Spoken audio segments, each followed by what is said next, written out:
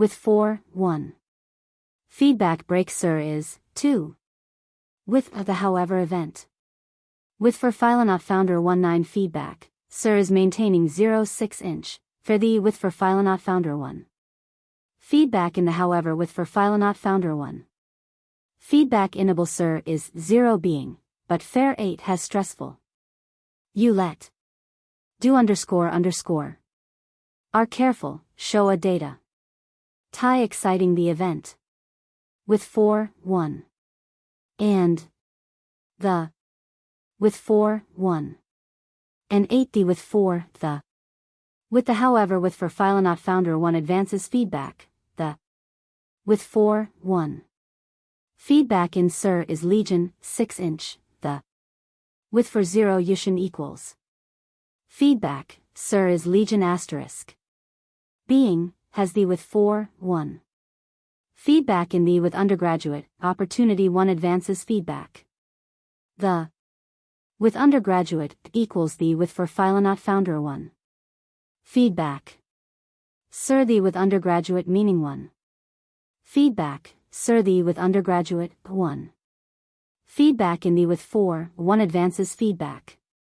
Sir is legion asterisk. Being, fair, establishing contains.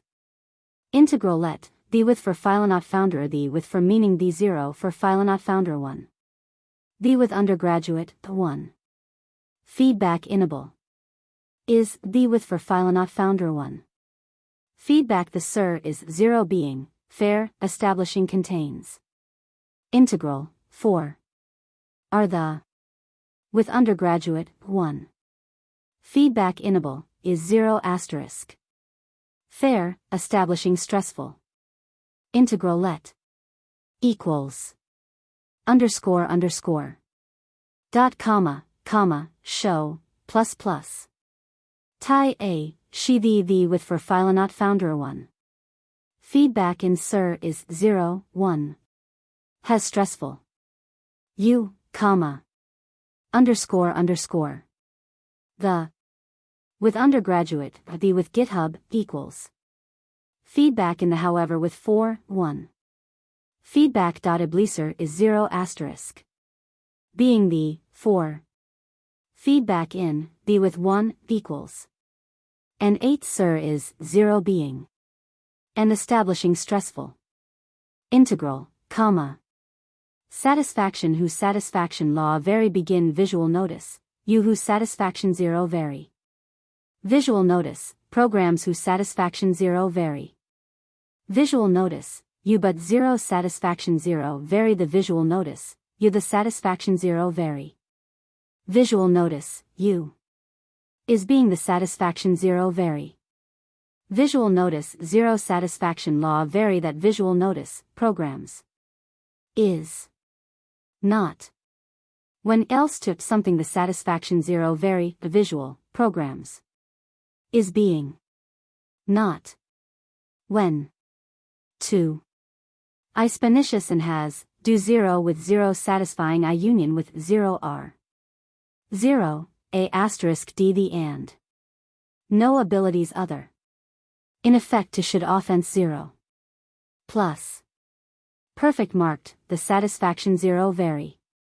Visual notice, you the satisfaction 0 vary. Visual, programs but is being. Not. When else to point 0 satisfaction 0 vary. Visual notice, programs the satisfaction 0 vary. Visual notice, you the satisfaction 0 vary. Visual notice, you but is. Not. When else to point 0, satisfaction 0 vary. Visual notice, programs. Being. Not. When masking to point 0, satisfaction 0 vary 0 satisfaction 0 vary. Visual notice, programs the satisfaction 0 vary. Visual notice, programs but is. Not had when, it to the point 0 consistent inflammatorious and has, do, satisfaction 0 vary the satisfaction 0 vary. Visual notice, you. Is be. Not. When. To point 0 consistent, is safety satisfaction 0 vary the visual notice, U is being. Not. When 0 to point 0 consistent, is and has, do. With 0 satisfying input union, 0 between R. 0, extensions asterisk D the and. Have abilities other. In effect to should offense. Plus, style 0 differently, 0 satisfaction 0 vary. Visual notice, U but is. Not. When processed to point 0 consistent inflammatorious and has, do. 0 0 in input union, 0 remain. 0 0, extensions asterisk D underscore owned and dot percent 0. Satisfaction 0 vary. Visual, U. Is 0 satisfaction 0 vary. Visual, programs but is fact. Not. When masking to point 0, am I a dish now? Isadora said with an angry expression. Varian leaned closer and said with a smile, yes, a dish I'll eat up. The blatant flirting caused her mouth to open in confusion before she came to her senses. Stop. Stop this instant. You womanizer, I won't fall for your cheap words. You're the only one who didn't recognize it yet. But the moment you woke up, your fate was already set. It'll happen sooner or later. I can't leave you out of the family. Don't worry, I got their acceptance. So, go ahead and fall. Fall hard for me, princess. You're delusional if you think that's ever going to happen. Isadora said with a frosty expression and turned to Hazel. Hey, you. Where is the target now? I'll cut him into pieces and go home. I can't stay with this womanizer any longer than necessary. That. Hazel stuttered with an awkward smile. Software problems? Isadora cracked a joke, but her eyes weren't smiling. There is a squad of Orions in the capital planet. No rank 8s, but with veteran peak rank 7s. One of the captains is staying very close to him. Compared to just one person earlier, there's a whole squad to pass. I think it's too dangerous.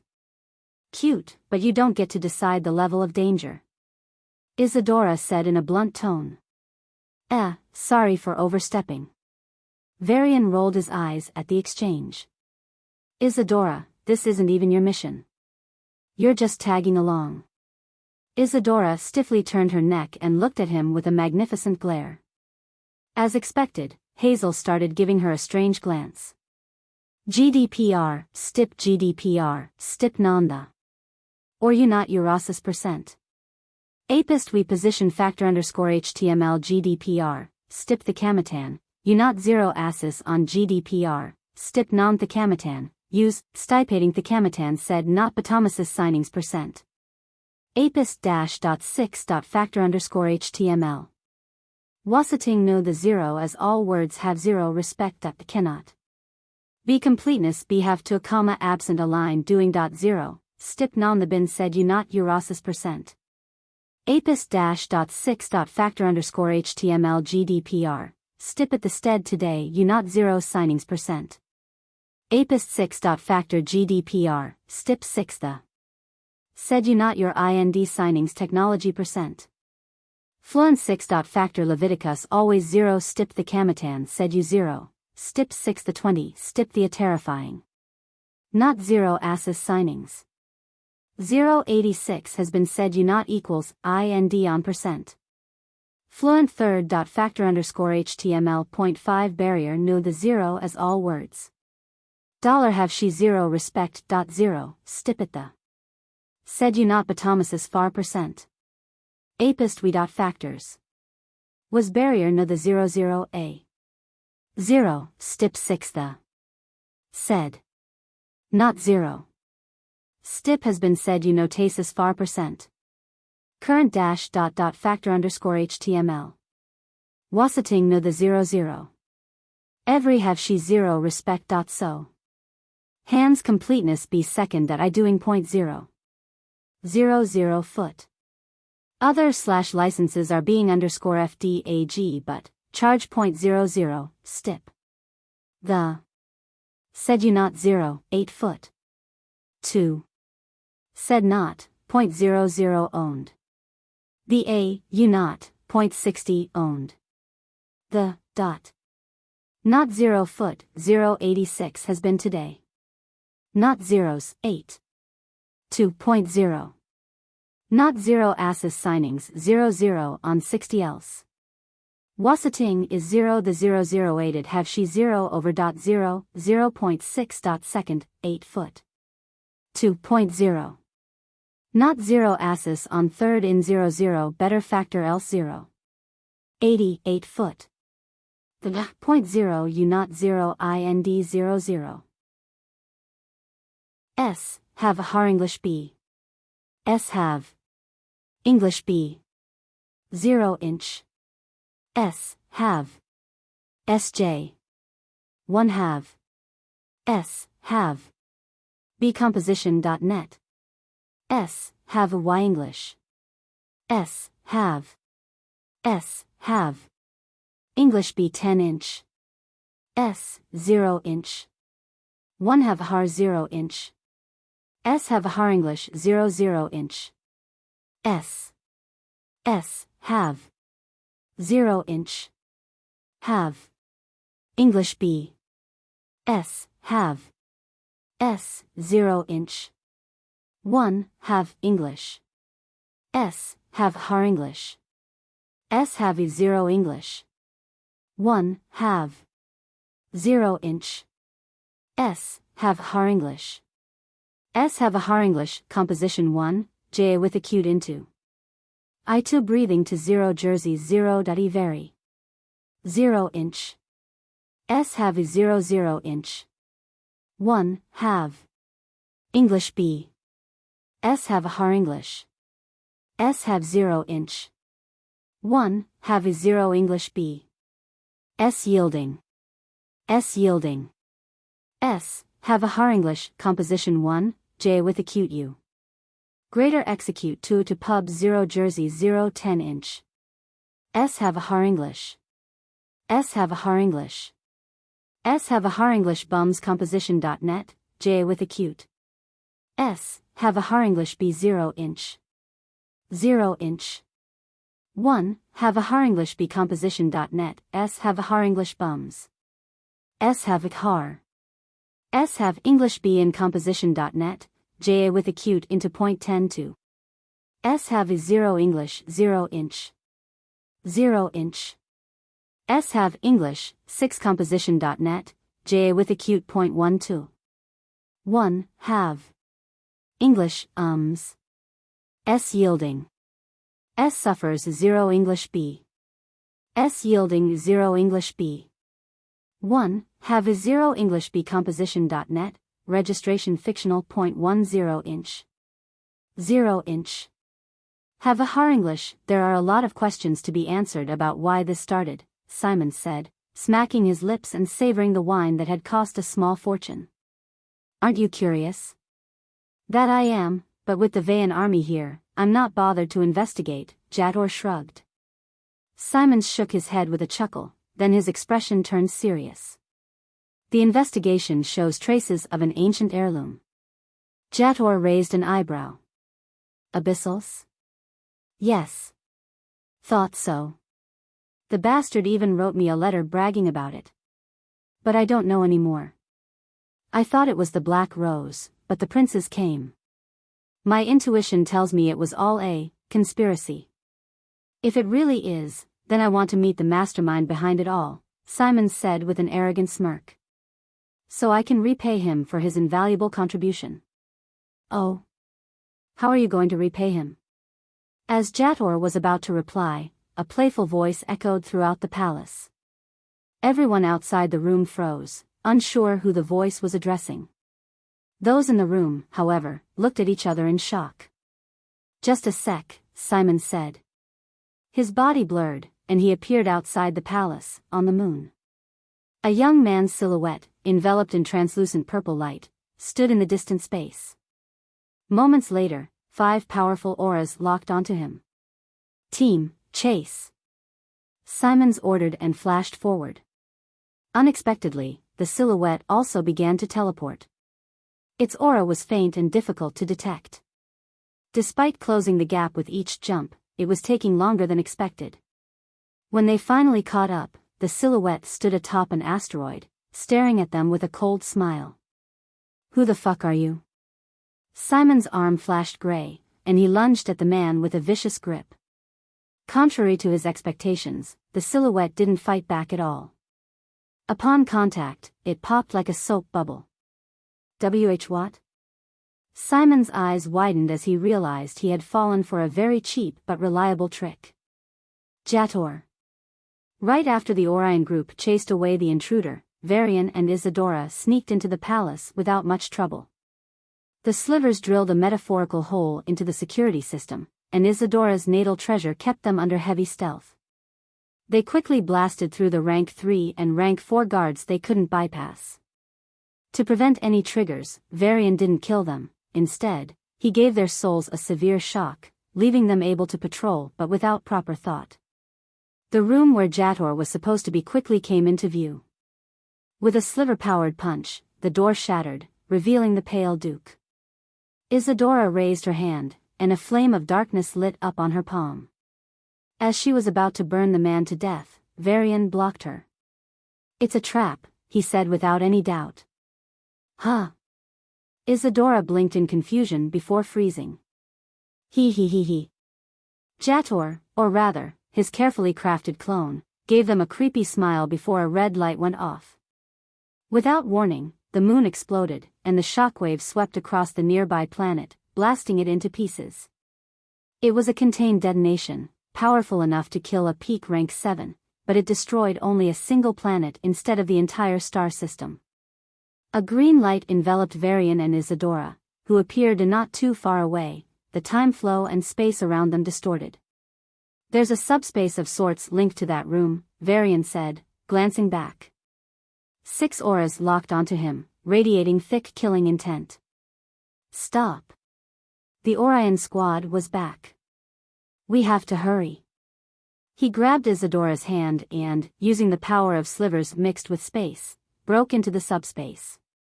It was only as big as a small moon, with over a dozen teleportation formations spread across it. Clearly, these were all the emergency exits prepared by the Duke. Jator, standing in one of the formations and ready to escape, looked at them in shock. "You survived?"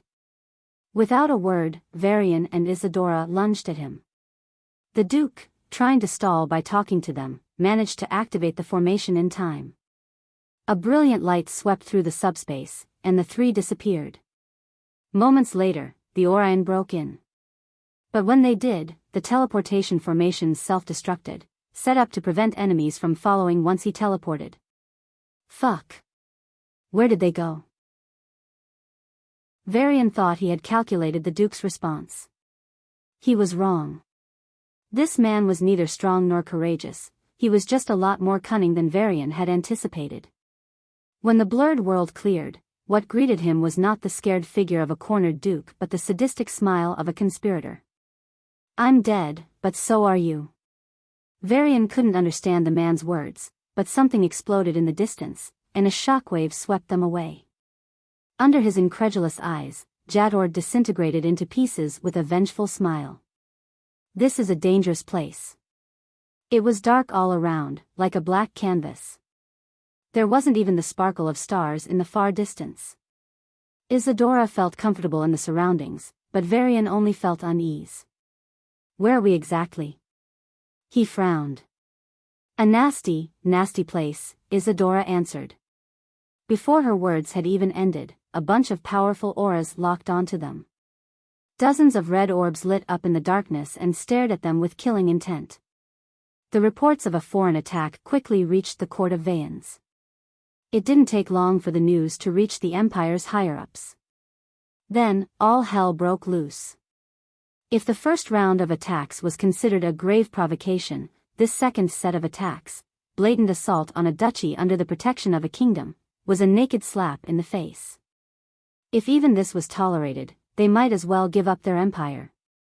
As the administrative wing of the Empire, the Naraka faction had to respond to this provocation with the appropriate measure or risk appearing weak not just to their external enemies but also to their internal competitors. Pala Kingdom? The seventh prince, head of the Naraka faction, leaned back with a snort. The chair he was seated in was silvery white, crafted from crystallized flames born in the depths of space. Yes, Your Highness. We had enemies attack our territory, but they were rank 9s and came in sizable numbers. However, these aren't even worth a second look. It sets an ugly precedent and lowers our reputation, the officer replied, his rank 8 strength barely able to protect him from shivering in the face of the prince's tremendous aura. We've always taken war to their turf, Samuel said with a cold smile. Not a single war has spilled onto Andromeda in the last 1,000 years. The best they could achieve was a satellite galaxy. The officer understood what the prince meant. Even though Zions were in a satellite galaxy, they were really in the border area. If an attack on Zions was possible, a strike on Andromeda would be entirely feasible. Send notice, prepare the special units, and teach them a lesson, the prince decided the fate of billions with a few words. A silhouette covered in a black robe replied in a chilling voice, "As you command, Your Highness." It wasn't an immediate mission, but it wouldn't take long. Soon, the Polarians would pay the price for their arrogance. A piece of news started spreading: the slivers have returned, and they are both under a single man. It was from the Snake of Chaos. Even though it remained in a deep slumber, a sliver of it was awake and witnessed everything. If it had been fully or even partially awake, things would have ended very differently. Other than divine rankers, only rank 9s knew about it. However, a few elite circles learned of it despite not being as powerful. One of them was a man seen as the future of both the Genesis and Moor's empires. His palace was unique. One half was constructed of vibrant plants and flowers, while the other half was built from skulls, bones, and animal skins.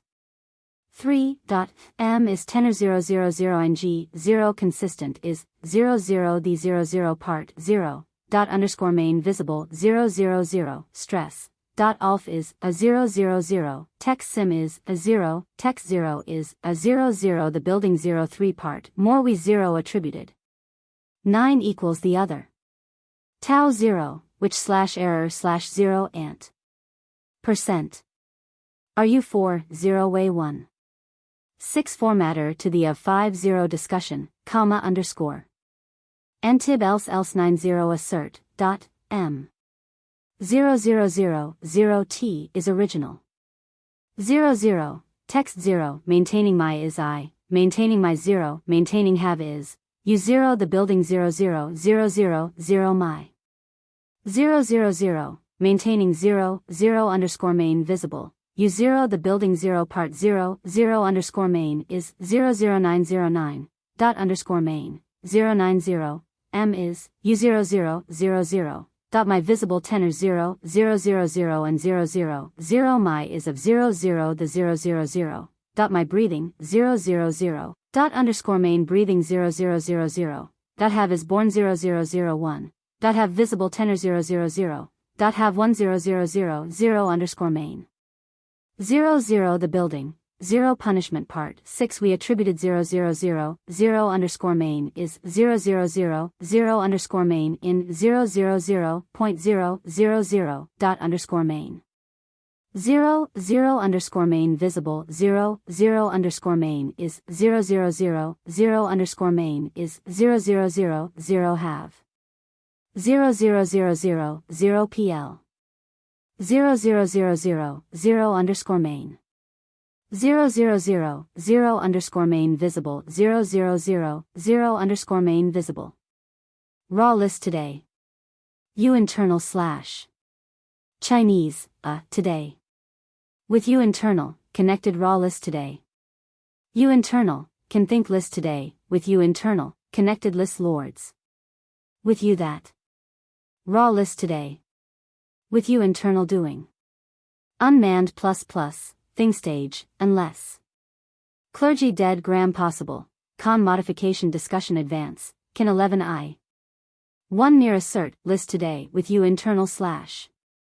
++, thing stage, coverage are 0 dead 0.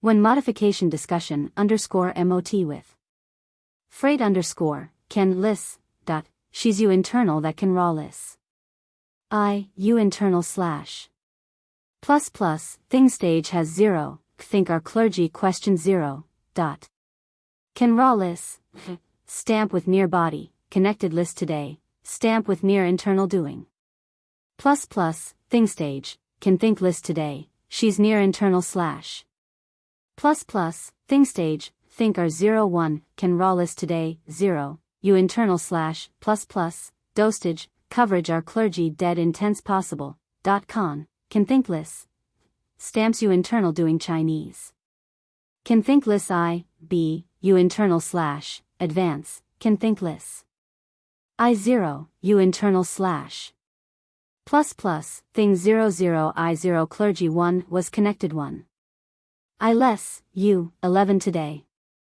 you internal slash plus plus thing stage coverage are 0 dead 0 connected 1 0 1's near internal slash 1 list 0 1 foot internal slash was raw list today with near internal slash 0.11 I.1 near internal slash 1.11 I.10 11 she's you internal slash 1 plus plus wistage 1 0 clergy 11 possible con input underscore MOT with point 1 advance think list lords stamp with near internal slash plus plus dosage coverage are 0 1 1 0 con point 0 underscore MOT with freight 1 1 th doke going space weeks plus and in 0 perform STs.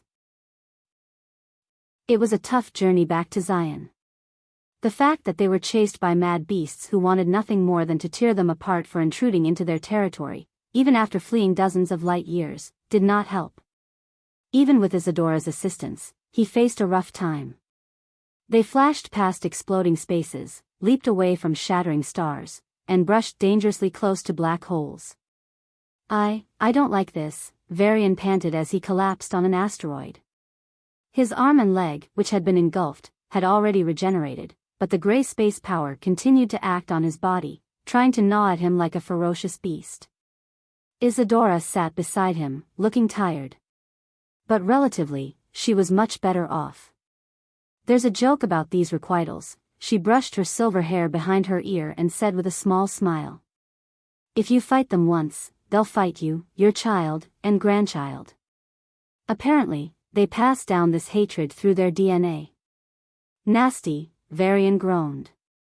They were pets, rumored to be raised by the god emperor during his childhood. Isadora's expression grew a bit serious, perhaps even helpless.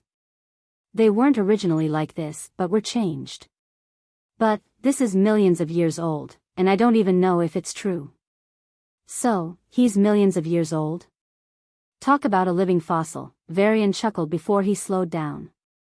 Wait, is there any possibility he is older than the human race? Aren't you young? There are many divine rankers older than you. And this man, he's one of the oldest even among them. Isadora shook her head. Varian fell silent for a moment before asking, doesn't he have a name? Why do you never call him by it? The princess turned to Varian with a very serious expression and said, be careful with that. If you ever utter his name, he could know. And, the reason I'm even talking about him is because I believe he doesn't care what I say or do. If you're on his watch, there's little chance you can escape, even if you run to the ends of the Alliance. Sounds too scary. Varian gave a helpless sigh. Get used to it.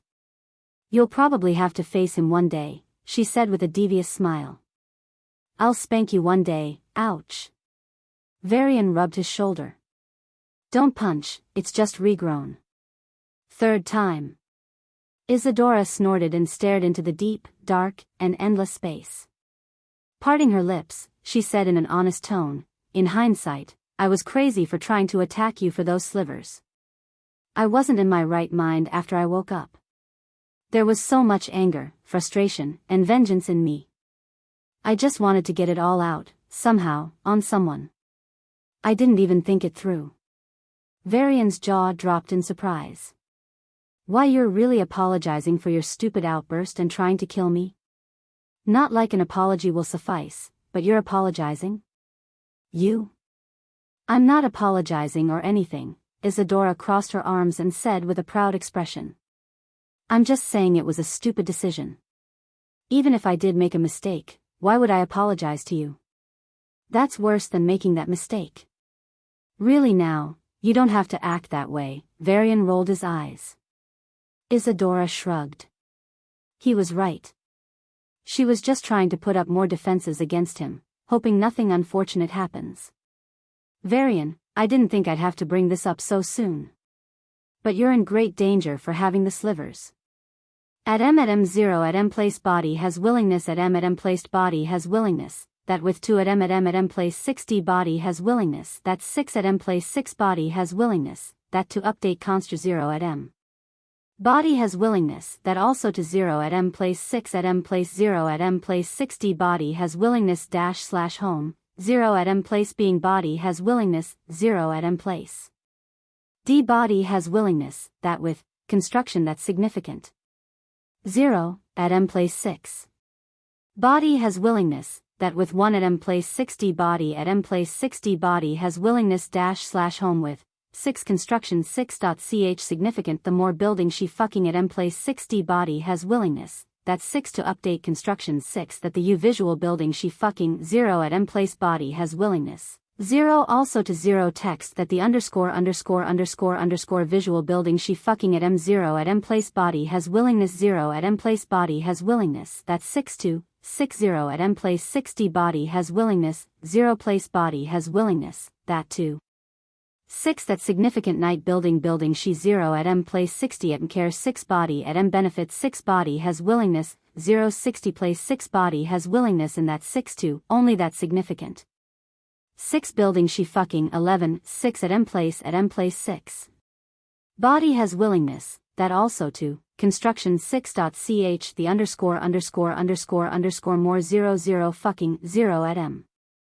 6D body has willingness, 0, to 1 at M. 6D body has willingness in A to 0 at M10 or body has willingness in A10160 at M place body has willingness, 0 at M0 at M. Place body has willingness, that's 6, 0 constr that's significant at M place 0 at M place 6. Body has at M place 6 body has willingness / home enjoyment to, 6 that's significant underscore more building, asterisk fucking 11 at M or 6 body has willingness, 0 place body has willingness, 0 6, 0 at M place 6 body has willingness standing / home, 2, construction 6 significant underscore building, asterisk fucking 11, 6. The 6 DM conditions 0 certain should and paces there, : but for file else / ut4 / content 6. Happier bindings thatsum. Osomo where 0.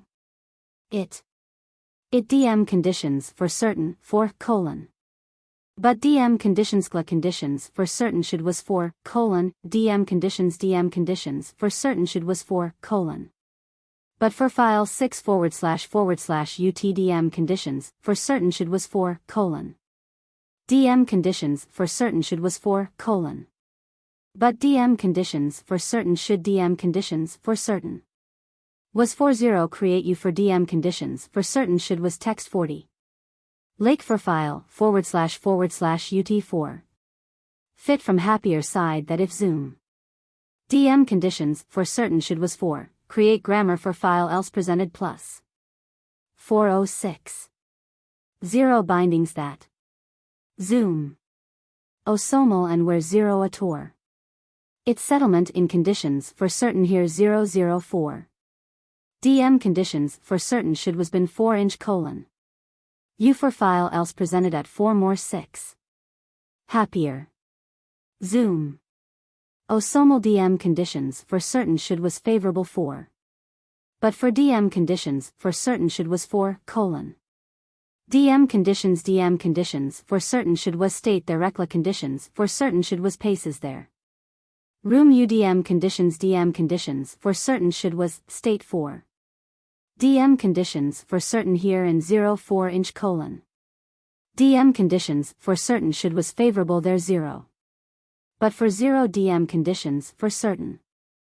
0 state there DM conditions for certain should was favorable there 0. UDM conditions for certain in 0.4 DM conditions for certain should was favorable 40. U for file else presented DM conditions for certain here was favorable DM conditions for certain should was favorable there DM conditions for certain in 0 state 4 colon. But DM conditions 0 conditions for certain. 0 state 400 conditions for certain should was favorable 40.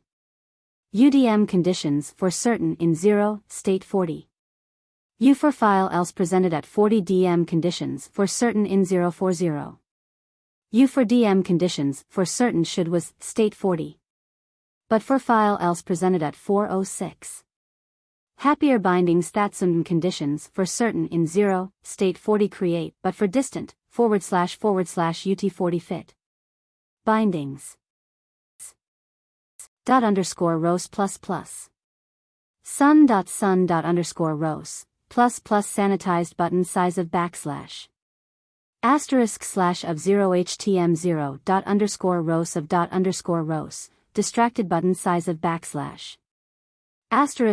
*/ remove and speak plus aligned when fast. 0 nes.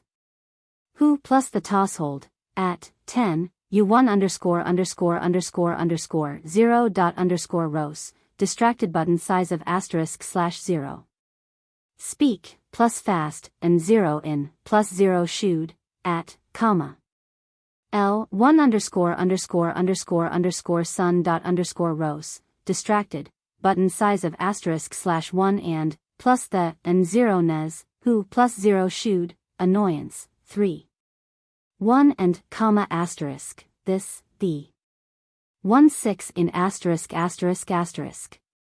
While being not it has human that sun._rows plus the size of \\. */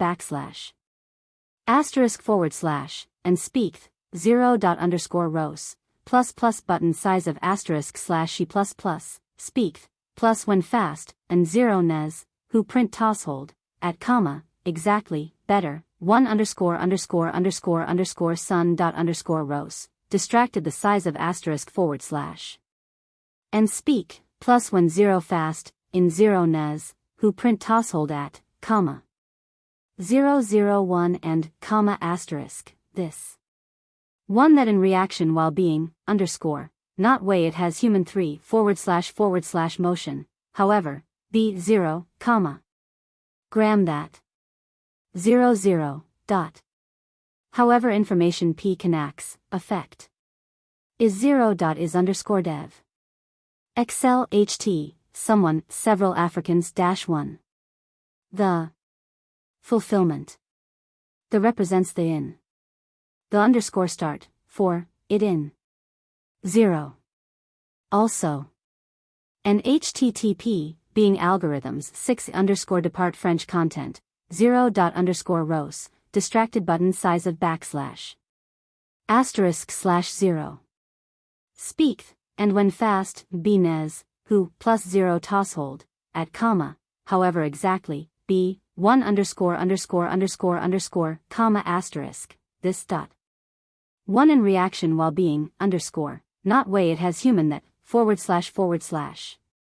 However the this st in a it vents your emotions and clears your mind. Varian shrugged. Isadora returned, swinging her arms as if she'd just finished a workout, and nodded at Varian, and asked, feeling better? Yeah, a couple more targets would have been better, Varian replied. Nice try. I'm not giving you my share. If there is a next batch, it's mine. Varian snorted, and they resumed their journey. As they continued teleporting for hours, they encountered a few more patrol units. Since this was a remote region, Orion had a hard time tracking them. After putting enough distance between themselves and the patrols, they disguised themselves as travelers, passed through a couple of space gates, and ended up at the edge of the galaxy. To be precise, they were in a very precarious location filled with multiple black holes. Compared to the twinkling stars from all other directions, there was only pitch darkness ahead. How do over a dozen black holes stay in balance like that? Hazel gasped in amazement. Ask the seventh prince. This was his graduation project. Isadora shook her head. And why are we here? We could have headed back at any time, but it would have left traces.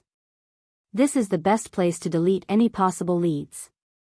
Varian waved his hand, and a potent space power enveloped the three. Like taking a stroll in the garden, the three walked into the region surrounded by 15 black holes. The thin but resilient layer of the space barrier, which could withstand even attacks from strong rank 7 beings, began to crack. Hazel panicked until Varian reinforced the layer. But she couldn't sit still when the man simply closed his eyes and started meditating. What are you doing? We need to escape already.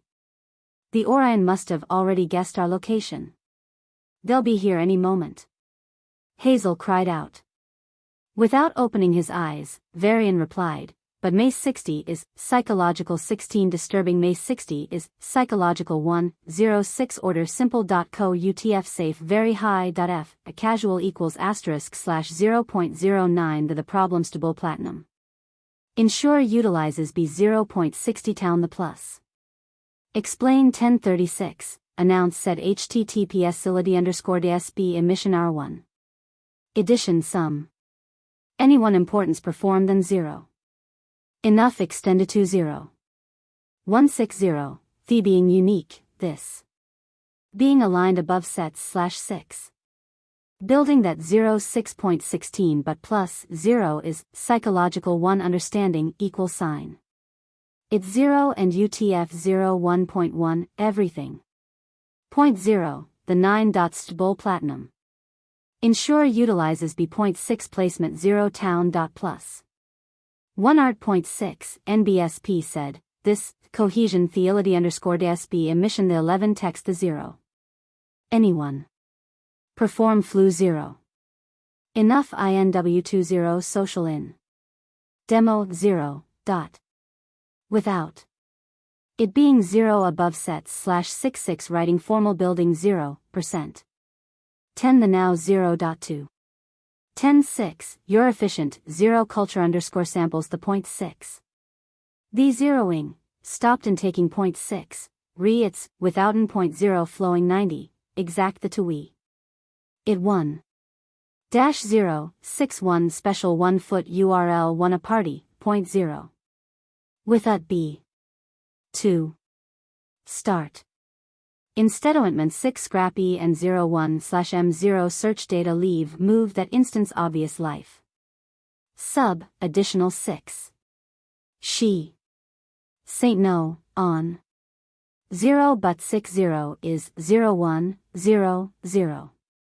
It's 0.co this 0 equals, .f, stating, 09 the 9 problems to bull platinum. 0. Improve weakened is, it's 10, 0. It order.co this 0 very equals, 1, 0, 0.0, the 90th bull platinum. Ensure utilizes B.6 placement 0 town. The plus. 1art.6, NBSP, 8-inch. Ility. Emission. 11 text the addition, ignoring the banter from system, Varian turned his awareness toward his divine paths. A substantial growth was evident, despite not engaging in many intense battles. Why was this the case? ND is a monster for sure. Watching Isadora ramble on the side with a dissatisfied expression, Varian smiled. The big jump from rank 5 to rank 6 was thanks to her. However, there were still many insights to be gained. By observing her fights up close, he could break them down further and learn more. This wasn't the main reason he had asked her to come, though. He genuinely wanted her to take some time off in a new place. But if this was so beneficial to his growth, he definitely wouldn't say no. It'll be a bit rough to open the door here, Varian said. As he spoke, beams of starlight shot toward them from the distance. The Orion, led by a peak rank 8, was approaching. You sneaky bastards. You're done. As the orders were issued, a space door opened behind Varian, then violently distorted due to the black holes. The trio was sucked in, and the door quickly closed. Moments later, the peak rank 8 Orion reached their location. His space sense furiously scanned for any traces leading to their teleportation site, but all he found was a chaotic mess of space marks. Arg.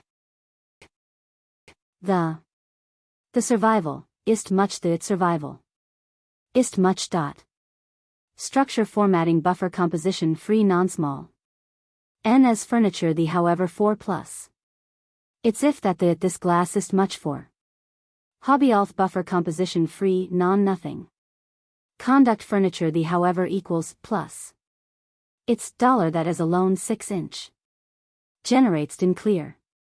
As. User erasor, / payment, and recondition / form disadvantage protection being optimal, had. Comma. The. Being in glass, much. Ang bb buffer b.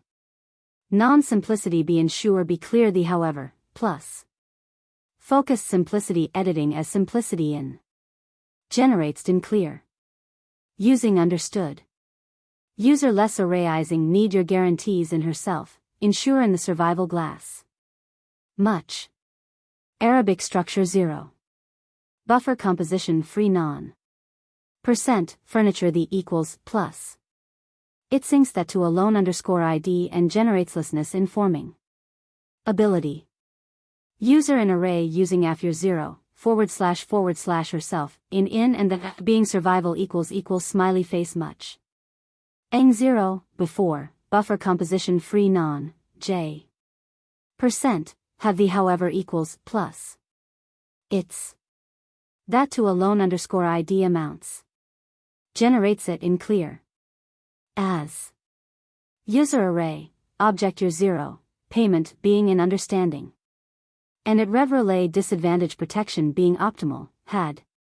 0, automatically natural with obtain YAML, be existing and place 6 train to else and natural.integer field. Otherwise native, the .l the being if equals smiley face much for 0 these. Link free non, j. Percent, have the however equals, it's 0 that binding flower in 0. Generates natural forming. Equals. 0 less array using gutfure, comma, ensure entire international. In / form disadvantage protection the point 0 had. Attention standing natural with software, id the details and place layer. Train, and natural, in form. Percent. The 9.L0. Begin. 6 hull. To proven and 0, comma. File, function when she opened her eyes in surprise, Isadora had already removed her hand. But the warmth was real. Sister. It's been so long since I had a proper talk with anyone. It's hard for me to socialize now, Isadora shook her head. I think even Enigma is better at it than I am. Falling that low is quite an achievement in itself. Enigma? If you still consider me your sister, well, you have 2 more sisters, Enigma and Sia. Their origins are a bit complicated, but... Before she knew it, Isadora was talking at length about their behavior, their antics, her frustrations with them, and her worries about their future. Was I wrong to behave so violently? Yes. Trying to kill their husband is indeed a bit excessive, but they still hold a grudge. Don't they see I'm their sister? I should be the number one. It didn't matter what the topic was, Sonia was simply happy to listen and be treated normally. But in a corner of her heart, she felt a tinge of jealousy for these 2 who had won over her sister so much. Anne. Is he really your husband? She bit her lip. No. No way. No damn way I'm falling in love with him. Isadora denied. But Sonia, who knew her sister well, opened her mouth in surprise. If the same question was asked about another man, Isadora would have just scoffed and given a disdainful chuckle. Most likely, she hadn't fallen in love with that man. But she was seeing this one differently compared to other men. Even without knowing, she had already given him a special place in her heart. I must be seeing things.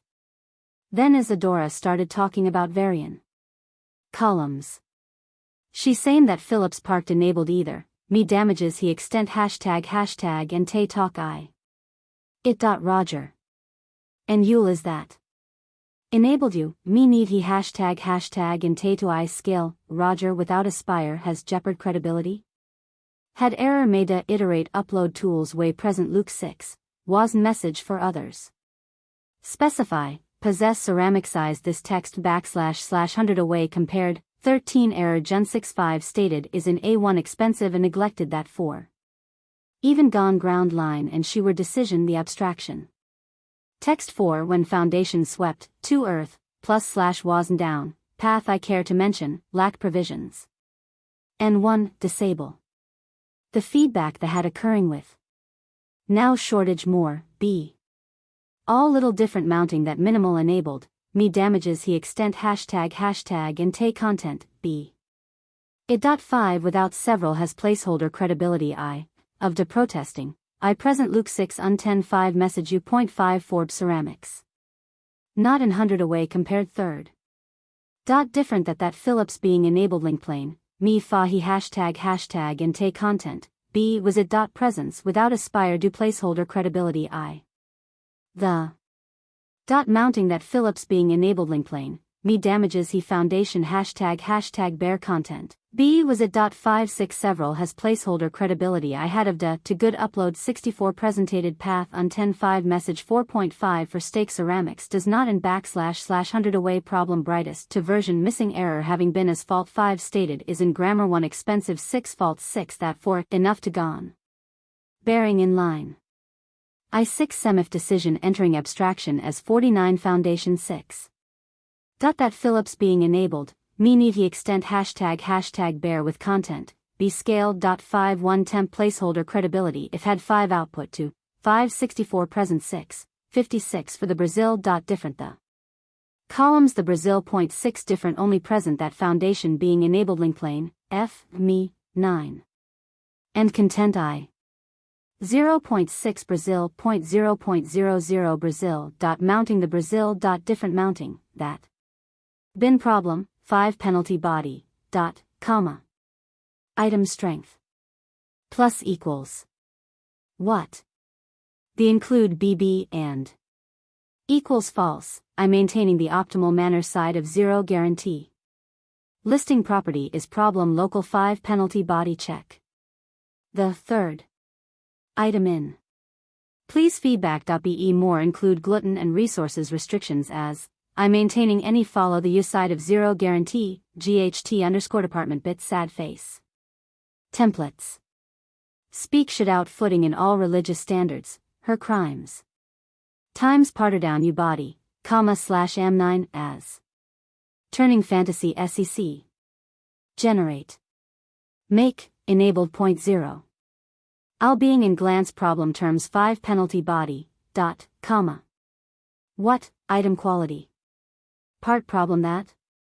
Is problem terms 5 penalty body, that _.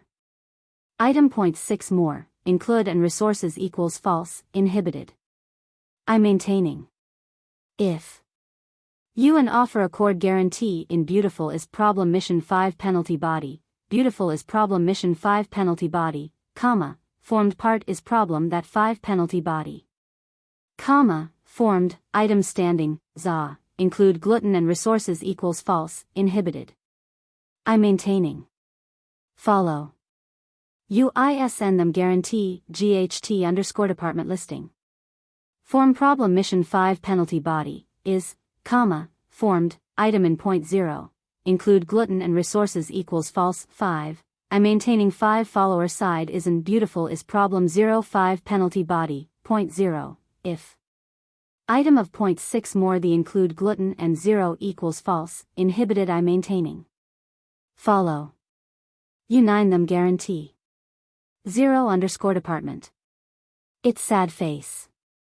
Support templates in beautiful problem mission 5 penalty body, comma, form specific, item of 0 to. Include gluten in part problem that 5 penalty body, 0, formed 010 to include BB and 0 equals false. 59 I maintaining identified optimal. UISN 0 conducts guarantee at equals underscore department with sad face. 0 concerns out 6th in 0 religious standards, her crimes. Times parter down you, comma slash am9 should as. Fantasy SEC. Dot dash comma. Princess Ashala halted her deep meditation. After losing a part of herself, she spent most of her time in this state, trying to fix herself. It just didn't work out. Even though the part she lost was equivalent to a clone, it was more than just a simple clone. It was only a rank 9 copy, but it had life in ways a normal clone wouldn't. It was supposed to break the borders, sneak in, and if she had been a rank 2, she'd have recovered long ago. But as a peak rank 1, it was going to take a few more centuries on top of the 500 years that had already passed. I hate that woman. Isadora's arrogant face flashed in her mind. Until then, Ashala mostly moved behind the scenes. People didn't even know her rank or achievements. But that one battle where Isadora defeated her clone and sealed it off caused a huge stir in the Empire. Ashala never understood how the battle, seemingly in her clone's favor, suddenly shifted. But before it did, the transmission was cut off. She could only feel her clone's state, not what was happening there. In just a short while, Isadora, who was on the losing end until then, turned the tables. Why did she have to die so abruptly? Isadora might have died, but the damage remained. Voices rose in her own faction, questioning her competence. Ashala came into the spotlight of her own volition and with as much publicity as she could get, ruthlessly crushed any opposing voices. If only I could kill her with my own hands. Shaking her head, the divine ranker went through the latest happenings in the Empire and beyond. A kingdom from Moors is trying to create a drug to corrupt both living and non-living beings. Is this guy new to the job? Too many experiments happen everywhere all the time. Nexus is shaken by the news about Order Chaos slivers. The public is hopeful, but the elites are divided. The agencies are frustrated, not finding any leads. If you could find him so easily, then he wouldn't be a sliver holder. The investigation of the team that participated in the Tower expedition is complete. They were welcomed grandly into their territories. Attempts are being made to either place our agents around them or lure them away for interrogation. Preliminary estimation of the task, 15 years. Experience says it'll take 50 years at least. But that's not too long. A divine ranker saw time fundamentally differently from everyone else. Even though they weren't immortal, their lifespans easily crossed millions of years, making them virtually immortal. Though Ashala wasn't very old compared to the ancient monsters, she couldn't take a decade seriously. If she were like them, living so long that centuries blurred, she wouldn't be called a genius princess and hold this position in the first place. Oh, what's this? After the important news regarding strategic affairs, pieces of information about her dear siblings arrived. The 7th prince wants to teach the Pala kingdom a lesson for invading so close to Andromeda. Even though it's just a duchy, it is considered a stain on his career. Oh, Ashala put her index finger on her lower lip and tapped it with a charming smile. An attack so close to the heartland? That's a first, as far as I can remember. The princess turned her gaze, and her eyes flashed with a soft, holy light. Her gaze flashed past hundreds of light years, crossed the Andromeda galaxy, and reached the Zion Duchy in a satellite galaxy. Mysterious symbols flashed in her pupils, and the state of the duchy before its destruction slowly constructed in her vision. A solar system, a few planets, moons. Not a lot of destruction. But it's definitely a humiliation. The invaders could jump a bit more and enter the heartland, Andromeda. If they could attack Zion with impunity, what's to say they couldn't do the same to any duchy here? Ashala couldn't see everything through her powers. Divine rankers weren't omnipotent, their leverage over others depended on the opponent's power and other factors. Still, in just a few seconds, she learned more about what happened than most investigators. As the sequence of events played like a movie, she caught a few unclear silhouettes. She couldn't see their faces clearly, but appearances didn't matter to someone of her rank. She couldn't sense their essence clearly, either. It was a blur. But the feeling she got from the man, not his appearance but his very being, was familiar. Like a genetic signature, each individual had something called signature time flow. Like a star, an individual would also distort the space-time curvature around them. This wouldn't matter to normal people, who were too weak, or even to weaker celestials. After a certain threshold, however, it became clear. Due to the sheer energy they held, these powerhouses affected the space-time fabric around them. Even though the amount of energy and the distortion kept changing, the patterns of an individual remained. Eshala couldn't grasp the signature time flow accurately due to the blur. But her centuries of experience told her she had encountered this before. Constantine. It's definitely Constantine. The princess's eyebrows jumped. Gnashing her teeth, she demanded more detailed reports. Even though the Jai Empire had excellent agents, they found nothing concrete about how or why the attack happened. Whoever was behind it seemed to be a cautious individual. But one thing was certain, Centaurus appeared to be the launch pad for the attack. The same Centaurus where this bastard had made his entrance before. It could be a ploy to mislead everyone, but it can't be ruled out that he's from Centaurus or the surrounding area.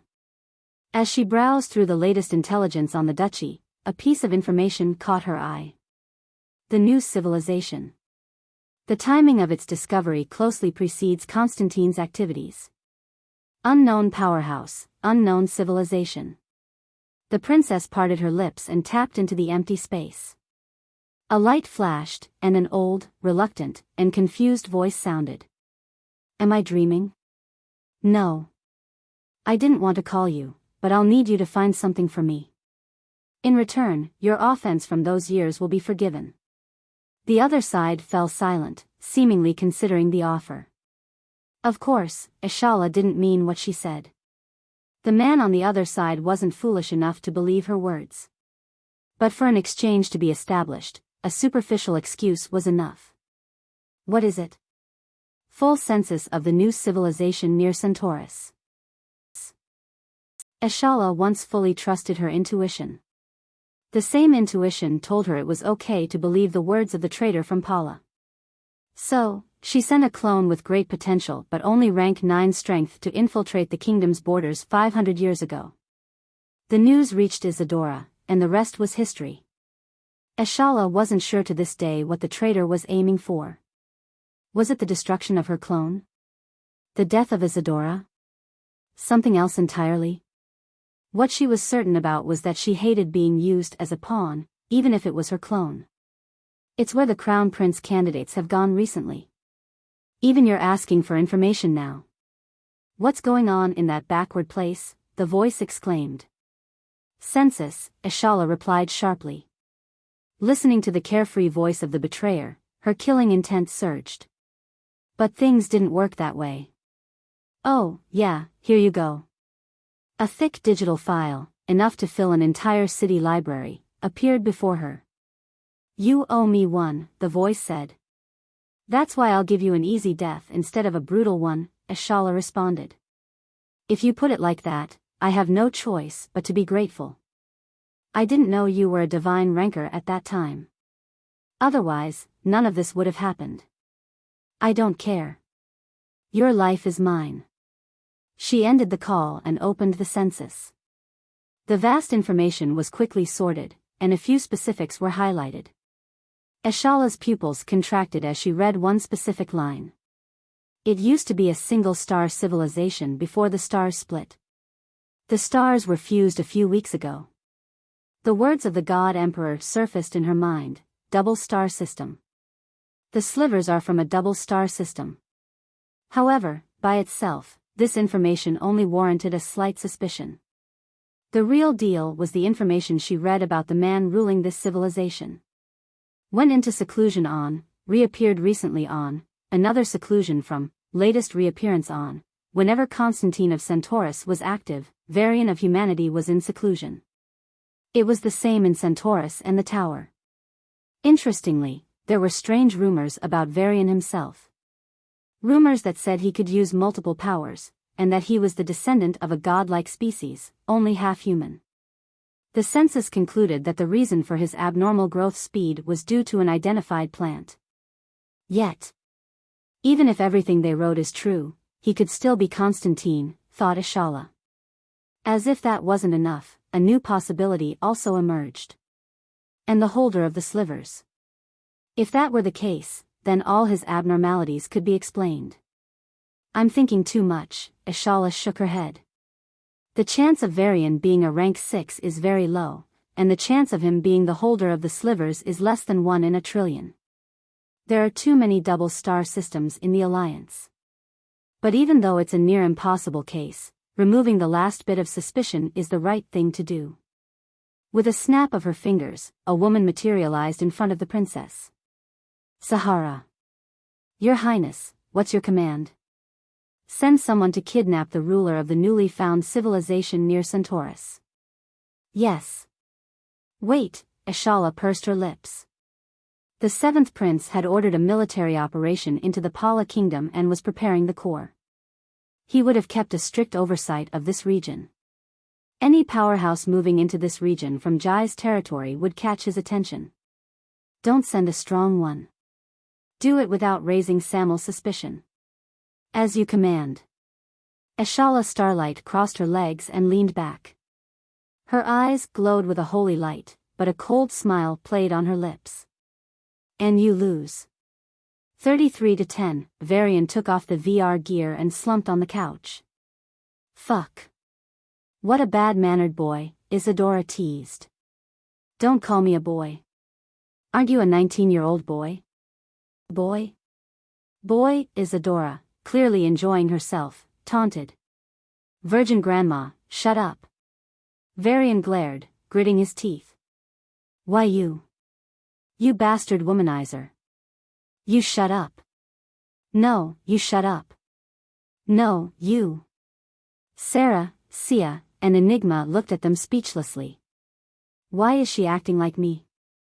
Sia, in her phantom form, asked, looking dejected. I think he has an unknown power, Enigma replied, serious. Oh.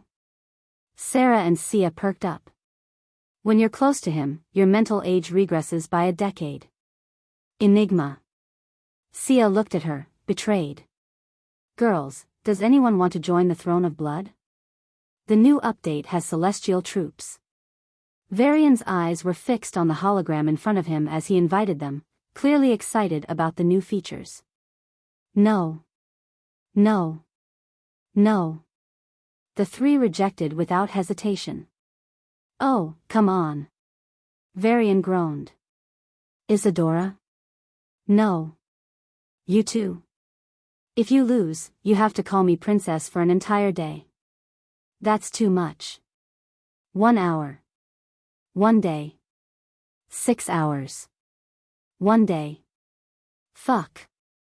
Okay. The duo started the new game. Shaking her head, Sarah turned to the two. He didn't even propose a penalty for her if she lost. Var is really lost in that new game. Sia clenched her fist and lightly slammed it against her palm with a vengeful expression. I know it's a temporary phase, but sometimes, I have a strong urge to smash every war game company's office into pieces. Should we plan a trip? Enigma asked, tilting her head. I mean, we did technically tour Zion Duchy. But Sarah, you didn't go anywhere. Do you have a place in mind? If this problem with Paula sorts out, then I'll drag him for a vacation, Sarah chuckled. A romantic planet of flowers, Sia chirped. A planet of snow, Enigma proposed. A planet famous for desserts. How about a planet with liquid flowers? I want to visit the border area and watch the war, Sarah scratched her cheek and said. Sia and Enigma looked at each other before standing up and joining Varian in the match. Damn my romantic ideas. Sia furiously put on the VR set. Aesthetics. Do you have any sense of aesthetics? Enigma followed with a frustrated expression. You two can't appreciate the discipline and effort that goes into a war. Damn your tastes. I'll show you who the real queen is. Sarah also grabbed the headset and joined the game. The family was definitely not weird. 2 weeks passed without any alarming issues. After the recent chaos, Varian finally found a sense of stability in his training and rest. As the old saying goes, in the whole cosmos, homeland is sublime and home is divine. So he enjoyed his paradise, the little chats in the morning, the snack breaks in the afternoon, the playful fights in the evening, and the quiet gazes at night. Sia enjoyed watching him devour the food she cooked, Sarah relished evening walks with him, and Enigma cherished snuggling him in his arms in the quiet of the night. Isadora interacted with him frequently but spent most of her time training or with Sonia and the maid Reina. Reina had a fanatic reverence for Isadora and followed her everywhere until she was told not to. Your Highness, this is your favorite dessert. No. Please open your mouth. I'm not hungry. It tastes best when it's still cold. Reluctant yet expectant, Isadora parted her lips, and the dessert flew in. A pleasant sensation exploded in her mouth, bringing her both nostalgia and joy. How is it? Pack it. Huh. Pack a bunch of these. When I bragged about my favorite dessert, I was ridiculed. They didn't believe me at all. How dare they? Reina trembled in anger, viciously cutting the dessert with her knife, her hands moving so fast they turned into a blur. We'll show them, Your Highness. We'll show them. It includes that bastard too. He doesn't believe me at all. Isadora gnashed her teeth. Reina's hand froze, and her fingers began to shake. Why yes? Varian's eyes flashed in her mind, and an overwhelming fear enveloped her being. On second thought, this isn't my best. I'll try it again. Reina said with a determined expression and pulled back the dessert that Isadora was about to grab. Isadora bit her lip in frustration and slapped at the back of Sonia, who was trying to steal her sister's dessert. Ouch! Sonia, caught red-handed, backed off with a sour expression. Shaking her red wrist, she looked on with an aggrieved expression, as if she had been treated unjustly. You had your share already, Reina said. But I want yours. And why? My sister's tastes the best, she replied with the familiar answer. Isadora turned around and narrowed her eyes. Sonia was a tall woman with long pink hair and light pink skin, hailed as a great beauty across the kingdom. But be careful with what you say, Isadora warned, rubbing her forehead. These two are already discussing how to end you. Which two? My dear sisters, Isadora sighed. They've come up with 31 plans so far. The least painful one involves 100 sword cuts. They're crazy. I never said they weren't. So, be careful with what you say. Sonia pursed her lips and nodded with a dejected expression. What could she, a pure, cute, and helpless princess, do in the face of these tyrannical women? And why would they ever think she was mad enough to love that tyrant of a man? Should I send you to your kids' kindergarten? You look like you belong there. Boom! With a dull thud, a sword spun through the air and lodged into the ground. No, I'll send you to infant care. You infantile bastard. Why is your grip weaker than a child's? Pick it up. Go pick it back up. With bleeding hands, the newly promoted rank 4 adept lifted the sword with a determined expression. It was as if he would rather die than surrender. But what is that? Swing it properly. That's a sword, not a gauntlet. Put more force. Use your full body. Your full damn body. Boom. Coughing out blood, the man crashed into an invisible barrier and slid down. There wasn't a trace of aura left in his body. Not bad. He can now use 5% of a rank 4's power. Varian nodded in satisfaction and moved on to the next. On the Pluto planetoid, there were many such spherical barriers, and many pained groans. But the man responsible for the misery couldn't stop smiling. Their cries must have sounded like music to his ears. Has training others ever been so satisfying? Varian muttered as he raised his foot. With the first step, he left the planetoid and reached Uranus. With the next step, he arrived on Earth. The training of the celestial warriors continued without pause. Just a bit more. Almost there. Yes. Yes. Varian's and Sarah's intense voices echoed in the practice room. Their breathing was ragged, and their tones weak.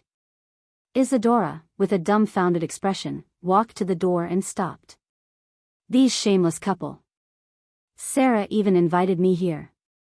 What is she thinking? To Isadora, Sarah had long ceased to be a bug she could dismiss. Now, this woman was an annoyance she couldn't get rid of. And she's unlike Sia or Enigma. They at least pretended to listen to her sometimes. But Sarah? She seemed to take pleasure in actively opposing her. Ah, it broke. Sarah exclaimed. What? It broke? What broke?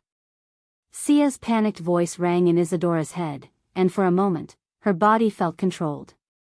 Before she knew it, Isadora pushed the door open and stepped in. Unlike her active imagination, Varian and Sarah were fully clothed, seated cross-legged in the air, facing each other.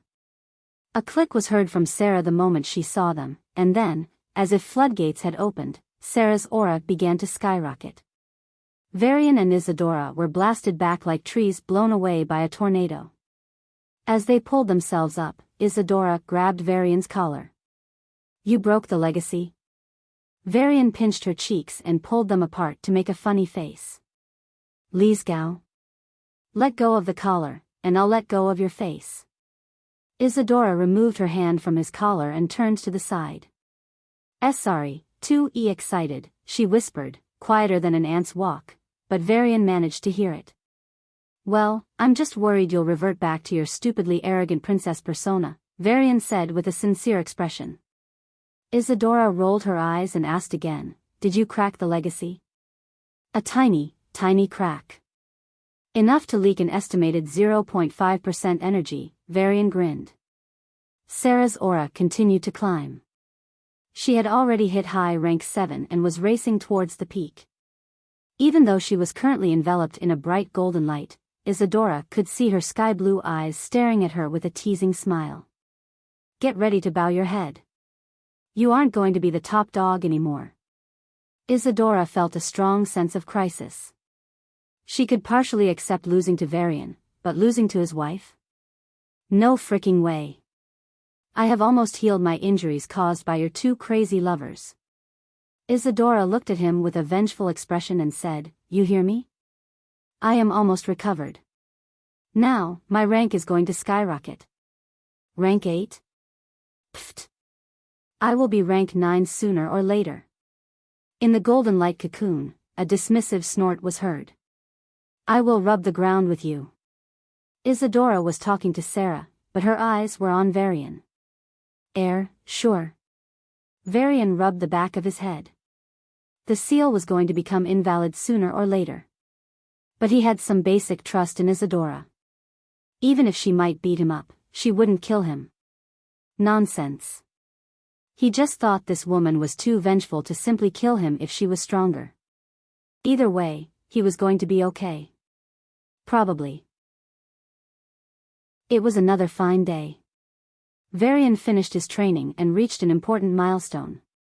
Adept rank 6, 4999/5000. Assimilator rank 6, 4999/5000. Binder rank 6, 4999/5000, plus 499. Energy rank 6, 4999/5000, plus 999. Matter rank 6, 4999/5000, plus 999. Space rank 6, 4999/5000, plus 999. Time rank 6, 4999/5000, plus 999. Congratulations. Now is the time for you to decide your path. Although all paths lead to the same avenue, the journey is what matters. Adept, Paragon Body/Reaper. Paragon Body, the pinnacle of a perfect living body. Capable of resurrection from a single cell, strong enough to shatter entire star systems, and highly resistant to all paths. Reaper, the pinnacle of a death body, with strong death properties that pose a significant threat to any living being. Just being in the presence of a Reaper can cause substantial damage to the living. Assimilator, Devouring Beast/Death Giant. Devouring Beast, a path toward a perfect life body, though the journey can be shorter and more dangerous or longer and safer, depending on how it is traveled. Death Giant, the result of an assimilator devouring its own life essence, feeding on others to gain the essence of death. Binder, Ignis/Anima. Ignis transforms the fire of the soul into life fire, allowing control over life force and soul force. Anima channels the fire of the soul into death fire, wielding control over death force and soul force. P.S. Choose wisely. Varian let out a deep sigh and decided to take a break. The choices had been made. Now, he just had to break through. However, it wasn't as easy as it sounded. Advancing from rank 6 to rank 7 was a considerable leap, not only in practical terms but also in the divine paths themselves. Apparently, divine rankers and the most powerful beings viewed the entire journey as a series of 9 steps, 3 mortal grades, 3 celestial grades, and 3 divine grades. It made much more sense to him now. Master, an unusual presence has been detected at the border. Huh. Varian took a step into the air and vanished. The next moment, he reappeared on the outskirts of the solar system. A disturbance began, and then something started to crack. It sounded like metal grinding against metal. A terrifying, monstrous voice began to seep through the tiny, nail-sized space crack. What the hell is that?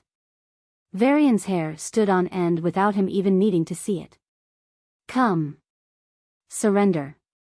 It's your destiny. The voice called out, its pitch lowering with each cry. Varian's expression hardened, and he extended his hand. Requiem materialized in his palm, pulsating as if eager to consume the foe. Come, sir. Shut up, bitch. Varian's sword transformed into a hammer, and he hammered it forward. Space compressed before exploding outward. The small crack was forced open, revealing the corpse of a squid-like creature with more than 100 eyes. Before Varian could scrutinize it further, his pupils moved right but slowed dramatically as they did. A shining blue dagger reached his abdomen, moving at a normal speed but somehow too fast for him to evade. No, it's my time flow that's changed, Varian thought, catching the silhouette of the figure attacking him. The humanoid creature was completely black, its faceless form like a living shadow. The dagger, though it appeared normal, contained an incredible power of time infused into it. Thanks to his time powers, Varian knew what would happen if he were hit even once by that weapon. Instant coma, and I wouldn't wake up for 30 full seconds. In battles at this rank, that much time was enough to die 100 times. He didn't have a lot of experience fighting against time rankers. But they were sure as hell deadly if he couldn't guard against them. The only way to get out of this, Varian's eyes flashed purple, and a thin, unstable layer formed around the dagger. Known for its time properties, this material could collapse in milliseconds. A ting sounded as the dagger lodged into his abdomen. Varian felt a pulse of time power flood his system, and everything went blank. The assassin looked at Varian, who had frozen, and heaved a sigh of relief. This was a task given by Zahar Onyx herself. Even though he was just a peak rank 7, he had been able to have a direct talk with someone as powerful as her. If you do this well, you might have an audience with the princess. If he could meet the princess, even without a reward, he could consider his life complete. And honestly, he would receive a reward. It would probably be something that could quickly propel him to rank 8 and even support him all the way to peak rank 8.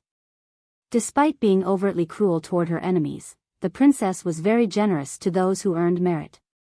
That's why he went out of his way and decided to sacrifice a very important asset of his, the nightmare beast. It was something he had won more than 2 centuries ago, a beast that specialized in space but also had a racial talent in spiritual powers, making it a valuable aid in his missions. If you can succeed in this mission and get what you want, I'll be happy to give up my life. Thank you. The nightmare beast was more than happy to do this. Perhaps one of the most loyal species, the creature didn't hesitate. As he looked at the unconscious man he had to kidnap and take back, as well as the corpse of the creature that had accompanied him for so long, something inside him seemed to break. All the excitement of the mission, rewards, and glory slowly vanished. What did I? Boom. Arg. And someone punched him in the face. The assassin squirmed, its shadowy body reforming at a visible rate. The head, which was blown away by Varian's punch, transformed into an amputated leg, and the leg turned into the head that should have ended there. Interesting, Varian grinned. A powerful wave of oscillating light surged toward him, distorting the flow of time as it approached at a speed that defied all common sense. The assassin felt his soul tremble in fear as he watched the target face the attack with perfect composure. Time waves wasn't known for its gentleness. If it hit, even partially, different parts of his body would be trapped in different time zones. To attempt anything in that state, indeed, to even exist, could very well be fatal. At the least, the aura backlash itself would shred a quarter of his body. These waves are like the sea's enormity, raging and determined to drown me. But, a ring appeared on the target's finger, and his aura skyrocketed. The waves on Earth never touched the moon. Varian relaxed his clenched fist, and something in the air seemed to shift. The waves kept moving, yet they never seemed to reach him. The assassin's mind went blank for a moment before the horror of what had just transpired dawned on him. The space between Varian and the waves didn't just double, it increased by more than 10-fold, and it seemed to keep expanding.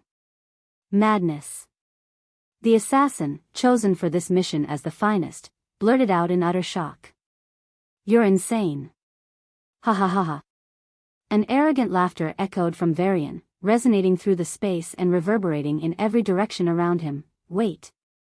The assassin channeled his aura to flee, but all 6 directions around him began to waver, as if the void before him was not the pitch black of space but illusions crafted from liquid. The space doors of the space prison inched closer, intending to lock him down for good. The assassin's body, which looked more or less like a shadow, began to quiver.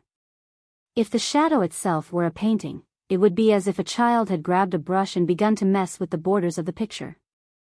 Varian watched on with an amused expression. At some point, he had already come out of the attack. Yes.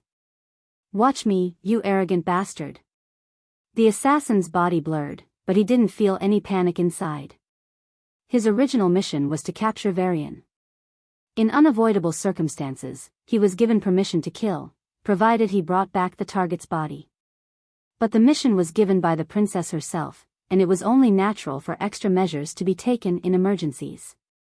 Don't use it unless you must, Zahara Onyx's words rang in his ears, even though the conversation had occurred hours ago, just before he departed. She left him a plain prism. This contains 1/10 of my power. Except for high and peak rank 9s, no one can withstand a blow. I'm not supposed to give something as precious against a target like him. But, rank 4 or not, he's a target that must not be missed. If you end up using it, then you are only subpar, disappointing my expectations. But if you don't use it and fail, then I'll personally slaughter half of your race, drag you from the depths of hell, and torture your soul. Her words were uttered in a low voice without any particular emotion, but there wasn't a shred of doubt in her conviction. If I use it, I'll succeed miserably. But if I don't... The 6 space doors reached and touched the assassin's body. Instead of being confined, his body blurred, and he passed right through a door. A small wave of light emitted from him, and he disappeared.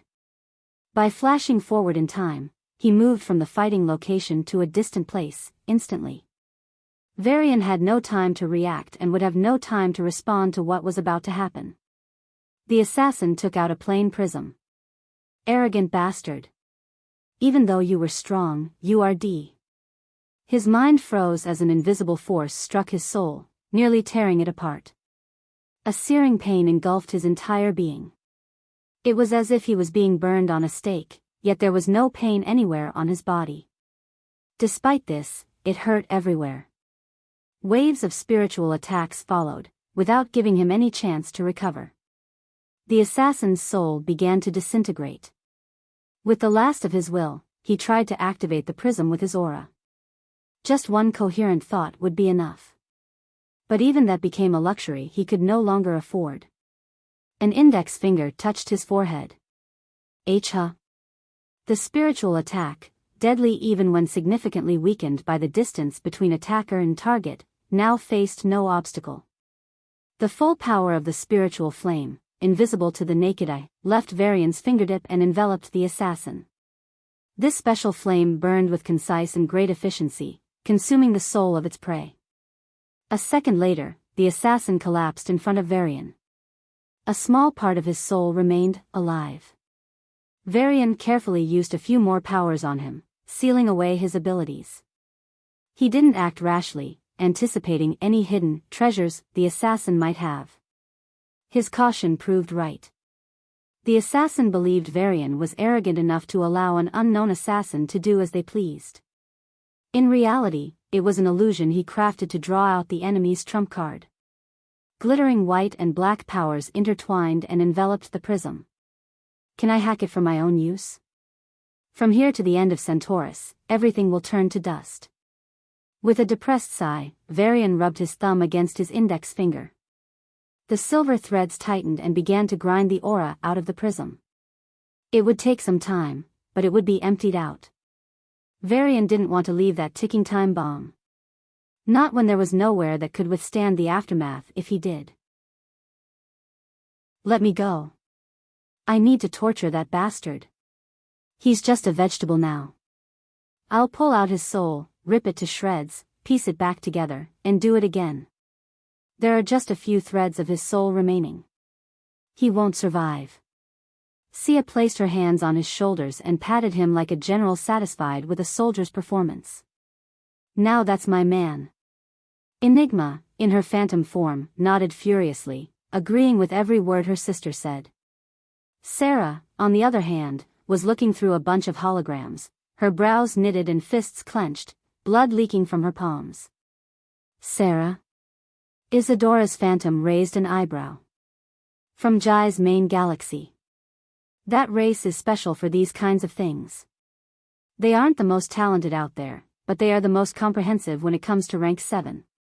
He's the limit of a rank 7 assassin they could hire. Okay? Basically, their racial development stops at rank 7. Barely anyone reaches rank 8, and there's no one at rank 9. Sarah's voice grew lower, but a chill spread through the room as she continued. No way. Isadora's eyes widened as she stared at the Queen of Radiance with an open mouth. You crazy bitch. It's very much possible to massacre them, given proper plans. But there are risks involved afterward. Not caring about the princess's increasingly bewildered face, she continued. I was stupid for calling you the most rational of the three. You are only calm, but just as crazy. Isadora cried out, her voice nearly indignant. She was like someone who really believed in a company, poured all their money into its shares, and then found out the next day that it was all a scam. But you know, Sarah took a deep breath, her chest heaving. I want to go there for revenge and kill every single one of those creatures to make an example. But if I fail, and chances are I likely will, Var will be too sad. That's what I thought. Sia slumped into the couch, pulling her knees together and burying her head in them. I want to go after the ones who ordered this assassin, but I'm too weak. To give a talisman like that, it must be at least rank 9, right? Enigma, who had been silent so far, slowly parted her lips. Her voice was a bit stiff and cold, but very pleasant to hear. More than revenge, I just want Varian to be safe. Her few short words caused Sarah and Sia to pause before they looked at each other with wide eyes. Yes. They jumped at Varian, who was sitting in a comfortable chair with a thoughtful expression. Even though the room was full of chatter, there wasn't a word for him. He was lost in thought, showing no signs of panic. To remain so calm and composed even now. Isadora, sitting a bit away from them, smiled without realizing it. He looks a lot more reliable now that he's not opening his mouth. Ignoring a certain someone who seemed to be only enjoying the show, Sarah and Sia each grabbed one of Varian's arms. Let's go somewhere far. Varian raised his head slowly and gently pulled. Though the action was gentle, there was an irresistible strength in that pull.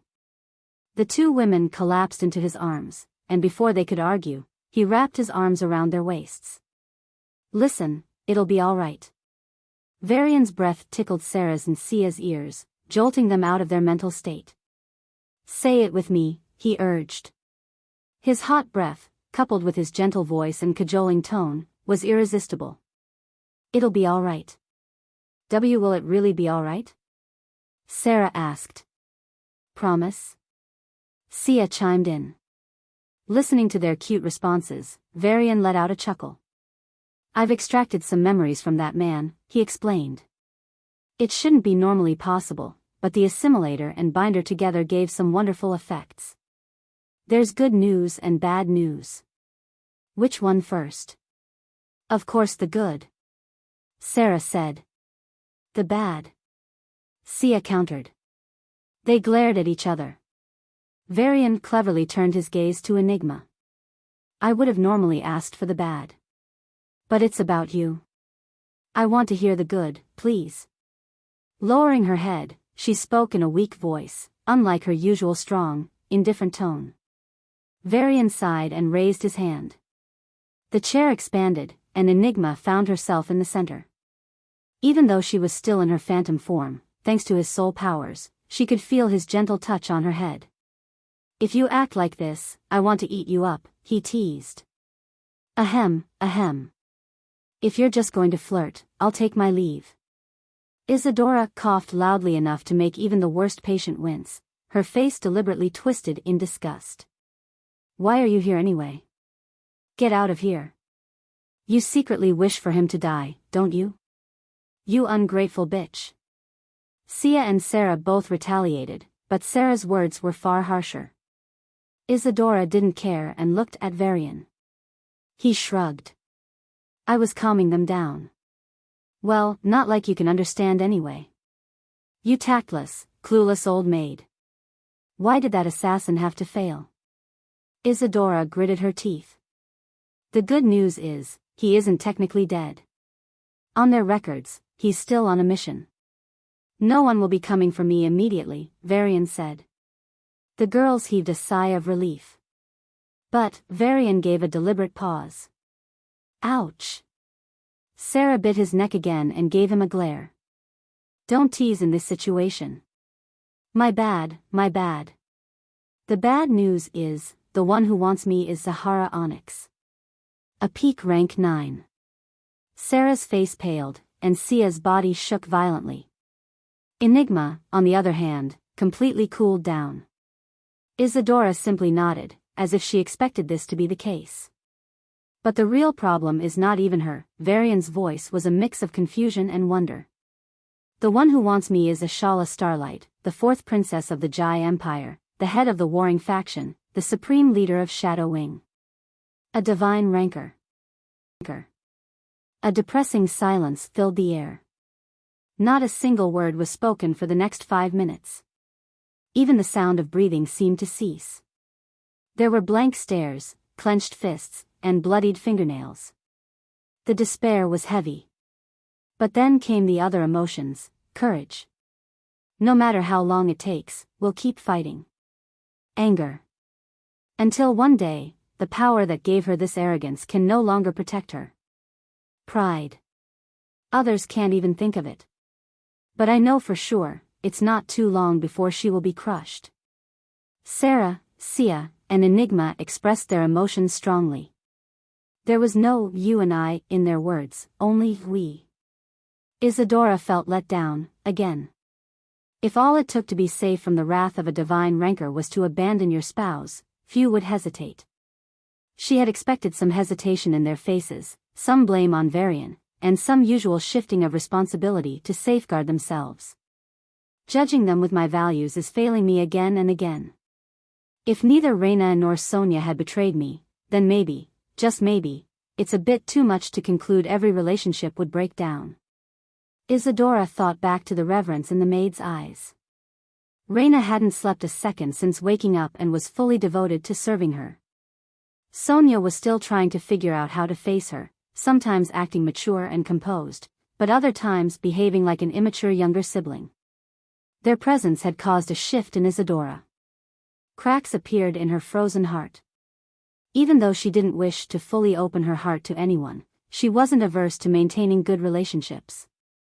Her reasoning was that even if only a little of that happiness managed to find its way through the cracks in the walls built around her heart, it was more than welcome. In her own way, the princess was trying to deal with her past.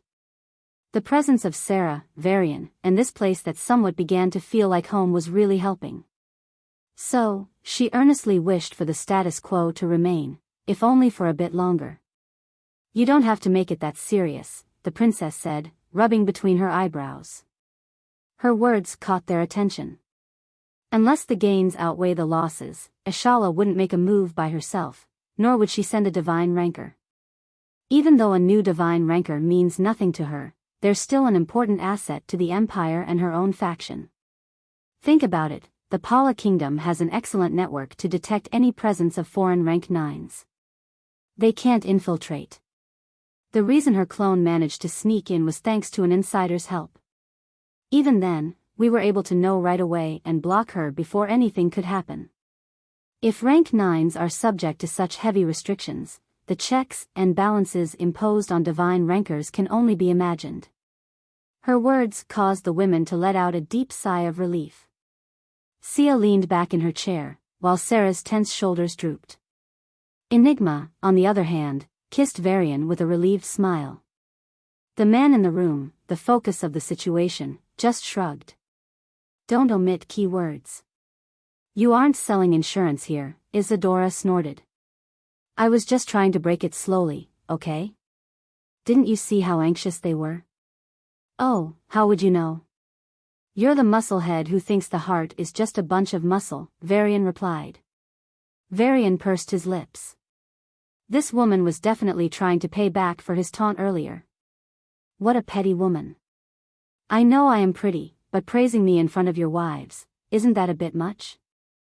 Isadora covered her mouth and let out an aristocratic chuckle. "I said, petty. You don't have to say it twice. Are you implying I'm twice as pretty as them?" Isadora crossed her arms, a charming smile on her lips. Their banter relaxed the tension, and a sense of calm returned. Isadora noticed this and continued, "The worst Varian will have to face, technically, should be a rank 8 hunter in the Pala. But since it happened once, a rank 9 infiltrating again isn't out of the question. Traitors are the most ungrateful vermin, aren't they?" There was a sound of teeth grinding at the end of her words. In a sense, the initiator of Isadora's tragedy was the traitor. And everyone who betrayed her was, indeed, a traitor. Rank 9s are a significant threat now. But a year later, I don't think so. Sia said. So, in that sense, isn't he practically safe? As long as he remains a low-value target, yes. Once Ashala really wants him, well, then we can say our goodbyes. Isadora shrugged. How does he remain a low-value target? Sarah tried hard not to sound desperate. He doesn't have to show any specialty by himself, at least for a while. Divine rankers perceive time differently from us. As long as he doesn't show any abnormalities, she wouldn't care if a year or two passes. Sia covered her face at those words, and Sarah exhaled deeply. Enigma glared at Varian. It's not in my hands, I swear. Varian stated his innocence, but even he couldn't quite believe those words. Who the hell was he trying to fool, anyway? Someone, somewhere, somehow, would screw up. And he'd end up in the middle of a storm. It's guaranteed. Leaning back and crossing her legs, Isadora gave him a gloating look. Okay, you know a way out, right? What's the solution, Isadora? Varian asked. Princess, she said, fanning beside her face with a smirk. Varian's expression crumbled for a moment, but he quickly recovered. Oh dear beautiful princess, what is the solution? Emotion, Isadora tapped her lower lip with her index finger, appearing noble even in that small gesture. Put in more emotion. I need to hear your sincerity. Varian's lips twitched, and he wanted to walk away. But Sia and Sarah grabbed his arms, while Enigma gave him a puppy look. Betrayal. This is betrayal. That woman and the three of you. No one will be spared. Varian noted the historic backstabbing and took Isadora's hand. Princess, he said with the most sincere smile he could muster. Oh my God, so corny. Isadora cried. Will you please let this stop? Stop. She stood up and waved her hand. I'll try to get you into the Paula kingdom and let them protect you. The assassins won't be able to touch you for a while. You'll still be targeted only by rank 8s, but they'll try to scheme a way to lure you out. Just take a year or two, make them believe they're making progress in their scheme. Things will be fine. It's an excellent plan. As long as the enemy thinks he's winning, he won't make any drastic changes that would demand a higher cost. But there's still one problem, Varian sighed. Yeah. The solar system and all of humanity. They'll threaten you with it if they're smart, which I bet they are. You can take them into Hortus at rank 7, but if you really take in so many people, you'll be severely inhibited in your fights. Varian sighed, rubbing between his brows. Isadora shook her head. I know you hate it, but maybe you'll have to choose between their lives and everyone else's. Who will be protected? Who will be sacrificed? Varian knew what his choice would be if push came to shove, but he wanted to avoid sacrifice as much as possible. The warm winds blowing over the ocean soothed his anxiety a bit. The water waves pressed against his soles, and the sounds of the vast water body were somehow pleasant. OOB and Boo followed him. OOB was sensible enough to read the mood and maintain silence. But Boo began to chatter. Boo wants some special guns for the ship. Boo wants to hunt down space pirates. Master. How about we start our own pirate gang? We could be the ghost pirates. Varian didn't respond. He stared blankly at the ocean ahead and wondered what else he could do at this point. Sooner or later, the second assassin would come. If he didn't move to Paula and remain under protection, he'd stand out more. But if he did it without securing the solar system, humanity would be at risk. ID Ghost. Can't you read the mood? Master is just trying to relax. Stupid. Boo is not stupid. Boo can win prize money even from suspicious messages. That's because you hack the scammers' accounts. Winning is winning. You are the stupid one. Boo did so many things with Master well, and you had only one task. You couldn't even do that. What are you saying, you cheeky ghost? I fused the suns perfectly. Boo's database says 0.001% mass was lost. You failed. Stupid wings. Chicken fried wings are better than you. Arg.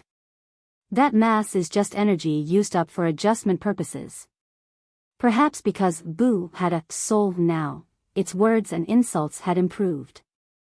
Varian, who was trying to figure out a solution to his current predicament, froze for a moment before grabbing Boo abruptly. Say that again. Master? Say it again. Varian said with a serious expression. Sea chicken fried wings are better than. Boo is sorry. Boo lowered its head, its childish, sweet voice growing quieter. That was rude of Boo. Sun fusion? OOB chirped. Yes. Varian punched his palm. I'll just fuse all the planets, cut out unnecessary land masses, and create a stronger internal space. It'll be a bit of a burden, but it won't affect my strength much. That, OOB stuttered, its wings halting midair. I saw it in that guy's memories, but every kingdom apparently has places like that, lands that stretch for tens of millions of miles, spaces so strong that even rank 7s have trouble cracking them. A high-quality place. A prime world. But it's a secret only a few know. If other kingdoms want them, they can only request those few. OOB circled around him. Varian nodded. Paula happens to be one of the few who knows the secret. Then I wish you good luck on your journey, Master. Are you serious? Isadora crossed her arms as they walked down a beautiful garden. It's not as hard as you're making it sound. I just have to infiltrate, get that piece, and get out. If things go well, Isadora said, giving him a cynical gaze. If things go well. They will, probably, Varian said with an awkward laugh, then changed the subject. So, what do you need anyway? Your seed, Isadora said with a serious expression. Huh? Whoa, whoa. Varian took a few steps back instinctively. No, not that, you pervert. The princess blushed furiously and glared. I mean the tower seed you showed me a few days ago. Oh, Varian tossed her the broken seed from the tower. Maybe don't be so vague next time. Maybe don't be so dirty-minded next time. The description of the item was short but memorable. Broken seed is still an excellent gatherer of aura. It will improve the aura concentration of the region when planted. Yeah. I just had to confirm. This thing has divinity. Bits and pieces. Very, very incomplete, but it gets the job done. Isadora nodded to herself and started pouring wisps of aura into the seed. Divinity? The previous world tree of that tower died when it was used to control the spirals of harmony. This seed, let's just say, was a very successful failure in the world tree's attempt to be reborn. Varian didn't understand the intricacies of what she was referring to, but he didn't care. So it works? It does, Isadora nodded and looked him in the eye. But are you really trusting me now?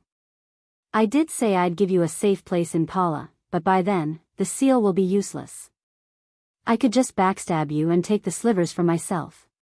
Varian didn't react to those words and waved his hand. All right, I'll meet up with Sonia. I have to ask her about that place. Hey, I'm an alumnus too, though I didn't really stay there much. But wait, what about my words earlier? Are you really trusting me? I can betray, no, I will betray you for sure. Isadora's words echoed in the garden, a stark contrast to the scene just a while ago. Looking at his disappearing back, Isadora stomped her feet and left for her training quarters with a frustrated expression. That annoying man. A few hours later, a pillar of concentrated aura shot into the sky, and darkness enveloped the world. Sarah stopped her training and looked up with a smile. I wouldn't like it in normal times, but now any strength is welcome. Isadora had to take a heavy toll on herself to forcibly stop Sia and Enigma during her fight with Varian. This caused a setback and slowed her recovery. But now that her injuries were completely healed, she would reach her former peak much faster. And it seemed that, despite her so-called sleep over the past 500 years, she hadn't just been sitting idle.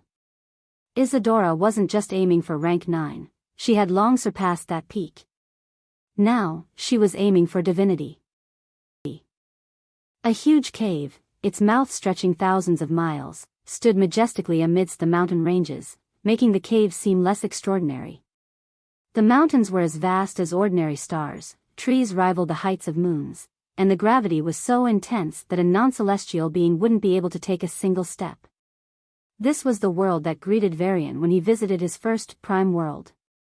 They are built to last, Isadora said as she silently landed beside him. This was one of the prime worlds in the Paula Kingdom, located in the northwest sector and operated by a rank 9 nobleman of considerable influence. The powerful noble enjoyed adventures above all else and dedicated the prime world to creating one of the finest adventure lands of the empire.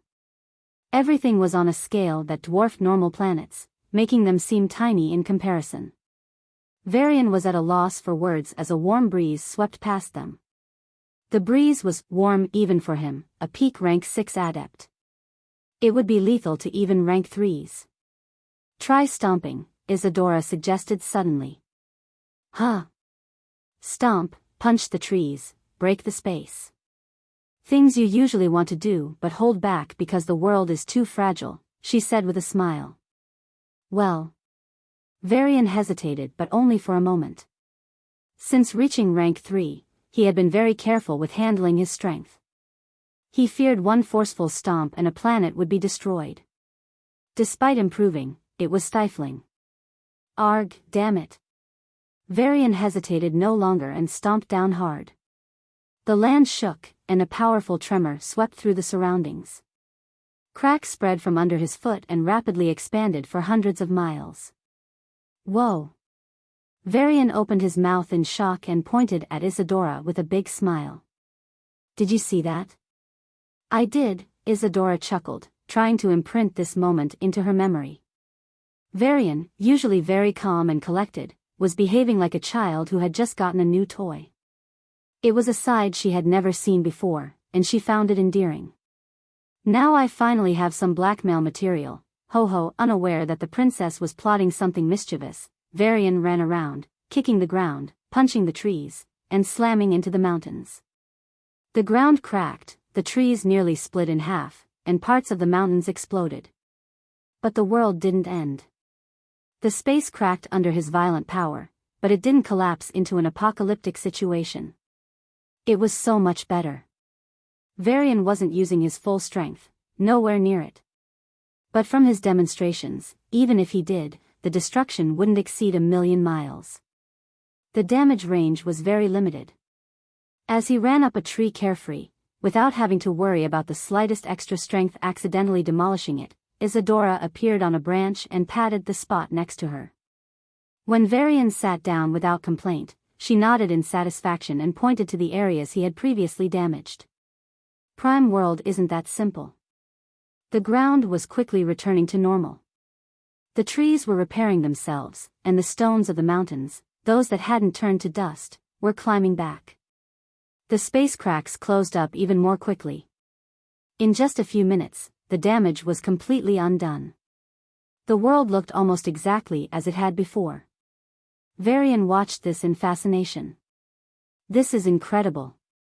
It is, Isadora agreed, a smile on her face. From the perspective of the Empire or even the Kingdom, Prime World is a very recent technology. It's held by a few. Do you know why? She asked in a pensive tone. Varian turned around and looked into her eyes for a moment before shrugging. If I have to guess, it reveals information about the Maker's understanding of the divine path. The world is a fusion, right? So many matter-energy and space-time powerhouses must have come together to piece together a method and structure to build something like this. If the method is leaked, it's like giving away some of the deepest comprehension notes of our brilliant awakeners to the enemy. Yes, Isadora placed her hands on the branch and leaned back. And unlike planets existing within a star system, and star systems within open space, prime worlds are separate spaces in and of themselves. If their spatial details are exposed, it's possible for the Jai to directly teleport in. Varian paused for a moment, chewing on her words. Teleporting from another galaxy to here, in the middle of a kingdom, that's very much possible. You should realize it too, right? As your rank grows, distances mean less and less. Instead of vast light years, they see an open road they can jump into any time. A single weak point is enough for them to exploit and enter. It's like standing under an umbrella, one small hole is more than enough for leakage. So that's why you should be careful. The Academy has powerhouses to prevent any mischief. People have attempted similar things in the past, some more precious than what you want to steal, and some less. But they all failed, and their endings weren't pretty. Isadora sighed. It's just a week or two, Varian said, looking up. The leaves of the tree covered the sky. It felt wrong to even call them leaves when each of them was easily as big as a city. I'll guard the solar system until then.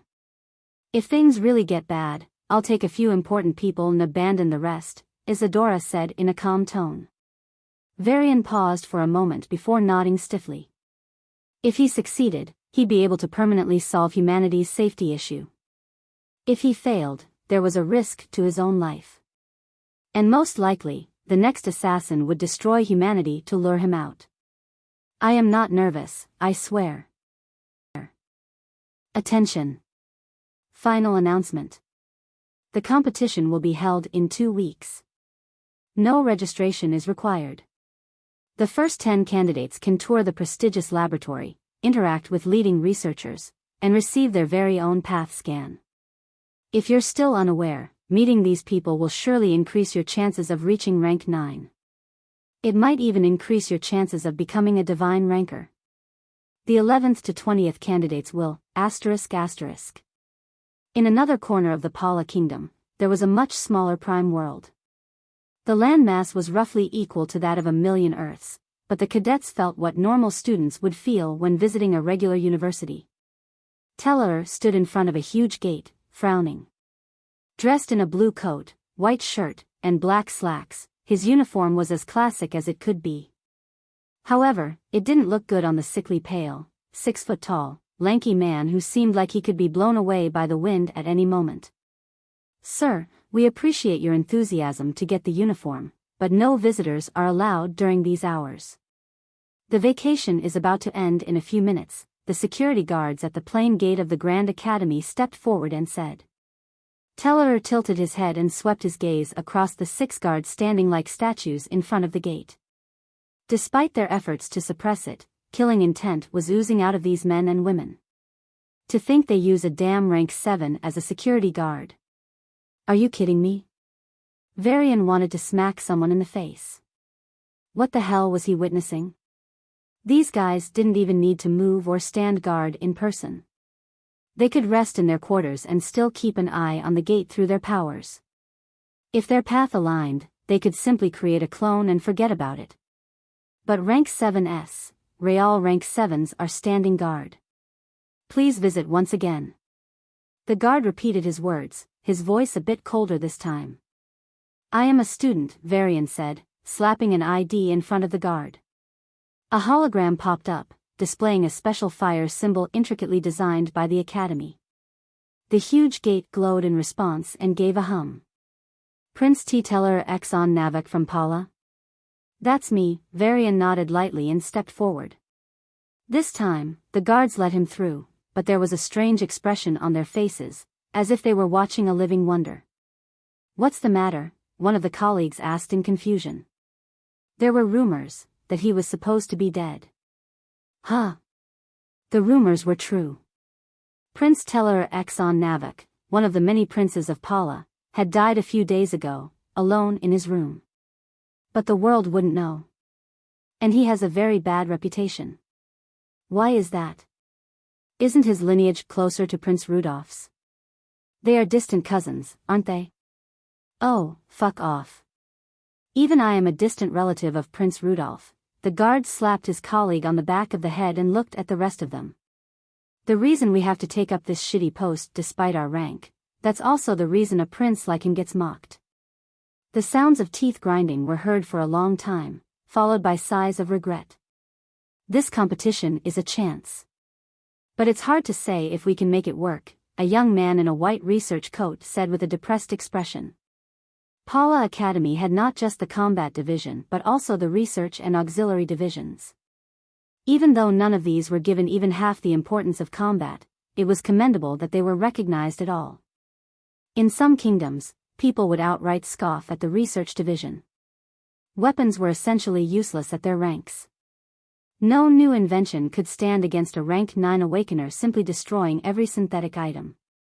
The only thing that could go against a high awakener was another high awakener. And after the hybrids, there had been no real breakthrough in helping awakeners through research. So, the contempt was understandable.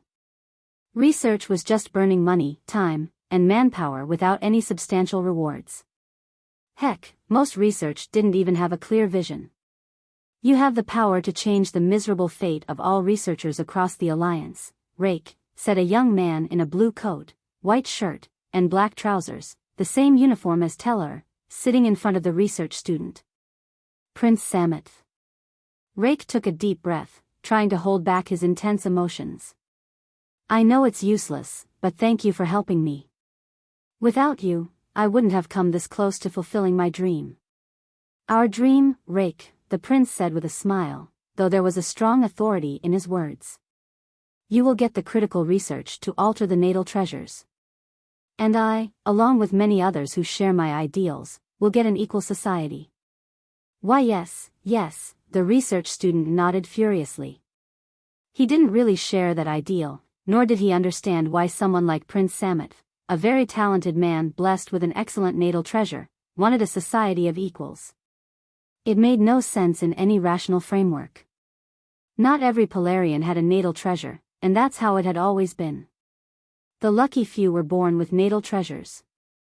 Even among them, some were better than others.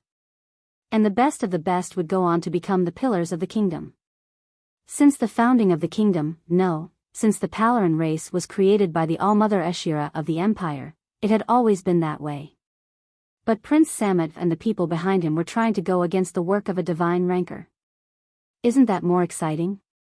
If I can overwrite what a divine ranker did, then wouldn't the research division gain even more fame? We will no longer be deemed useless. Rave laughed. It was a great dream. A dream he would kill for. And die for. Telor Exxon was a dull student who didn't have much going on for him. As he walked down the campus road, enjoying the beautiful scent of the exotic flower beds lining both sides, no one approached him. Some pointed their fingers at him, some whispered while snickering, and others sneered in contempt. Not a single friend in so many years?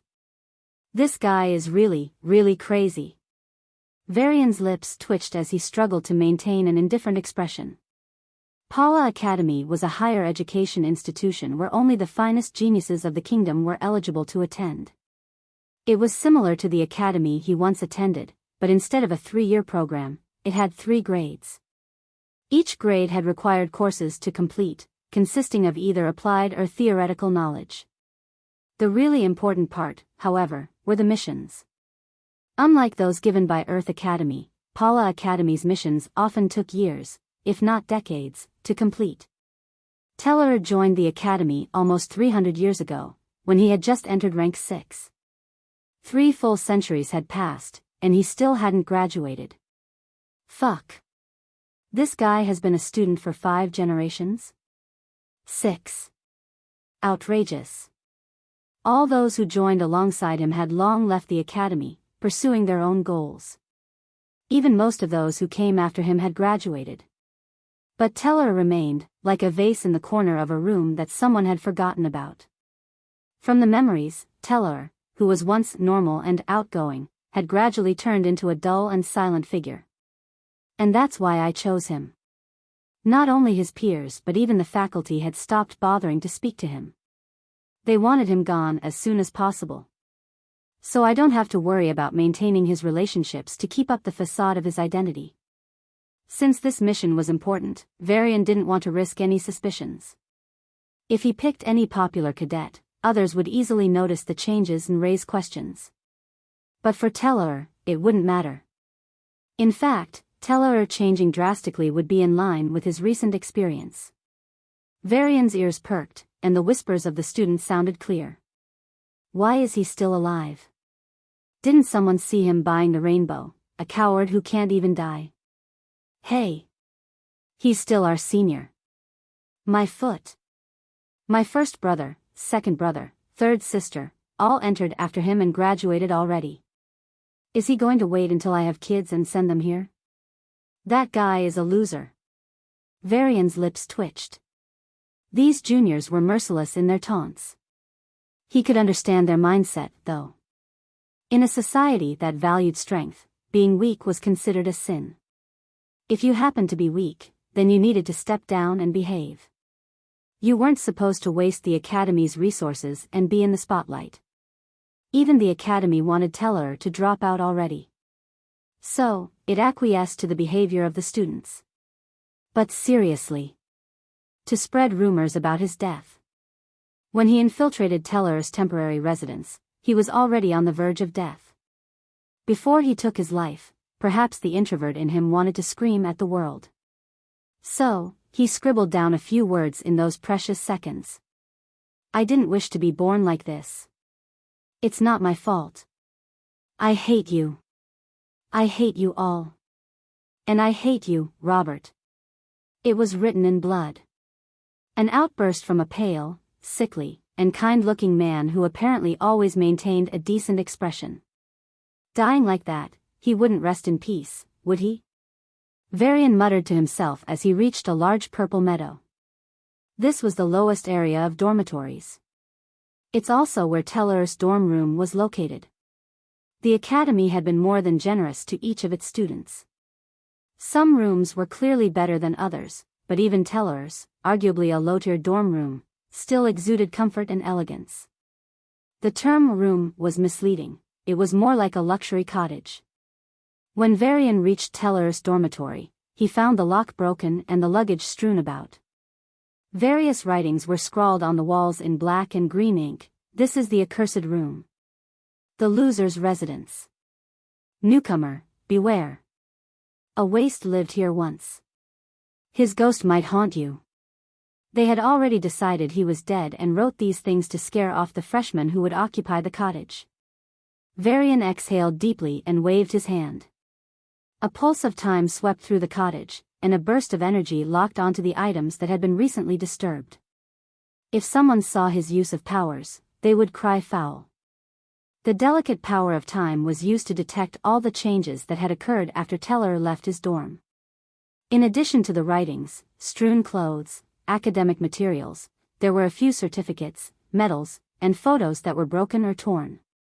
Varian raised his hand, and a broken photo pieced itself together before landing in his palm. In his freshman uniform, Telor Exxon was smiling brightly, his eyes full of optimism and passion. What a sad fellow, Varian murmured. With a snap of his fingers, a letter floated in front of him. It was the declaration that Telor had signed before the duel with a freshman who had recently joined. If I lose, I'll admit I'm a waste who is squandering the resources of the academy and the kingdom by existing. But if he loses, he must apologize for calling my efforts useless. I hereby swear not to intentionally endanger his life during the duel. I hereby swear to honor the code of warrior morality. I hereby swear to stop when it's necessary, whether on the verge of victory or defeat. Telor Exxon Navak Robert Zane Kaises. The most popular freshman of recent times. A close younger brother of Crown Prince candidate Prince Rudolph, Telor is an out-and-out genius with dual natal treasures, two very good ones at that. It wasn't just rare, it was nearly impossible to find anywhere in the Pala kingdom. Valued for his genius, Robert noticed Telor one unfortunate evening. Upon learning about this infamous senior, Robert began verbal bullying. It wasn't new for Telor, who chose to bear it without complaint. Weeks passed, then months. Robert, accustomed to everyone bending backward to please him, felt annoyed that Telor wouldn't break. After some deliberation, the genius prince decided to strike where it hurt most. He began mocking Telor's efforts, talent, and ultimately, his future. Give up. People are born at different starting points. You have already lost there. Even if you work your hardest, you will not even reach where they begin. You can pour your blood, sweat, and tears, but the best you can do is run. And I am the one who flies. We are on different trajectories altogether. Your hardest effort for an entire year still can't come close to my casual efforts for a week. Give up. You are destined to lose. When you are born, you already lost. While experiencing Telor's memories, Varian felt exactly how Robert's incisive words dug into the man's insecurities and, bit by bit, pushed him into the pit of despair. At the end of the day, Telor believed those words deep in his heart. What was he working so hard for? Even if he did his best, he still wouldn't be able to amount to some people who were barely starting out. As he said, their lives were on different dimensions altogether. But the persistence that developed in Telor's long life didn't back down without a fight. Unfortunately, the duel was a disaster. Not only did he lose to a man more than 300 years younger, he lost so badly that it was laughable to even call it a fight. Telor was crushed. If he had been aware of Prince Robert's natal treasures, things might have been different. But it didn't matter anymore. The battle was the final straw that broke him. Telor took a sudden leave, struggled for a while, and then took his own life. What a fucking tragedy, Varian said after tidying up the dorm with his powers, shaking his head. Since he too had harbored such dangerous thoughts that year, he could sympathize with Telor to a certain extent. "Hey, Telor. You're really Telor," an unfamiliar male voice exclaimed. Varian turned around, maintaining a dull expression, and saw a young man in first-grade uniform. "Prince Samet? Just call me Sam. We're cousins, a bit distant, but hey, blood is blood." The young man chuckled and observed him like a doctor checking a patient. Varian raised a brow. "Isn't this guy also a big genius of the first grade? He goes toe-to-toe with Robert. Why would he see Telor of all people?" Not taking offense at his silence, Samet grabbed Varian's shoulders and said in a passionate tone, "I only recently learned what happened to you, and it's unacceptable. Don't worry, I'll protect you from now on." But, trust me." Prince Samet's grip tightened, and since Varian had to act properly, he temporarily reduced his strength. As a result, his bones began to crack under the strong grip. "I have a cure for your problem. To awaken your own natal treasure." Samet looked into his eyes with a burning gaze. "But you just have to risk your life a bit, okay?" "What?" Varian's plan to address the current crisis facing humanity was, at least procedurally, simple. Get into the Dorigen laboratory by any means necessary, steal the secrets of the Prime world, and transform the solar system before taking it into Hortus. Then, whether facing a rank 8 assassin or a rank 9 powerhouse, he could flee and bide his time. Given the vastness of the universe, it would be easy for him to remain hidden. Princess Sonia, his sister-in-law and a famous alumna, told him about a competition that occurred every few years. "You don't need to take a bigger risk. Just win without raising suspicion and get into the lab. My sister said you have a knack for scamming and stealing. So, I guess it's no big deal for you." He could still remember her piercing gaze when she said those last few lines. If there was an approval meter for brother-in-law, it must have plummeted into the negatives for those few seconds. The ruler of humanity, the emperor of the solar system, the holder of slivers, was seen as a conman. A fucking scam artist. Still, Varian endured. He didn't view himself as a good man, but he didn't want to beat up his sister-in-law over such a small issue. He's not that violent, okay? Though before he left, he did end up replacing Isadora for one of Sonia's training sessions, where he used his spirit power to throw her into an illusion where she had to keep eating the same food without stopping for 3 full days. That's not violence. It's his way of showing love to his sister-in-law. Yep, that's it. There's no hint of revenge whatsoever. Anyway, back to the academy. Winning against a bunch of cadets was easy. Sure, he'd have to fight against a bunch of peak rank SXS and maybe a few rank 7s. But none of them were going to be really strong. If they were, they'd have graduated already. So the biggest challenge of this whole endeavor had always been not raising suspicion. But looking at the number 2 of the first grade staring at him with a burning gaze, Varian wanted to sigh. "Awaken my natal treasure?" Varian asked. "Yes. There's a bit of risk involved, but no pain, no gain, right?" Prince Samet said with a grin. "Well, I don't really." Varian paused for a moment and gave it some thought. Even though he assumed the identity of Telor, he needed some justification for the sudden increase in strength that would allow him to win in the competition 2 weeks later. Natal treasure awakening, depending on its quality, can give a strong one-time boost to your rank. That's enough justification. Varian focused back on the prince. "I don't really need a real natal treasure when I can fake it. But if anyone wants to investigate, this guy can serve as a perfect distraction." "What's the risk?" he asked, carefully concealing his intent to use this guy. Hahaha, nothing too much. Just a bit of side effects. You know, some vitality loss, a few bad sleeps, or a bit of mental instability. He means the risk of total vitality loss, aka instant death, going into an indefinite coma, or even going insane. Varian rubbed the back of his neck to stop his hand from punching the Academy genius. But it was clear, Samet was trying to use him as a test subject for some dubious project. No problem. Because I'm also using you. If it's for my natal treasure, I'll do anything. Anything. Varian grabbed Samet's hands, tears welling in his eyes. Choking on his tears, he asked in a hoarse, breaking voice, barely able to hold in his chaotic emotions, "See, can you really help me?" "Yes. Look at him. Look at how sad he is. All that suffering is threatening to break out." Samet looked at Telor with a pitiful gaze. "This is why I must succeed. For him. For the many like him. It makes sense for me, the victim, to act. But why the fuck are your eyes tearing up?" Varian was dumbfounded. Glancing around vigilantly, Samet closed the door and took out a spinning top. An opaque barrier quickly enveloped them. "Telor, make a choice." The prince stretched out his palms, a glowing blue pill in the right and a glowing red pill in the left. "Take the blue pill, you'll go from low rank 7 to mid rank 7 for 3 weeks. You can win against Robert in this period. After that, the side effects will kick in. You'll revert to low rank 7 and stay there for at least a century. Or take the red pill.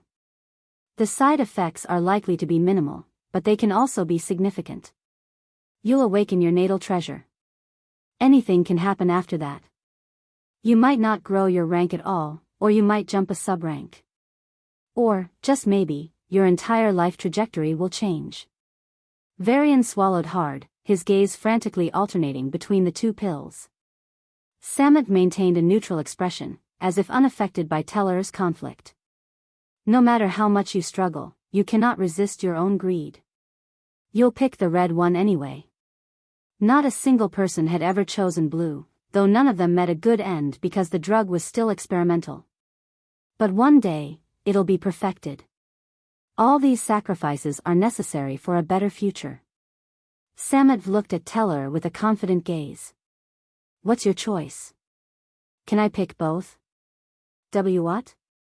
Varian rubbed his cheek and said with a sheepish expression, "Someone I know used to say, only children make choices, adults pick them all." "He's a great guy," Samet said, taking a deep breath to control his emotions. "Huh, very handsome too." Varian laughed with a smug expression before saying, "Ugh, can I take a few more of these pills? A dozen blue and a dozen red. I want a dozen natal treasures and to increase my rank by 1 or 2. Even if it's just for a week, being a rank 9 is going to be awesome. I can't wait. Come on, Sam. I'm counting on your pills." Samet took another deep breath, but veins still bulged on his forehead. Gnashing his teeth, he still said with a smile, It doesn't work like that. You can only take one or the other. If you take both, it won't work." "Aw, it's a pity." Varian let out a long sigh. "Then I'll take the red one. But can I also take the blue, just in case, you know?" "No." Prince Samet left Telor's dorm room in hurried footsteps. Contrary to his leisurely and confident stride upon entering, he nearly ran away when he exited. Varian saw him off with a bright smile before entering his cottage and closing the door. His smile vanished, and his eyes took on a solemn look. "What exactly is happening in the academy?" he muttered, examining the red pill with a curious gaze. "He isn't lying. This should be for awakening natal treasure. But whether it succeeds or not is another issue." The whole experience was strange. Usually, when someone gave him an experimental drug, it was an attempt at exploitation. But with Prince Samet, it felt different. Even while pushing what seemed like a fraudulent opportunity, Samet looked at him with eyes full of sympathy, genuine feelings that his soul power confirmed. This man, with whom Telor had no prior connection, genuinely felt sad for him for some reason.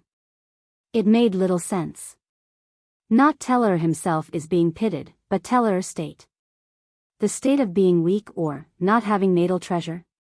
Varian knew there was discrimination based on this. Baldur's natal treasure had been damaged, so he left the comfort of his home to search for the long-lost princess, just to obtain her natal treasure. For any Polarian, a good natal treasure was a key to high status.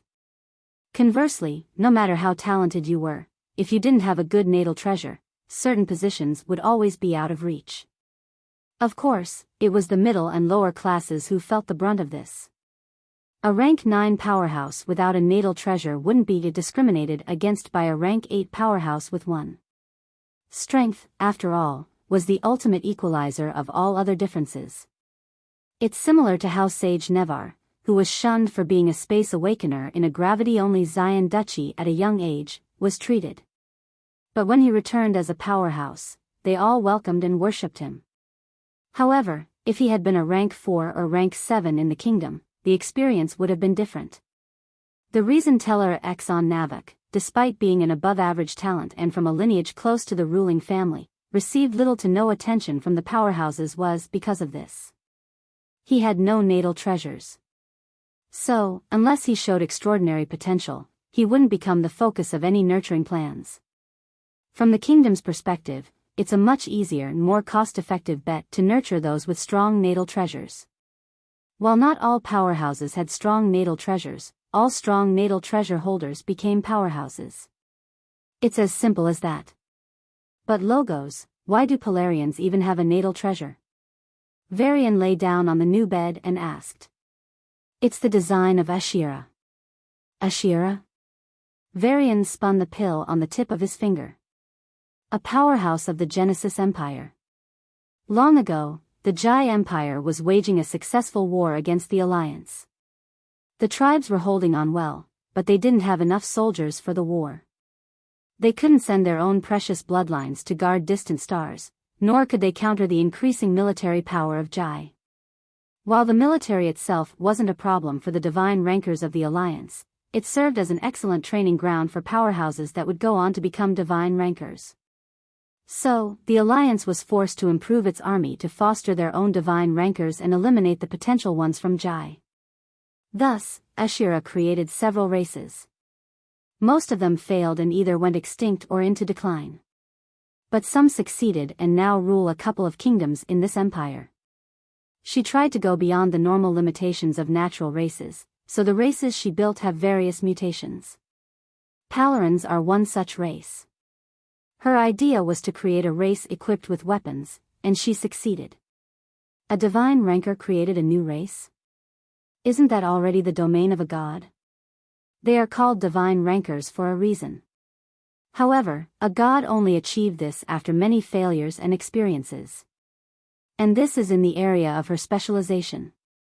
It's a very limited skill set. Varian shook his head. This is just crazy. What will be crazy is your capabilities once you reach the divine ranks. The system's voice was serious, without any hidden sarcasm. Why do you think so many divine rankers are stuck at rank 1 and never reach rank 2? Varian shrugged. If celestial ranks are all about exploring your path within the avenue, then divine ranks are about mastering the whole avenue. Simply put, a life ranker who has only focused on their path until then has to focus on other paths and learn them. A life lover has to learn about the beauty of death. An orthodox order follower has to immerse themselves in the madness of chaos. A space pursuer has to appreciate the flow of time. Think about it for a moment. Anyone who reaches divine rank in any path does so by madly pursuing the path they are on. It's an extreme dedication to that one path.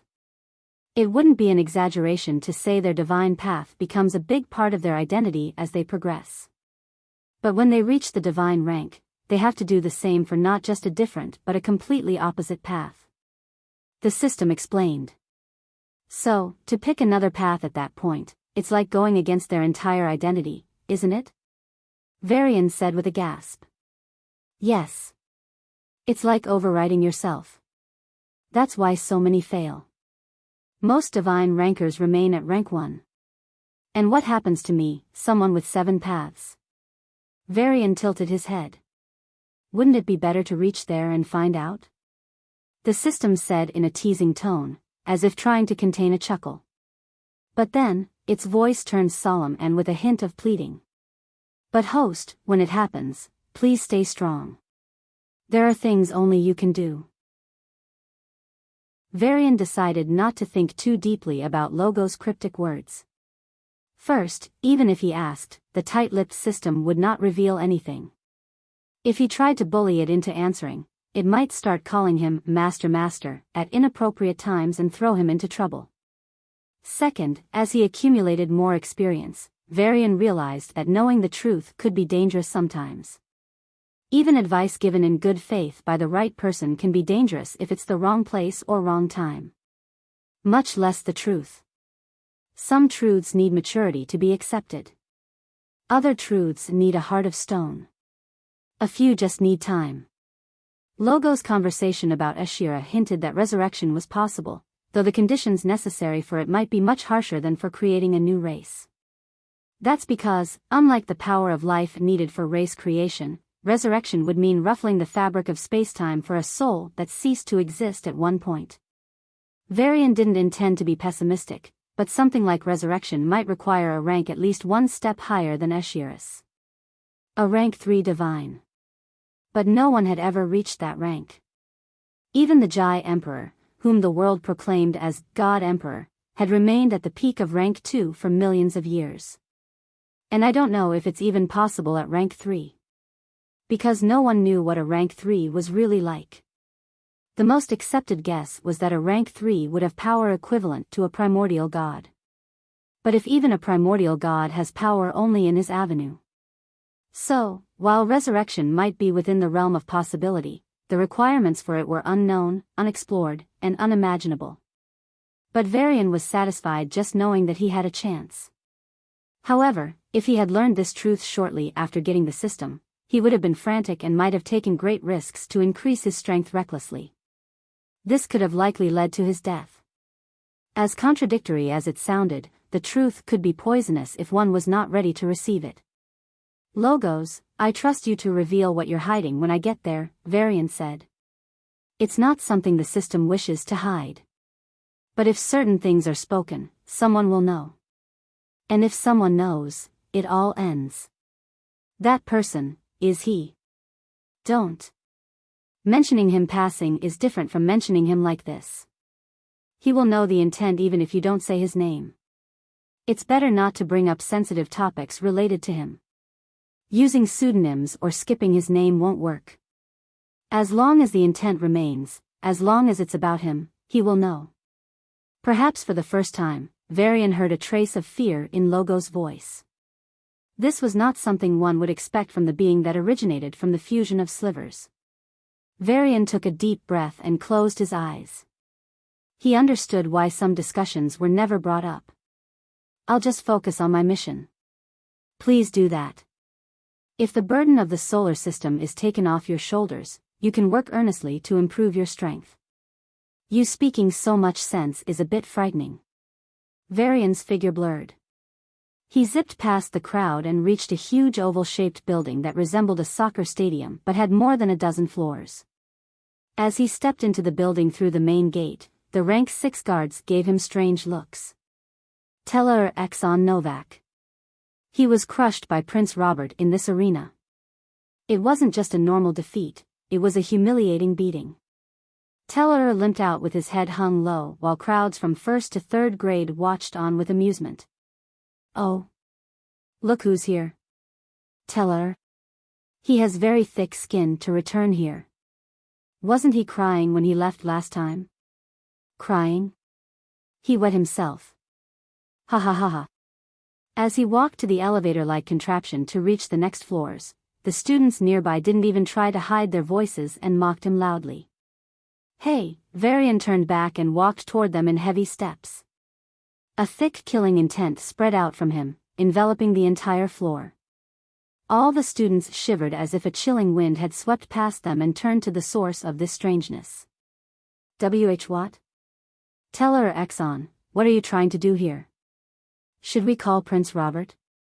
The 3 second-grade students were first perplexed but quickly glared and threatened him. He, Varian gave a harmless smile and put his hand on the tallest guy's arm. He was an 8-foot giant and incredibly bulky. But he was only a high rank 6. It couldn't be helped. Even though the academy was for geniuses, it also had its divisions. The standard for first graders was low rank 6, for second graders, high rank 6, and for third graders, peak rank 6. Of course, the toppers in first and second grade were low rank 7, while those in third grade were mid rank 7. But there were only a handful of them. Objectively, Telor would count in the top 50 of the academy. But he had stayed for so long that he wasn't considered a peer anymore. But strength was strength. Shouldn't you respect your seniors a little, Varian's face was smiling, but the face of the 8-foot giant quickly turned pale, followed by a pained scream. Arg. The sounds of bones cracking and then being pulverized to powder were clearly audible in the silent hall. Then came the sounds of heavy breathing and saliva being swallowed. His act of violence wasn't the scariest part, it was that he crushed the arm bone without spilling a single drop of blood. The students' gazes toward him changed. They still despised him for his poor talent, and most were confident they would eventually surpass him. But that was for another day. For now, he was still stronger than them. Telor, despite his poor talent, felt inferior and didn't confront others, even though he was stronger than most. But Varian didn't care. For the competition in 2 weeks, he needed to establish a new image for Telor. If that required some broken bones and crushed egos, so be it. He turned to the 2 students who were looking at their friend's limp arm in horror. You two were also saying something unpleasant, weren't you? Just as Varian was about to teach them a lesson, a loud voice rang from the floor above. Telor, Nicholas is summoning you. Heh. Varian's lips curled into a smile. Nicholas von Coney is a 3rd-grade student and Prince Robert's most loyal follower and thug. He was ranked 6 at his peak in 2nd grade and was significantly weaker than Telor. However, after fawning over Robert, he managed to advance and made some good progress. He should have graduated decades ago, but he failed the graduation test every time. If Telor was the oldest student, then Nicholas was the 2nd oldest. Perhaps because Telor reminded him of his own failures or to shift the spotlight, Nicholas harbored great hostility toward Telor. If the duel between Robert and Telor was the breaking point that led Telor to take his own life, then the constant bullying by Robert was the build-up that led to that situation. Nicholas was instrumental in this bullying and perhaps even the reason Robert targeted him so much. Varian held no sympathy for Telor. He wasn't looking to avenge any humiliation or grievances. But for his own mission, he had to craft a story of a new Telor so that everyone could accept his increase in strength. It was acceptable if others suspected him of using secret methods to boost his strength, such as pills, herbs, or elixirs. Investigations might start, but by the time they reached any meaningful conclusion, the competition would be over, and he would have fled. However, what he must ensure was that no one suspected him of being an imposter. How to achieve this effectively? Immerse people emotionally in a live story. Revenge of the bullied boy, counterattack after being crushed and humiliated. The discussions would shift to people supporting or opposing him. If he took action against those who wronged Telor, everyone would see it as him avenging himself, leaving little doubt about his identity. So when Varian reached the 3rd floor and faced the scar-faced, green-skinned, goblin-like man, he decided to speak up first. Nicholas, I apologize for what's about to happen to you. Huh? Nicholas raised a brow in confusion before he sneered. What's about to happen to me? Varian raised his fist, and his eyes glowed with a dark red light. I'm going to beat the shit out of you. Boom. There were private rooms on each floor for the students to use for duels. This one was specifically booked by Nicholas to beat up Telor. But he didn't expect to be attacked first. "You worm. Did you forget your place?" The door wasn't closed, and his voice echoed across the entire floor. Students quickly gathered to see what was happening. "Holy fuck, they're fighting." Nicholas easily evaded Varian's punch and kicked him in the chest.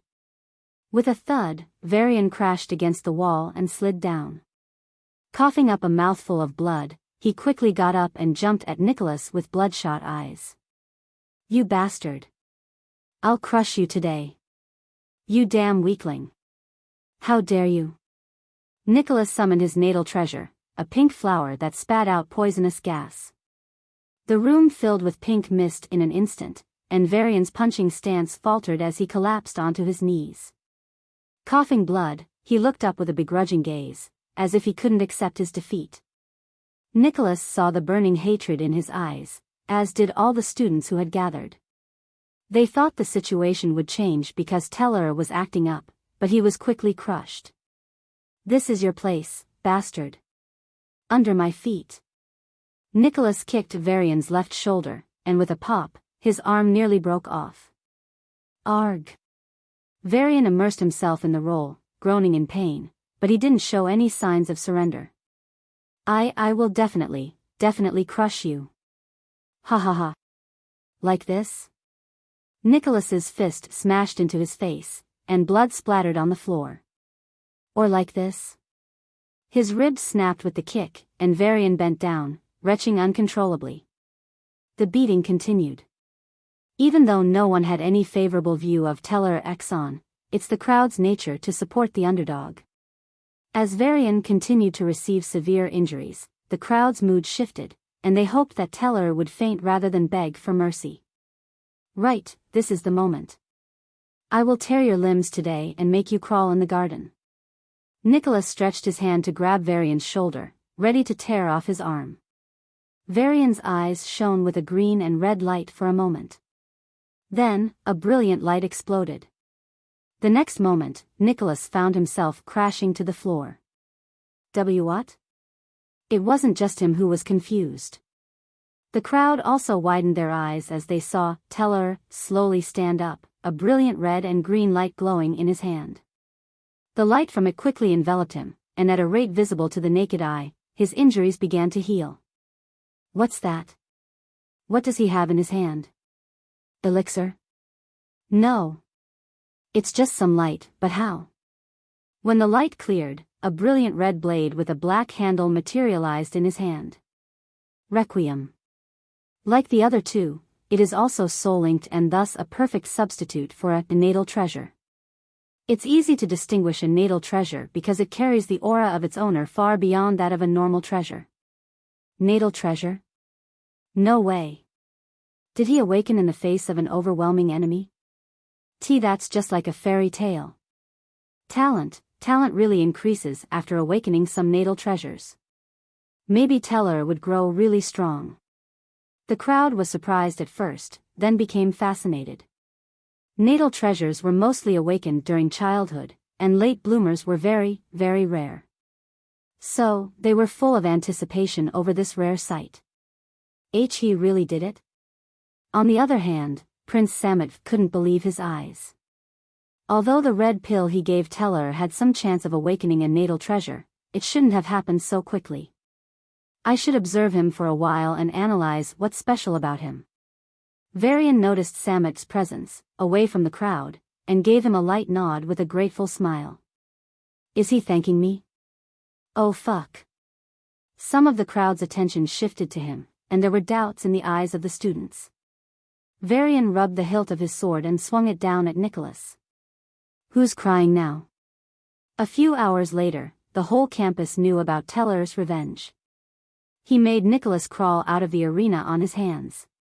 Robert. I'll crush you in the competition. Wash your neck and wait. The crowd went wild with anticipation. In the depths of the Prime World lay a subspace. If the Prime World could be thought of as a special building floating in space, then the subspace was a special room within it. Like every other place in the Prime World, this subspace was much more resilient and majestic compared to the normal planetary environment. Unless a divine ranker came here in person, no one could destroy this subspace. Now, this precious subspace housed a simple but beautiful garden, an administrative building of the highest order, and a few offices for select professors. The aura here was so thick that it liquefied into glittering, transparent pools in a few places and condensed over the leaves, dripping from their tips. The insects, small animals, and birds born here would grow by drinking these aura droplets. Even if they were just a normal species, they would evolve due to the excellent conditions. But the birds and pet creatures living here, carefully selected by the Academy, were far from ordinary. These were creatures that even wealthy duchies would find expensive. Now, such creatures were grilled on skewers, and the fragrance of spices mixed with meat wafted across the subspace. An old man with a childish face checked the condition of the meat and nodded to himself in satisfaction.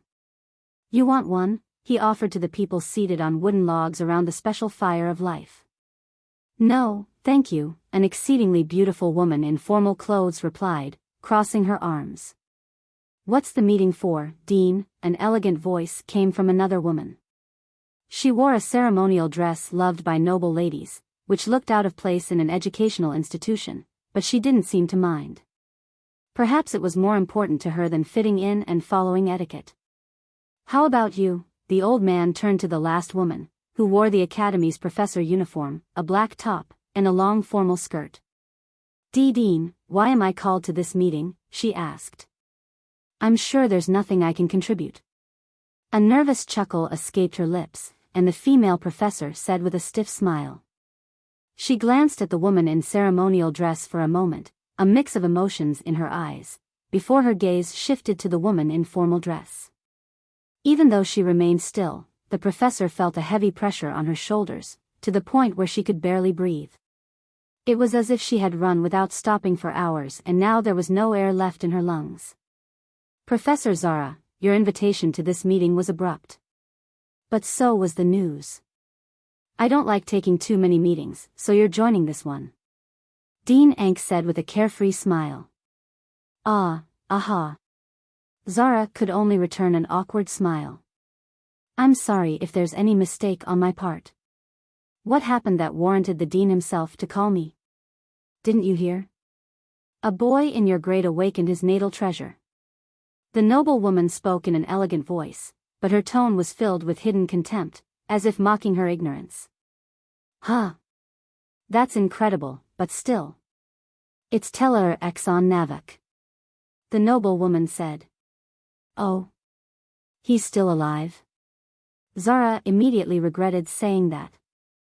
A displeased expression filled Dean Ank's childish face, and a powerful aura pressed on Zara, freezing every inch of her being. It didn't matter that she was a rank 8, the dean could wipe her out with a snap. Are those words a professor should say? "Aren't you ashamed of yourself, Professor Zara was?" Ank's voice was cold. I apologize." Zara lowered her head but caught a glimpse of a smirk on the noble woman's lips. Gritting her teeth, she muttered, "But that boy is useless. He's been here for so many decades and can't graduate. He's eating away the Academy's resources. Enough." Zara's voice was cut off abruptly, and she lost control of her body. Her consciousness remained, but a mysterious, irresistible power locked her out. She became a prisoner in her own body. "I stand at the peak of the kingdom today. But I don't forget my beginnings." His words caught the attention of both the noble woman and the woman in formal clothes. Dean Ank's cold eyes slowly showed a hint of nostalgia. "I sold everything I had, took a bet, and entered a subpar school. My talent was average. I made little progress after reaching rank 2. After 6 full decades of trying to break the rank, I was about to give up and go home. A teacher asked me to keep trying. He saw something in me that I didn't see in myself. And months later, I awakened my natal treasure." A glowing green Ankh, a cross with a loop at the top, appeared above his head. The vegetation and animal life in the entire subspace trembled for a moment before they began to grow wildly. "My life changed after that." The dean closed his eyes. "I never looked back. In a few thousand years, here I am, one of the 3 pillars of the kingdom. But if not for that teacher persuading me that fateful evening, would have never come this far. I would have never founded this academy. A sigh of amazement escaped the lips of the 2 women. Dean Ank's life was the stuff of legends. Not because he was stronger than the other 2 pillars of the kingdom, no, he was definitely weaker compared to the king or the martial saint.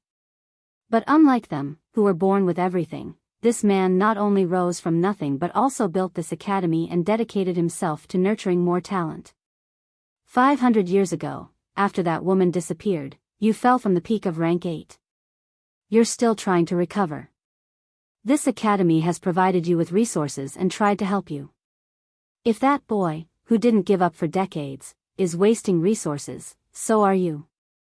If he is useless in your opinion, you are useless in mine. Feeling her body back in control, Zara gave a deep bow and apologized. I will not repeat the mistake, please FO. You're demoted until further notice. Work with the staff for the competition. Someone will replace you as the head of the Dominion Department, the dean interrupted, waving his hand. Before she could resist, she was carried out. That's a bit harsh, isn't it, Dean Ank? The woman in formal clothing asked, her expression puzzled. Even though Zara hasn't fully recovered, she was still the head of the punishment order and close to the princess. As she uttered the word princess, grief and unwillingness flashed in her eyes. Why do you cling to someone who's already gone, Miss Calamity? Dean Ank shook his head. I am not a divine ranker, and I may even be weaker than you. But what I have is experience. And my experience says that if you really want to take that step, your mind must be firm. Miss Calamity gave a wry smile. Perhaps. I don't know when I can cross that wall. Sometimes, I feel like I can do it in a year, and at others, it seems like it will take a millennium. The best advice I can give is to not try. Empty your mind. Experience the state you're in. Let nature take its course. You'll eventually find a way, Dean Ank said, then shook his head. But treat my words as you please. They are just the ramblings of an old man with nothing better to do in his twilight years. No. I was indeed planning to relax for a while and unwind a bit, Miss Calamity shrugged. That's why I'm at the academy instead of in seclusion. Ha ha ha, that's obvious. I'm getting really old, aren't I? The dean shook his head and turned to the woman exuding noble temperament. Professor Catherine, I called you to ask about the competition. Are the security preparations going well? Catherine nodded lightly. It's not that I'm being paranoid, but we're getting news of some abnormal movement at the border. The dean lightly slapped his own cheeks, as if tapping a table. In the worst case, I'll have to rush to fight them off. The power vacuum created here could be exploited. Rank 9s can't infiltrate the kingdom. Any rank 8s that might slip through wouldn't survive a move from me, Catherine said with a smirk. I just keep worrying a lot, the dean said, his expression slowly hardening. There are rumors coming out that the reason Jai is mobilizing against us and us alone is that a powerhouse from our kingdom poked them in the eye. Since the information was tightly controlled, the officials of Paula weren't too sure what was exactly happening. On the other hand, Jai wanted to avoid embarrassing themselves by telling the public that a duchy was attacked and nearly destroyed. Do you fear another war, Dean? Miss Calamity raised an eyebrow. Even though he seemed fine, there was some tension in the old man's behavior. He must have been worrying a lot. Perhaps that was also the reason Zara Waz received a much harsher punishment than she otherwise might have. Should I say what my logic says or my feelings say? The dean shook his head. The war 500 years ago was a tragic one. We lost too many lives. And I lost too many friends. There are a few people I cherish. I want them to live. But if there's another war, I don't know if they'll survive. And even if they might, I certainly won't, the old man said with a chuckle, but there was a heavy sadness in his eyes. He had fought very difficult battles in the past and sustained injuries that permanently affected him. Not just in the last war, but in almost every war over the last 3,000 years. The reason he fought so hard was to achieve more military merit and secure more resources for the academy. It was a noble act. But the price he paid was permanent damage to his being, to the point where he could never hope to reach the divine rank. After all the battering he received, he no longer had the confidence to survive another war. Miss Calamity pursed her lips and looked up at the gray dome covering the subspace. There was no sky here, and a depressing feeling filled her chest. If war was coming, she wouldn't have to participate. She was technically not from the kingdom. But if she reached the divine rank, the leverage she'd have would increase greatly. Then the dean discussed a few academic issues with the two, but mostly concerning the steps they would have to take in case of emergencies. The more she listened, the more Miss Calamity frowned. It was almost as if the dean was prepared for death and was trying to hand over the duties. She was just a visiting professor here, it wasn't the mantle she would pick up. The same went for Professor Catherine. Miss Calamity glanced at her with a neutral expression. Before the princess's rise, Catherine was the #1 genius of the kingdom. But Isadora rose so fast that she was quickly overshadowed.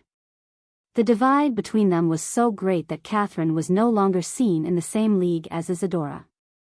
After Isadora's end, Catherine slowly got back into the spotlight, but she never enjoyed the same fame. Those shoes were hard to fill for anyone. Catherine tried hard. But reality eventually hit, and she withdrew from the spotlight.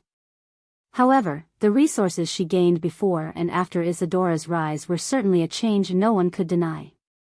In 500 years, she went from peak rank 7 to low rank 9. A genius that would have shone brilliantly at any other time. But under Isadora's dazzling brilliance, even the brightest of stars paled in comparison. And if something happens, please look after the academy. This is the only thing I have. In return, I will. Isadora walked out of the meeting shortly after. Even though it was just a mention, her mental state was disturbed. She moved through the campus in a simple disguise, trying to feel better. Instead of keeping my mind empty, I want to do something. Anything. But everything is boring, what should I do? Even though she walked into a garden absent-mindedly, the figure of a man passing by alerted her senses. He looked perfectly normal. But there was something off. Something very, very off. It's a disguise. In one of the many living rooms of a large mansion, Zara was, the former head of the punishment department, took a seat. Unlike her usual arrogance, her posture showed only meekness. Only a handful of people knew, and she was one of them. If someone were lucky enough to dig up the secrets of that year, they would think the biggest mastermind behind Isadora's death was her own mother. To some extent, it was true. Isadora was heavily injured and exhausted that day after dealing with Ashala's clone. Even then, it was nearly impossible for anyone to sneak attack her. Against her own mother, however, she let her guard down and took a fatal blow. But even that wasn't enough to finish her off. Standing against even a severely injured Isadora was a nightmare. There were a total of 100 fighters that day. Except for her mother, sister, the 3 maids, and herself, everyone died. Sometimes, Zara felt that she wasn't lucky to have survived. She was just spared. Occasionally, nightmares of that battle would wreck her mind. Her mind would tell her that Isadora didn't die. Like the maids, she too fainted near the end and wasn't able to witness her death. Perhaps that's why a part of her still wasn't relieved. Even though her rational self argued that Isadora's mother couldn't leave her alive after what had happened, the emotional part was still scared. In every nightmare, Isadora would look at her with teary eyes and ask again and again, why? There was no emotional answer to that question. Zara was merely following the orders of the martial saint, her ancestor. He called her a few days prior and told her in clear terms that Isadora was a threat to the kingdom. He didn't say why or how, but he assured her that what they were doing was for the best. She couldn't disobey him. Going against one of the most powerful awakeners of the kingdom, a peak rank 9, was hard but possible. But it was another thing entirely to go against the martial saint who had devoted his entire life to the kingdom. That moment was a conflict of patriotism and emotional bonds for Zara. Without much hesitation, she chose patriotism. She came from a family line that prided itself on its contributions to the kingdom's military. She grew up hearing about their sacrifices and the nobility with which they gave their lives for the greater good. Zara wanted to live up to the ideals that her bloodline's identity was built on. If personal sacrifice was necessary for those ideals to survive, so be it. Betraying a friend hurt. It made her feel terrible, like a horrible person unworthy of any significant relationship. Perhaps that's why she never made a friend after that incident. But she is, and will always be proud of the difficult choice she made. It was good for the kingdom, good for the people, and good for the future. It's not good for me, she thought. She should have already reached rank 9 like Catherine by now, but the battle regressed her gains and suppressed her, leaving her unable to make any progress. The academy, her only hope to break out of this bottleneck, was also powerless against the damage inflicted by the legendary princess. Worse, neither the public or the people in positions of power, fame, or influence knew about her sacrifice. It was a secret operation from the start, and all traces of it were buried with no room for leakage. So, despite her personal sacrifice, neither she nor her bloodline gained anything. That was Zara's biggest grievance toward the martial saint. But even when she tried voicing her concerns, the man wouldn't listen. He even threatened to crush her. It was an unexpected response from such a respected man. He didn't take the honor that Zara lived by seriously. Once he was done using her, he abandoned her without the slightest remorse. And since that harsh reckoning, something inside Zara changed. The code of honor she so desperately clung to, sacrificing a bright future for, seemed ridiculous in hindsight. She regretted everything she had done. And she abandoned her highest ideals to pursue tangible benefits. It didn't matter if people called her snobbish or calculating. It didn't matter if her bloodline's honor was tainted by her actions. She stopped caring. All she wanted now were tangible benefits that would definitely improve her situation. So, she picked her target, Prince Robert, the top student in the first grade and Prince Rudolph's full sibling. He's my ticket to a better life. Zara's gaze shifted to the prince seated beside her. With his arm wrapped around her waist, he was focused on something else.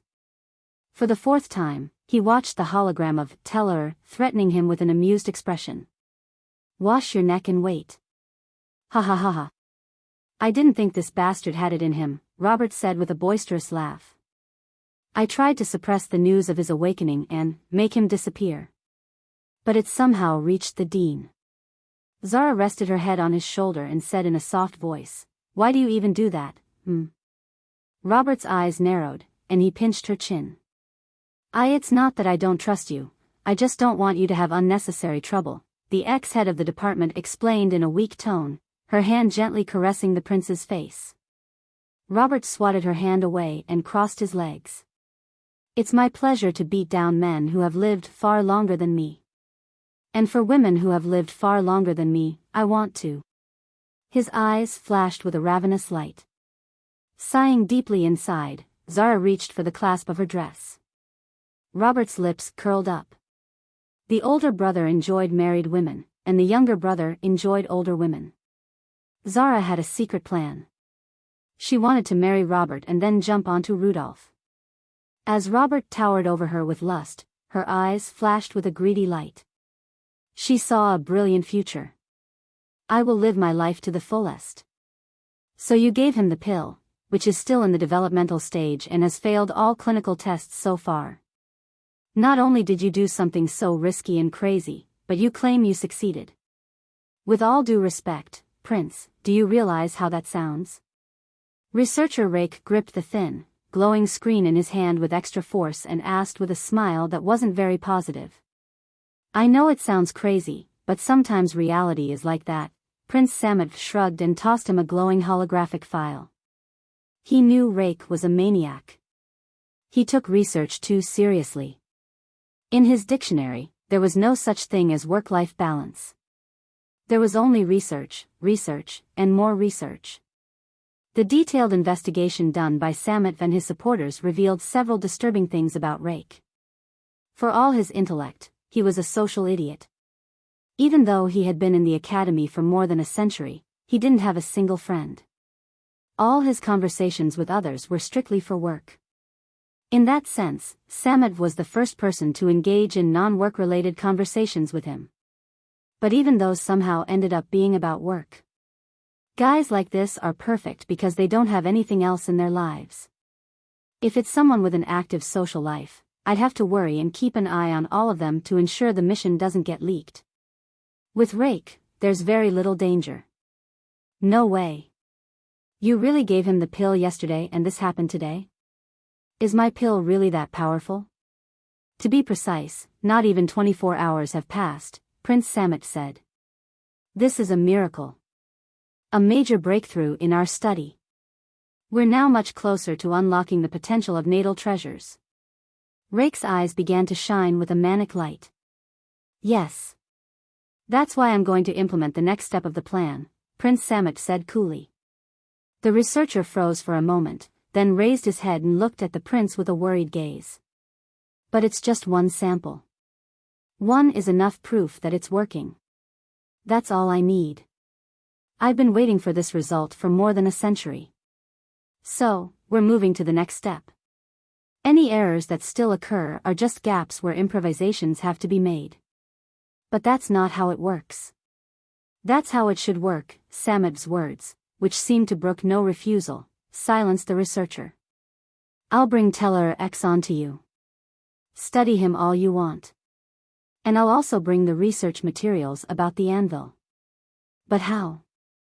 The study of anvil is top secret and locked in the laboratory. I'll also join the competition and get into the laboratory. Still, even for you, trying to steal from there is too risky. Heh. Samet smirked and waved his hand in dismissal. This is something that must be done at some point. So, I've been preparing for years. Don't worry, the robbery will be perfect. Researcher Rake sighed deeply and finally said, You're right. Except for you, who would even think of something as outrageous as robbing the laboratory? I'm sorry, but I don't really know you. Don't be like that. Did you already forget the promises we made not too long ago? I don't remember ever talking to a woman for more than a few seconds. So, I'm pretty sure there's no promise to speak of, Varian said with conviction, his eyes scanning the woman in front of him with scrutiny. She looked physically human, but the presence she gave off was completely different. If he had to explain it in terms of vitality, a human would be a stalk of grass, and this woman would be not just a gigantic tree but the entire forest. No matter how much she looked like a really pretty young woman in her early 20s, her appearance was just a facade to hide her terrifying origins. But why is someone like this after me? Watching him frown in confusion, Miss Calamity's lips curled up in amusement. The disguise was easy. Not even fellow rank 9s could see through it, much less this thief, who snuck into the academy. He feels familiar, but when did I get acquainted with thieves? If I'm going to relax anyway, might as well make this a vacation where I uncover a thief who snuck into the academy. Thinking this, she brushed a strand of hair behind her ear and blinked at him with teary eyes. Telor, are you really going to abandon me after awakening your natal treasure? You're so heartless. Her words caused a few passing female students to pause.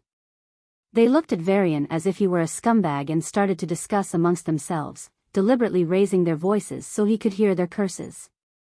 I told you, this is why you shouldn't trust men. You support him in his lows, and he'll leave you in his highs. Exactly. All men in the academy are like this. As the curses grew broader, pushback began from the others who had joined. All men are like that? Ma'am, why did you try out all the men in our academy? We aren't restaurants to be tested and reviewed. We are people. Ha ha ha. Good one, bro. Shut up. Just look at that girl, she's in such a pitiful state. Can't you see her tears? I can only see her Xerium watch that's worth more than my family's entire fortune. Fuck. That rich bitch is trying to play coy. She must be playing with his feelings. That poor boy. Guys, I don't remember seeing her in our grade. And Telor, well, Senior Telor was always alone. So who the hell is she anyway? Not in my grade either. Never seen her. Neither did I. As the discussion took an unexpected turn, Varian's gaze turned sharp. He wondered if parts of Telor's memory were missing, but it seemed that this girl was just playing around. Miss Calamity, on the other hand, felt her face burn as her prank was about to be exposed. You bastards. Why don't you shut your mouths? This is the cheapest watch I have. I'm a new student. New student. She yelled, causing the crowd to fall silent. Then one of them raised her hand and asked, "How do you know Telor if you're a new student?" Miss Calamity bit her lip, presenting herself as a pitiful girl while her consciousness quickly accessed her professor badge and searched for the academy's registered information. Her eyes quickly lit up as she said, "I met him during the break. After he was bullied, he was so depressed and I felt so sorry for him. We promised to help ourselves achieve our goals." Wow. You're such a kind soul. Hee hee. Miss Calamity smiled an innocent smile that could melt even the hearts of steel. The crowd wanted to say more. A few men prepared to hit on her, while a couple of women wanted to build a friendship. Anticipating the familiar chatter, Miss Calamity waved her hand and said, "Please leave. This is between me and him." With reluctance, the young men and women walked away, leaving the two under a large tree that resembled a palm tree. Except this tree was built purely from the bone ash of beasts buried within a 10,000-mile radius. Perhaps that's why the tree had a soothing effect on one's body. But if you stood under it for too long, it would start pulling at your vitality, and weak awakeners, like rank 4s, would die within hours. Your memory is a bit messed up, but trust me, I would never burden you. I only want the best for you, and I will always support you. Leaning against the huge trunk of the tree, Miss Calamity said with a sincere smile. Varian's lips twitched. This girl read some romance story and is trying those lines on me. What the fuck is she even trying to do? Miss Calamity kept her gaze firm. These are the exact lines the novel's heroine said to the side character. After that, he became her loyal dog and dedicated his life to her goals. Come on, puppy. Wag your tail and show your loyalty. Be a good boy. Since she decided to have fun anyway, she didn't bother using her powers to subdue or control him. In her opinion, as long as things didn't get into a danger zone, she could let loose and enjoy this little detective game.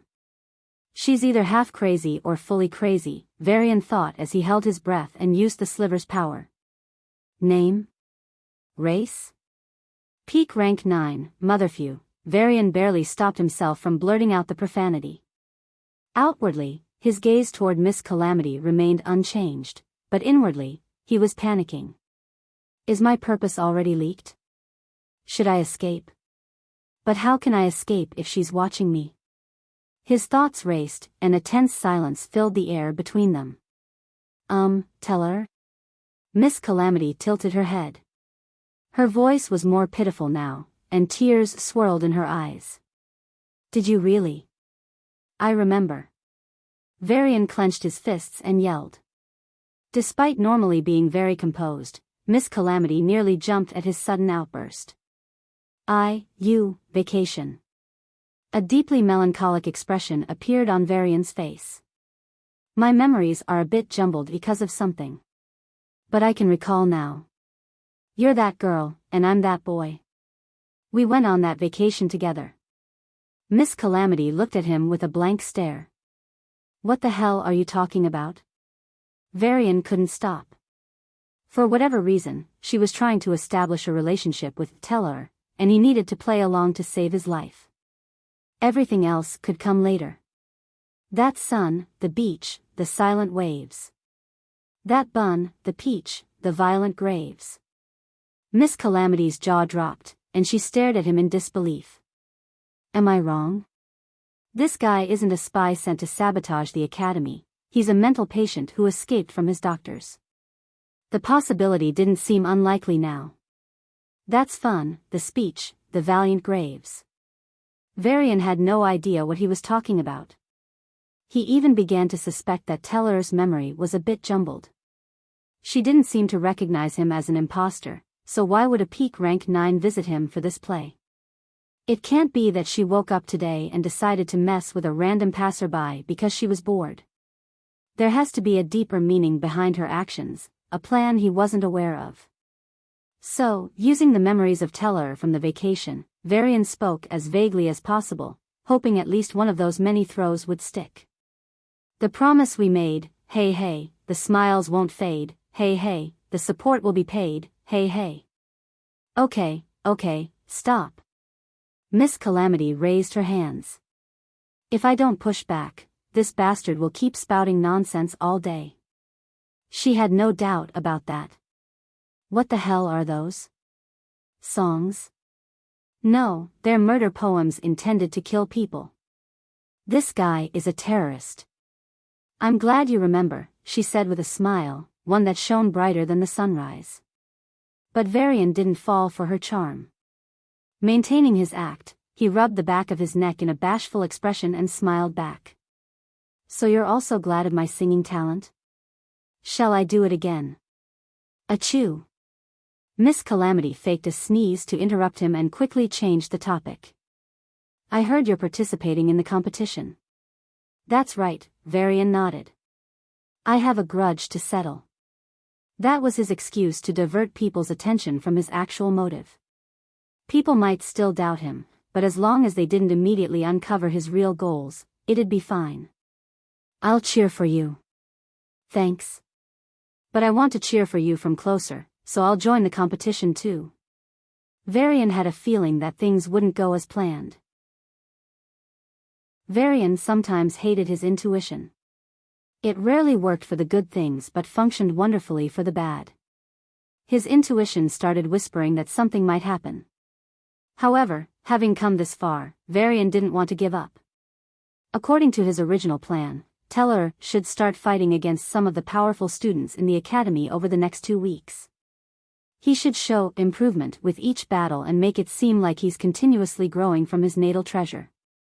To get into the laboratory, he had to reach the top 10.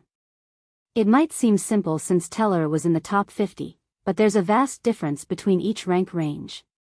The top 10 were the strongest mid-rank 7s you could find. Robert, for instance, was literally the strongest mid-rank 7. As shameful as it might be, there's no third grader as strong as him. The top 25 were average mid-rank 7s, those who had been in the sub-rank for a while but hadn't reached the peak yet. From 26th to 40th were the ones who had just entered mid-rank 7 but were still considered beginners.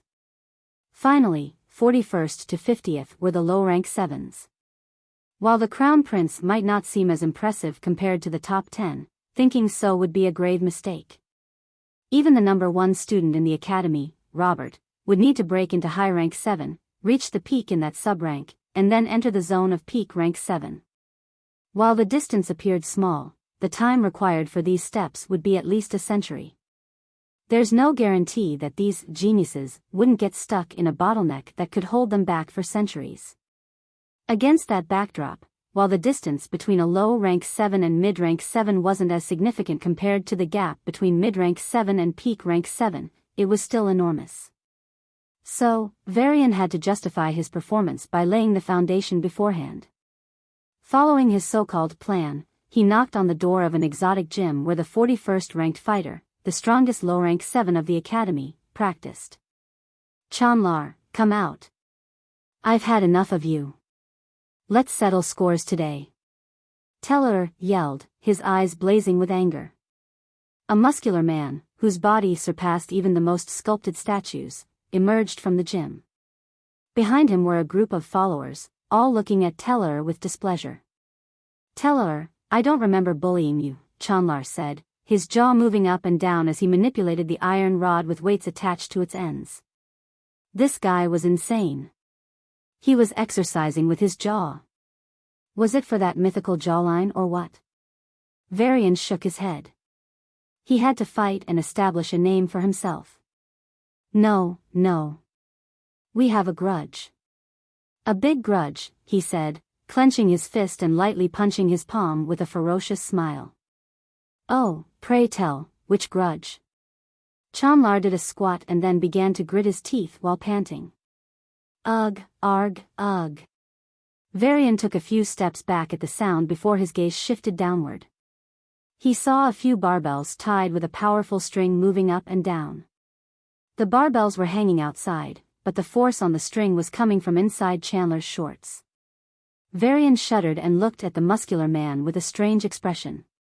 For the sake of curbing this obscenity, I'll fight you. But didn't you say we have a grudge? Chandler groaned as he pulled the barbells up, then sighed in relief. The grudge. Varian paused and looked at Chandler for a moment. A normal duel won't do. It has to be viral on campus. So, something emotionally charged. The grudge is that you're ugly. A sudden silence filled the gym. Other members quickly moved away, their faces pale, and their eyes watching Varian as if they were seeing him for the last time. Chandler stopped his squat and stood. With a snort, his shirt exploded. Then, the extremely heavy weights attached to his arms, biceps, chest, and core began to fall off. As they did, a small earthquake hit the neighboring areas. That weight is what? 100 suns? Varian's jaw dropped. Chandler cracked his knuckles, stretched his arms, and took a deep breath. Another set of weights dropped from his shorts.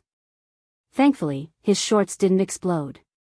Another earthquake struck the region, though it was a bit less ferocious than the last. Varian sighed. This academy housed crazy people. Why couldn't everyone be like him? A normal guy, with a normal family, from a normal race. Host, should I bring a mirror? I don't need a mirror to know I'm handsome. Right. You're so handsome a peak rank 9 woman dropped out of nowhere and is now stalking you. Varian's bright expression instantly collapsed, and he looked over his shoulder. That mysterious woman stood behind a row of tall trees, watching the confrontation with interest. Why is she eating snacks and drinking cool drinks? Varian took a deep breath and turned his focus back to the opponent in front. So, Telor, you come to my gym without any provocation. You call me out without any reason. Then you insult me in front of my people. Chandler's voice was low, but the rage in it grew with every word. Varian felt a bit embarrassed. If you put it like that, it looks like I'm the bad guy here. But well. Varian turned around and yelled at the woman. Hey, do you think he's ugly? The woman paused for a moment, then yelled back, he's really ugly. I heard they show his photos to freshmen to scare them off. The boys are told this guy will enter their bathroom, and the girls are warned that he'll be rumored to be their ex. As she finished speaking, she swiped the watch on her wrist, and a few holograms popped up between Varian and Chandler. They were articles published by one of the student-run media, really stating those things. Fuck. I was just asking. Varian wanted to slap himself. With a stiff smile, he turned to the man in the spotlight. Chandler's face was turning purple and red, his chest heaving up and down. His eyes were bloodshot, and he was staring at Varian with a gaze that looked like he was the enemy who killed his parents. I just wanted a serious fight. But now this guy might fight me to the death. Varian realized the seriousness of the situation. Handsome Telor. Handsome Telor. Beat down that bastard and show him who's the boss. The woman began to cheer. As if her loud voice wasn't enough, she brought out a microphone-like device and even started a live stream.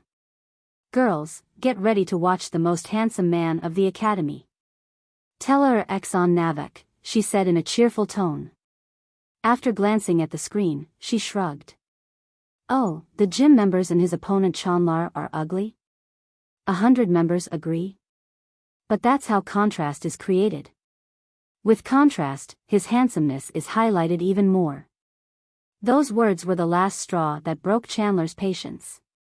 Kicking the ground, he shot forward, his punch aimed straight for Varian's face. "You disgusting handsome bastard." Varian hurriedly put up his palm in defense while cursing that woman. "Your live stream just started. How will you get 100 viewers? You just want to screw me. Screw you." Boom. And like that, the first fight began. Varian's body shifted slightly, using the most minimal of movements to dodge the fist that brushed past his cheek. "You." Chandler's eyes widened at the excellent dodge. Even if he awakened his natal treasure, Telor shouldn't be this strong, right? Oops. Varian realized his gaffe and threw a punch. With half caution and half suspicion, Chandler returned the punch while throwing a kick at Varian's waist. Varian's instincts kicked in, and his waist began to move, preparing to dodge the kick. "Don't. Stop it." Varian had to suppress his instincts to take the attack. Boom. Their fists crashed against each other like asteroids. A silence ensued before a powerful shockwave exploded from the point of contact. Blood spurted from their fists. Then the sounds of bones cracking rang out. Both Varian's and Chandler's forearms began to crack and bleed as the powerful pulses of aura invaded their bodies. At the same time, Chandler's kick reached Telor, who desperately tried to dodge but couldn't avoid it completely. As a result, his foot struck Varian right in the abdomen. Blood spilled from Telor's lips, and a depression was formed in his stomach in the shape of Chandler's foot. Without missing the opportunity, Chandler punched down sharply. The fist connected with Varian's chest, causing him to kneel over. Another kick arrived, hitting him in the calf. Varian knelt on a knee, vomiting blood with a pale face. The anger in Chandler's eyes had subsided a little but was far from extinguished. Turning to the woman, the muscular man laughed, even though his eyes were cold and furious. "You bitch. Your boyfriend can't even last 3 moves under me. Is this the handsome man you were cheering for?" Miss Calamity looked between Telor and Chandler, her thoughts racing. "I thought you were brave for infiltrating the academy." "No, you're an idiot. How can you be so weak? And why the hell did you try to fight this guy if you can't even last a few moves? Bitch, speak up. If you get on your knees and admit you're wrong, I won't beat him too much." Chandler patted his fist against his palm and said with a wide grin. "Fuck.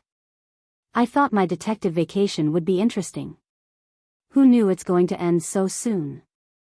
Miss Calamity prepared to reveal her identity and take control of the imposter. She readied to raise her aura, but someone beat her to it. "Do not insult her." Varian spat out some blood and stood up with an angry face. A glowing red sword appeared in his hand. His blood flowed down the sword handle and covered the blade. His blood dripped from the tip of the blade, but before they hit the ground, the aura of the blade flared and enveloped everything around Varian in a red light. The aura of Telor, which was just in the early stages of low rank 7, began to climb quickly. Chandler turned around and cracked his neck. "A natal treasure won't change your fate." A translucent green-hued armor covered the man's body. His injuries began to heal much faster, and his aura recovery was also boosted. "This is my natal treasure. I've been using it for centuries. You are disadvantaged without natal treasures. You are even more disadvantaged with natal treasures." Varian didn't show any despair at those words. Instead, he raised his sword and charged forward, like a knight from a fairy tale marching towards the evil dragon. Chandler's body gave off a dazzling silver light, and he kicked the ground. His form shot forward, his fist moving at a speed much greater than before. The gym members watching the fight could only see a clash of red and silver. Then a blinding light flashed, forcing them to shield their eyes. When they could see again, Chandler's fist was dripping with Telor's blood, and Telor's right arm was mangled and hanging limp. However, Telor's sword was also drenched in blood, and a thin yet noticeable sword mark appeared at the base of Chandler's neck. A fine line formed, and purple blood began to spill out. Chanlar clutched at his neck and stepped back, but blood still seeped out from between his fingers. Varian, with his sword in his left hand, took a step forward. Chanlar took a step back. Then Varian raised his sword, and a red light started to shine around them once more. And no. Stop. Please, I admit defeat. Chanlar fell to the floor, looking up at Varian with a terrified expression. Varian slowly lowered his sword and nodded. Then, he turned around and limped towards his dorm, though the injuries were minor. However, he had to maintain the act. Fighting a low-rank 7 should be a piece of cake, even if he faced a peak rank 7. If he appeared too strong from the outset, it could complicate matters. Cough, cough. To add more authenticity to his underdog narrative, Varian started to cough violently as he made his way slowly away. Oh, Telor. A cry sounded from behind him, and the bothersome woman hopped in front of him. She produced a healing potion from somewhere and poured it onto his arm. I knew you'd win. She beamed at him, her eyes shining with admiration. Varian narrowed his eyes. Even if the woman didn't know he was an infiltrator, she must have found something wrong with him. Why else would a peak rank 9 powerhouse come after him? W8. I think I know why. Varian froze on the spot, and all color drained from his face. Huh. The system let out a groan of surprise, its voice sweet. But how can you? No, in the first place, what's the reason? Varian lowered his head so the woman in front of him couldn't see his expression clearly. She's after my body. And my face. Didn't you hear her talk about how handsome I am? She's in love with me. Heh, men, the system snorted in a disgusted tone. My wives told me when I was starting out that there are bad women out there who will covet my body. I should protect myself. Varian argued in a serious tone. In his defense, his wives did say those words, and they said them in much harsher terms. Those bitches will come after you. Kill them with a slap. No, don't touch them and sully your hands. Use a 10-foot, no, 100-foot long spear to pierce them. That was Sia, who personally packed a dozen 100-foot spears into his storage treasures. Var, please stay away from women. You're an innocent boy who'll attract the attention of too many vixens. Those shameless women are the worst of the worst of the worst. It was from Sarah, who was worried sick after watching some crazy dramas. She packed his storage space with antidotes. Antidotes to what? To aphrodisiacs. If someone tries to touch you inappropriately, kill her. It seems that the text provided requires some cleanup and simple grammar edits. Here's the revised version. And if her family tries to support that stupidity, kill her whole family. If her city supports. Enigma, who was surprisingly a lot more ruthless in her advice. And so, from their words, I conclude that she has fallen for me. Varian came out of his shower and changed into fresh clothes. As he stepped into the living room, the woman was seated on a couch, as expected. You see, she's following me into my dorm. What does this say? Am I right or am I right? Host, the system knows you're trying to cope with a peak rank 9 breathing down your neck. But seriously, there are better ways to do this than delude yourself like this. What do you know?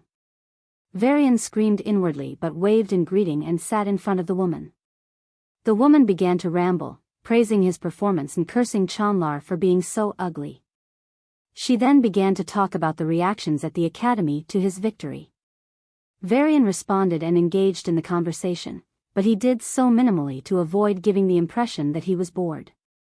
How can I remain calm when a peak rank 9 is stalking me all day? I don't know, logos. 1 second, just 1 second is enough. If she snaps, she'll kill me in a second, and it's all over. It's fucking scary, okay? I have to cope somehow. Varian explained his situation. Logos fell silent at his brutally honest answer. It's not like Varian was a social idiot. Despite his occasional bursts of narcissism, he wasn't delusional enough to think a peak rank 9 would fall for him. The system was worried, host. If you have noticed, even though the woman is very enthusiastic, she hasn't touched you, not even with her fingertips. She also maintains a safe distance. This version corrects grammatical errors and improves sentence clarity while maintaining the original tone and details of the scene. She has something on her mind. Of course, Varian pursed his lips. I noticed her aura was about to rise when she thought I lost the fight. So, as long as I keep winning, she won't intervene. Maybe she's curious about what I'm up to. I'm safe until then. Telor X on Navak's victory surprised the Academy. Although Telor was in the top 50, he was actually 50th. Therefore, defeating the 41st ranked Chanlar was a significant achievement.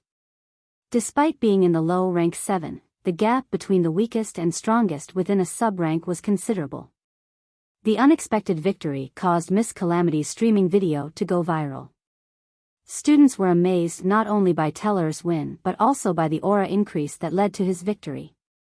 As Varian intended, rumors began to spread that the sword was a type of natal treasure that would significantly boost his rank.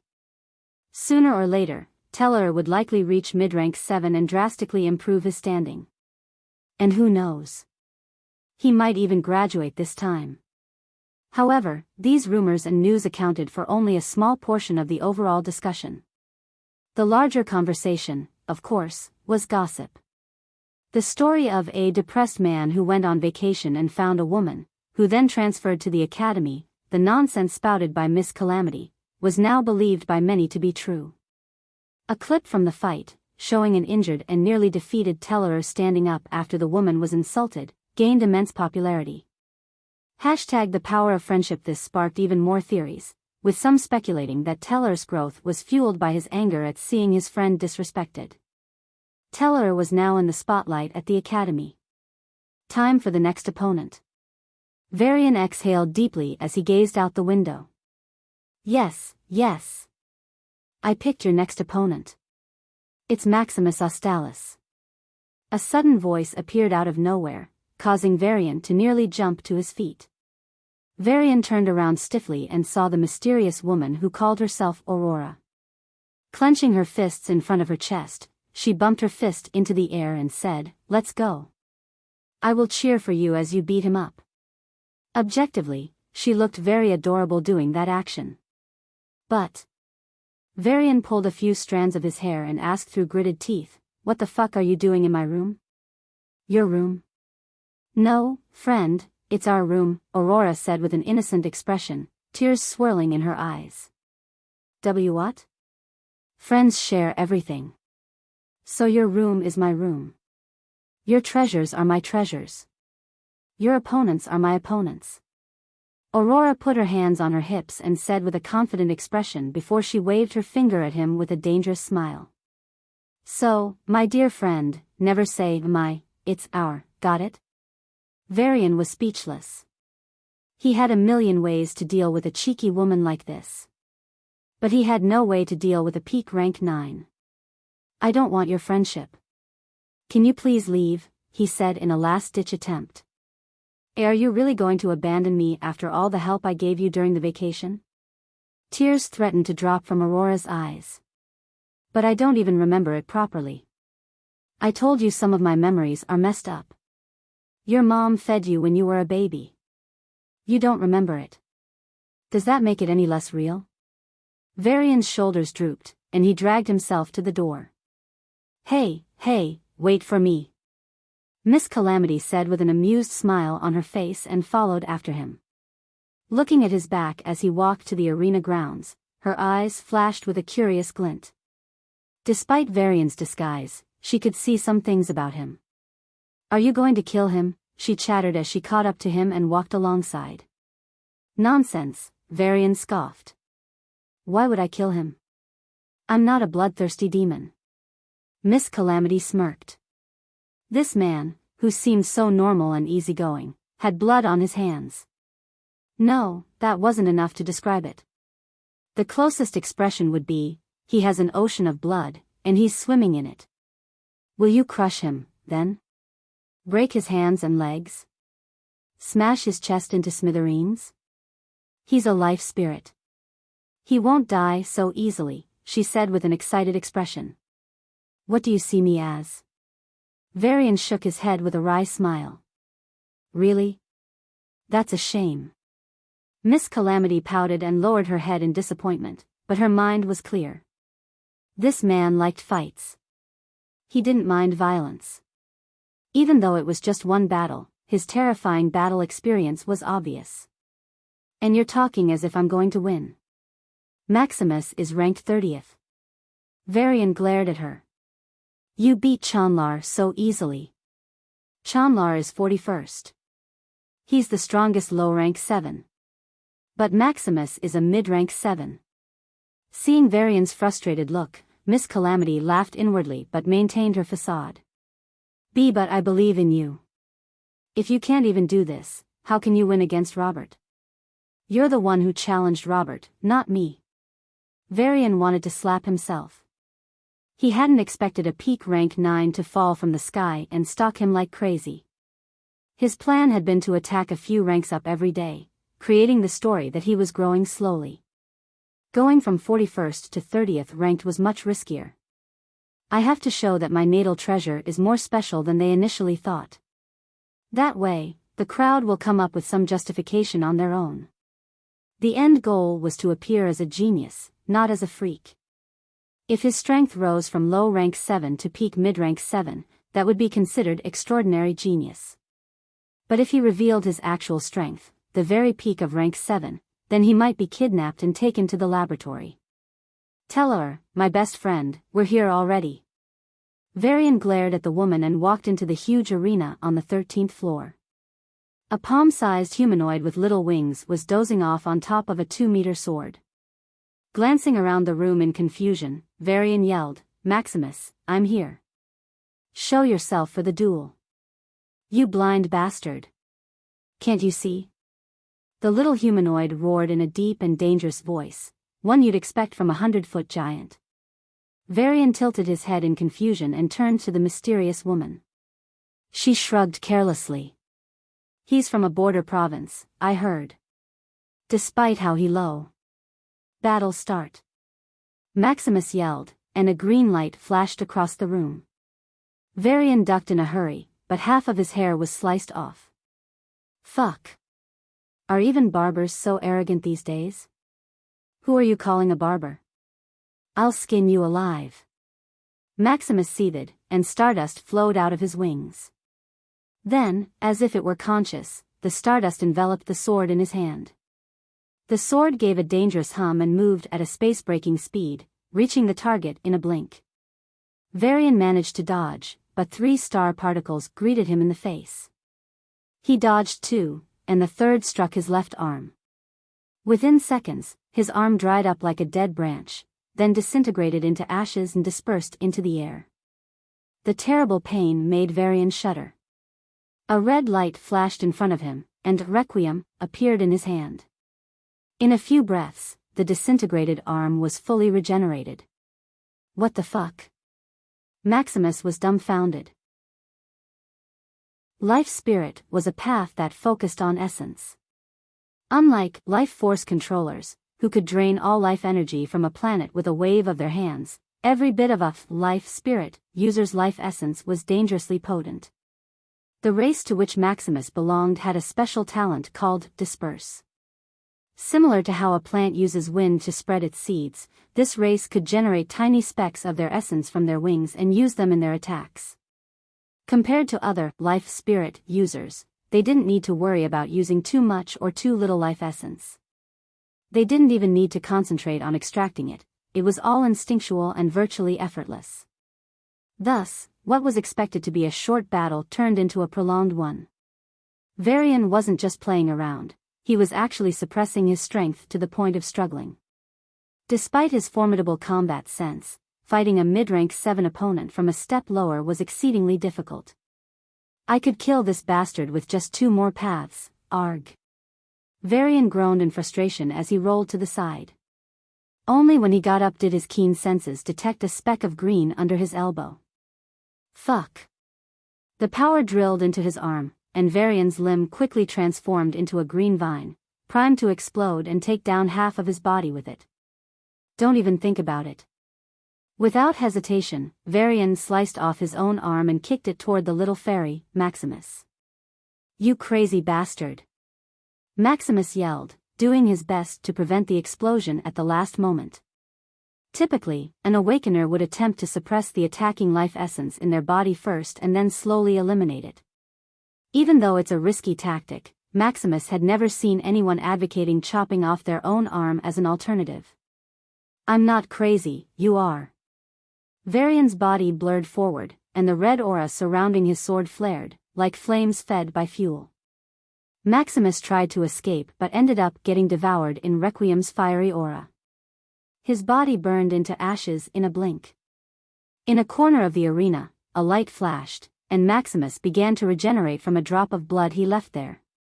Why you? What is that sword? Requiem was an ancient artifact containing the powers of life and death. Even the life spirit, whose absolute advantage was in seemingly endless resurrections, had great difficulty coming back to life after being hit by the sword. I was waiting just for this chance. Varian adjusted his posture, turned to the camera, and showed off his sword. This is my natal treasure. Requiem. It's not a normal treasure. It is blessed by the power of life. Varian boasted in front of the camera. I can feel myself growing stronger every second. Ha ha ha ha. Miss Calamity pursed her lips and wondered if she should turn off the broadcast. Clearly, this bastard was trying to do something. Or maybe he's just narcissistic. You idiot.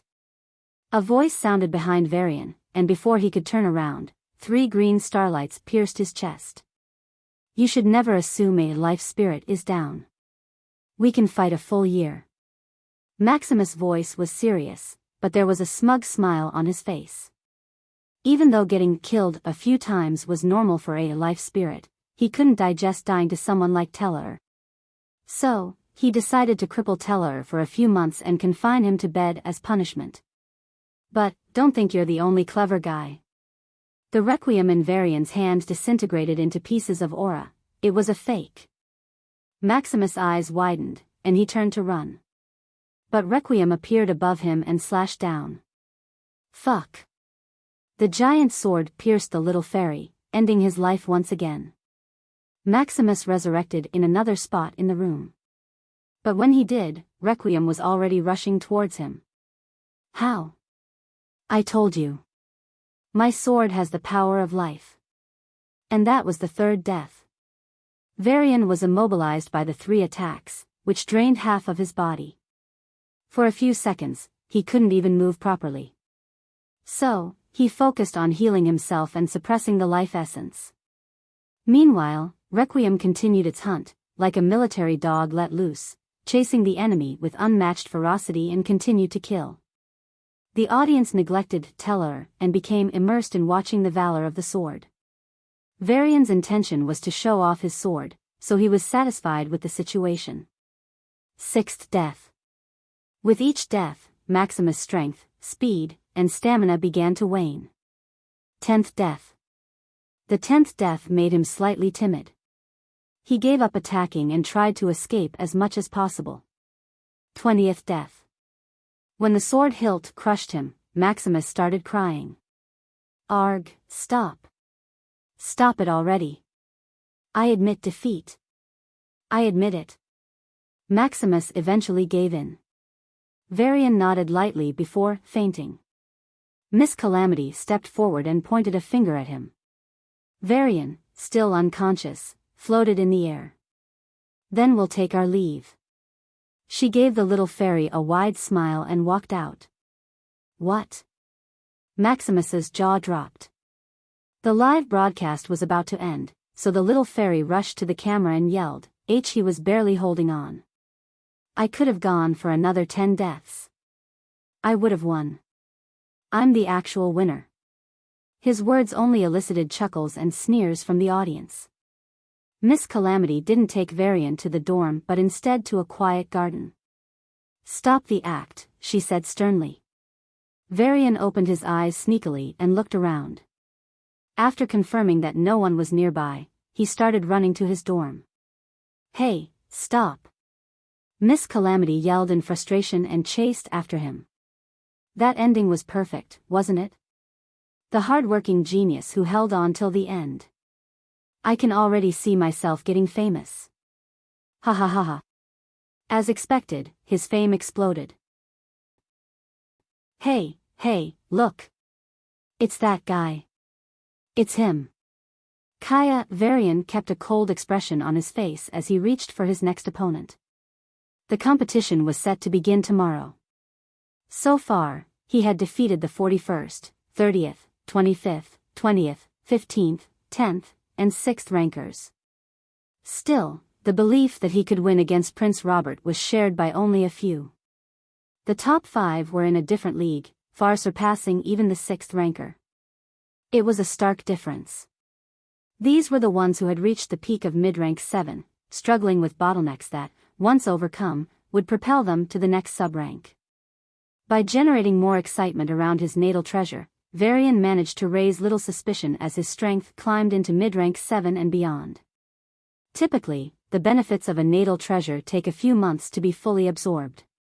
He was essentially compressing that long process into just 2 weeks. So far, it appeared to be working. Before the competition, he planned to defeat the 5th ranker, Quinn. Varian had no doubt about winning against that man and aimed to set new expectations for the public, ensuring they wouldn't doubt his victory over Robert. However, the number 4 is also joining the match. Aurora, a woman with a cheerful smile, said as she locked her fingers behind her back and leaned toward him. "Come on. Show them what you've got." Varian's chest heaved a few times as he took breaths before looking away from her. Given her history, he had long expected this. Therefore, he had already sent a message to everyone beforehand. 1. I fight only one person a day. I do not represent the views of Miss Aurora, and vice versa. Given that this was an important message, Varian sent it only on the last day. So, Aurora, complacent with her continuous successes in interfering with his affairs, didn't know her plan was thwarted until they reached the arena grounds. Unlike the closed-door venue, this fight was on a floating floor that extended for 5,000 miles. Due to the competition, some areas were redeveloped. This flying state arena was one of the lucky ones.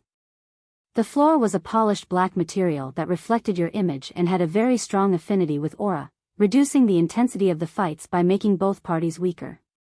To be fair, calling it strong affinity with aura doesn't do it justice. The arena was made from the bones of a devourer pathwalker. Though that beast died a long time ago, its characteristic of a devouring everything still remained strong. As Varian looked at the floor, his own assimilator power responded with a strong greed, urging him to devour the entire thing and advance immediately. Even though he had been fighting opponents he could easily defeat at his full power, Varian went to great lengths to ensure he always fought them in a disadvantageous position. He did this to learn more about their powers but, more importantly, to put himself under pressure so he could grow and break through bottlenecks. Perhaps he was too fixated on that. The instincts of an assimilator, which normally shouldn't have any effect on him, caused a significant change in his mood. Host, don't even think about it. This is the remains of a rank 9 beast. If you try to devour it with your rank 6 assimilator path, one of two things will happen. 1. You'll explode from the invasion of an aura quality far higher than your own. 2. You'll be infested by the instincts of the devourer path. Your assimilator path will break through, but it will be fully corrupted and take over your mind. To put it simply, you'll lose yourself and start devouring everything randomly. Hearing the system's stern warning, Varian grumbled, I can just take a few bites, right? It won't be harmful then. It's not about how much, but what you take. Even a tiny bit will be very harmful to you. You'll have to endure a great deal of hardship to overcome the issues caused by even a finger-sized chunk. TSK. I thought I could just devour high-rank beast corpses and grow stronger. If it were that easy, everyone would pick the devourer path. Why bother working hard with something else? Even though your words are a bit irritating, you have a point. Don't. If you were a bit more powerful, I wouldn't have to go through these issues. Heh, system, heh heh. Can you stop being so petty, host? I can't. I'm sincerely sorry. What a weird man. Varian cracked his neck and stretched his arms, preparing himself for the battle on the vast but empty arena. Contrary to what one might expect from a flying arena, this place was essentially a land of vegetation.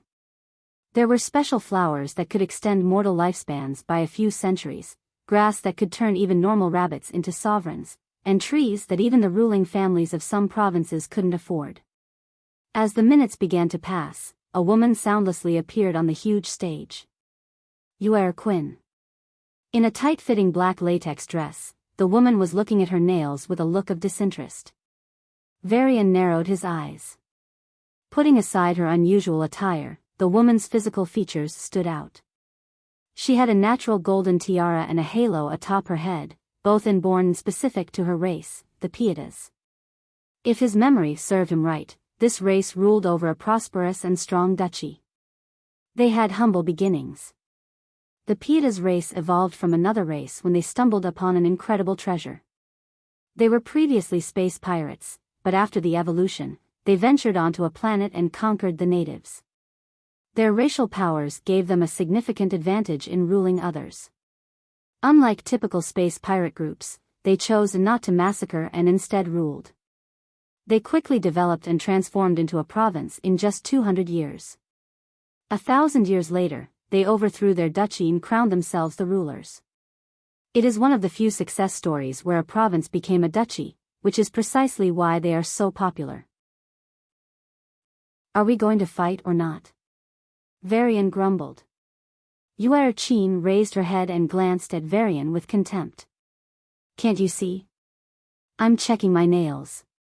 Would your world end if you waited a few minutes? Varian was speechless at her audacity and turned to the sky for support.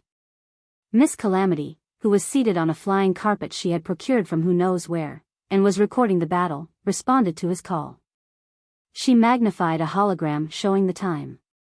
Varian quickly grasped her intentions and turned to the Pietas lady. You're not only 30 minutes late to the appointment, but you're also delaying the duel despite being this late. Heh, Yuer snorted in response, an arrogant smirk adorning her face. Like all Pietas, there was a complex mark on her forehead, a mishmash of various letters from an ancient language long forgotten. Her light purple skin didn't diverge her much from the human race, but her short height of 4 feet definitely created a sense of incongruity. Judging an enemy by their height was a terrible mistake that even novices would laugh at. But when Yuer, who looked very much like a human except for her unique skin color and tattoo, laughed at Varian, it was hard for him to ignore it. Even though she was an adult woman much older than the post-blink human civilization, Varian felt like a brat was laughing at him. It pissed him off. So, he decided to say something mean in return, for 2 reasons: personal revenge for being ignored and angering her so she would actually start fighting. Varian bent down, put his hands on his knees, and looked down at Yuer like an adult looking at a child. Little girl, if you're too scared to fight, turn left and jump off this flying arena. Or you can call your mom. Tisk. Yuer Quinn merely clicked her tongue and began to check her other hand's nails. Varian turned to Miss Calamity for help again. While she had been nothing but a troublemaker, reveling in the world's chaos over the past 2 weeks, she had a great talent for pissing people off. Even I should learn from her. Miss Calamity raised her hand and patted her chest, reassuring him that she'd take care of this. Varian nodded. All he had to do was wait and watch. This woman would be throwing herself at him in a moment. No, not like that. Aurora swiped her finger, and large holographic screens popped up in the air. The cameras shifted to cover both her and Yuer at once. Oi, shorty, do you want me to change your diapers? Varian almost choked on his saliva. What the fuck? There are rumors that you hang out with only 8-foot men. Why? Is it because you don't have to kneel? Yuer froze for a moment before raising her eyes to look at the woman in the air with a murderous expression. Then she turned to Varian and gnashed her teeth. So you're the one spreading those rumors about me, huh? Fucking bastard. I should have guessed when you looked at me with those lecherous eyes. Varian's eyes widened, and his jaw dropped. No. No. Why the hell would I know about your sex history? I didn't even know you until today. Telor, don't give in to that bitch's blackmail. You're right when you said she's not even for the streets but for the highways. But I didn't say that. Varian tried to defend himself with a weak voice. And what was that thing you said in the evening? Yes. The reason she's the only girl in the top 5 is because, shut up, you worthless rag. Yura exploded, her eyes bloodshot and breathing fire. Varian looked between Aurora and Yura with a tired expression. Sarah used to tell me that girls could be very mean to each other, but damn. This is something else. I'll prove how wrong you are. Yura's halo began to shine, and a dozen beasts appeared around her in an instant. The racial talent of the Vapieta's race fully manifests when they reach rank 7 in their predetermined divine path, Enslaver. Powerful low-rank 7 and a couple of mid-rank 7 auras swept the arena in a blink. I've been called many things, but never have I been humiliated like this, and in a broadcast that's telecasted over the entire academy. A whip appeared in Yura's hand, and she lashed it against the beasts around her. When the whip struck the beasts, the tiara on her head glowed, and their calm eyes turned cold. A three-headed lion-like creature jumped at Varian without any regard for its own life, quickly followed by almost a dozen more beasts. Varian punched a few beasts, blasting them back, but was quickly engaged by the rest. Before he could take down a few more, the beasts that were supposed to be significantly injured joined the fray, their injuries almost healed. This is the racial talent, huh? Varian glanced at the glowing tiara and halo on Yura's head. It seemed she could augment her slaves' condition and heal their injuries. But she could also do a lot more, like directing their attacks and forcibly controlling their movements at a critical moment. The strategy to defeat an enslaver was clear: target the enslaver, not her slaves. Varian kicked the floor and shot forward. Realizing his intention, the slaves quickly formed a dome to block him off. Since each of these creatures was at least 20 feet tall and 5 feet wide, they managed to create a box around him. Watching her slaves close off the prison, Yura let out the breath she was holding. For the next 10 minutes, there were war cries from the beasts and the sound of blood dripping from a man much smaller in stature than them. His vitality is very weak now. He should be down any moment. Boom! A punch blasted a fist-sized hole in the wall, literally blasting away a chunk of flesh from the beast holding that wall. The other beasts quickly moved to close the gap, but by then, a beam of red light blasted through the hole and struck Yura's tiara and halo. As if someone hit the pause button, the beasts froze as their link with Yura suffered severe damage. Before they could recover, Varian blasted out and slapped Yura on the back, knocking her out. Badly injured and with bones showing, he had won despite everything. This unexpected victory set the stage for even more expectations for the next day's competition. Just as intended. Humanity had nothing but awe and respect for the celestial rankers. It was still hard for people to digest the changes. It hadn't even been a year since the greatest powerhouses were still sovereigns. So much had changed in just a few months that it seemed unreal. Conspiracy theories began to spread as a result. One of the most popular was that they were all in a matrix, a large-scale mental spell that placed them in their sweetest dreams. If that was all, it wouldn't have been a big problem. However, some individuals began to try to break the matrix by doing crazy things. They read suspicious esoteric texts, danced to please sacred entities, and subjected themselves to self-abuse to wake up. If it had ended there, it wouldn't have been so bad. But a group of cultists picked up a theory from somewhere that they needed to sacrifice other humans, whom they viewed merely as creations of the Matrix and referred to as NPCs. The security forces would have quickly noticed and suppressed this, but the cult was led by the mayor of the city. It was only after OOB woke up from its rejuvenating sleep and did an occasional check that the incident came to light. He killed a total of 3,300 people, all lured in the name of a game show with tons of prize money, the security head of Venus reported, his lips dry. And among those 3,300 were 150 teens who hadn't even turned 18. The more he spoke, the lower his voice got, and the more his shoulders drooped. As if his own self-deprecation wasn't enough, a powerful pressure began to bear down on his shoulders. By the time he finished the report, Venus' security head was already kneeling. This cult originated on Venus, the planet you were assigned to, right? A cold voice echoed through the palace hall. Hearing her tone, the officials stiffened in their seats and began to sweat. Those connected to Venus had already turned pale. "Why yes, Your Majesty," the man replied. "Why didn't you act when these crazy theories started to propagate?" I thought it was just some pranks by bored people." A scoff came from the Queen's throne. "Something that 10 million people on your planet are aware of, even if it's a prank, it's something you should have known about. You're bestowed with all the power to do one thing: ensure the safety of the people. This is your planet, isn't it? The one where you were born, grew up, and fought for. You failed to protect your own people. I am ashamed. If the security guards protecting your family also say they're ashamed after failing to protect your wife and kids, what will you do?" The Queen's already cold voice now sounded murderous. Everyone in the hall shuddered. Their clothes were drenched in sweat, and their hearts were pounding. The security head was in worse shape. Blood began to leak from his lips and nose, and his hands started to shake.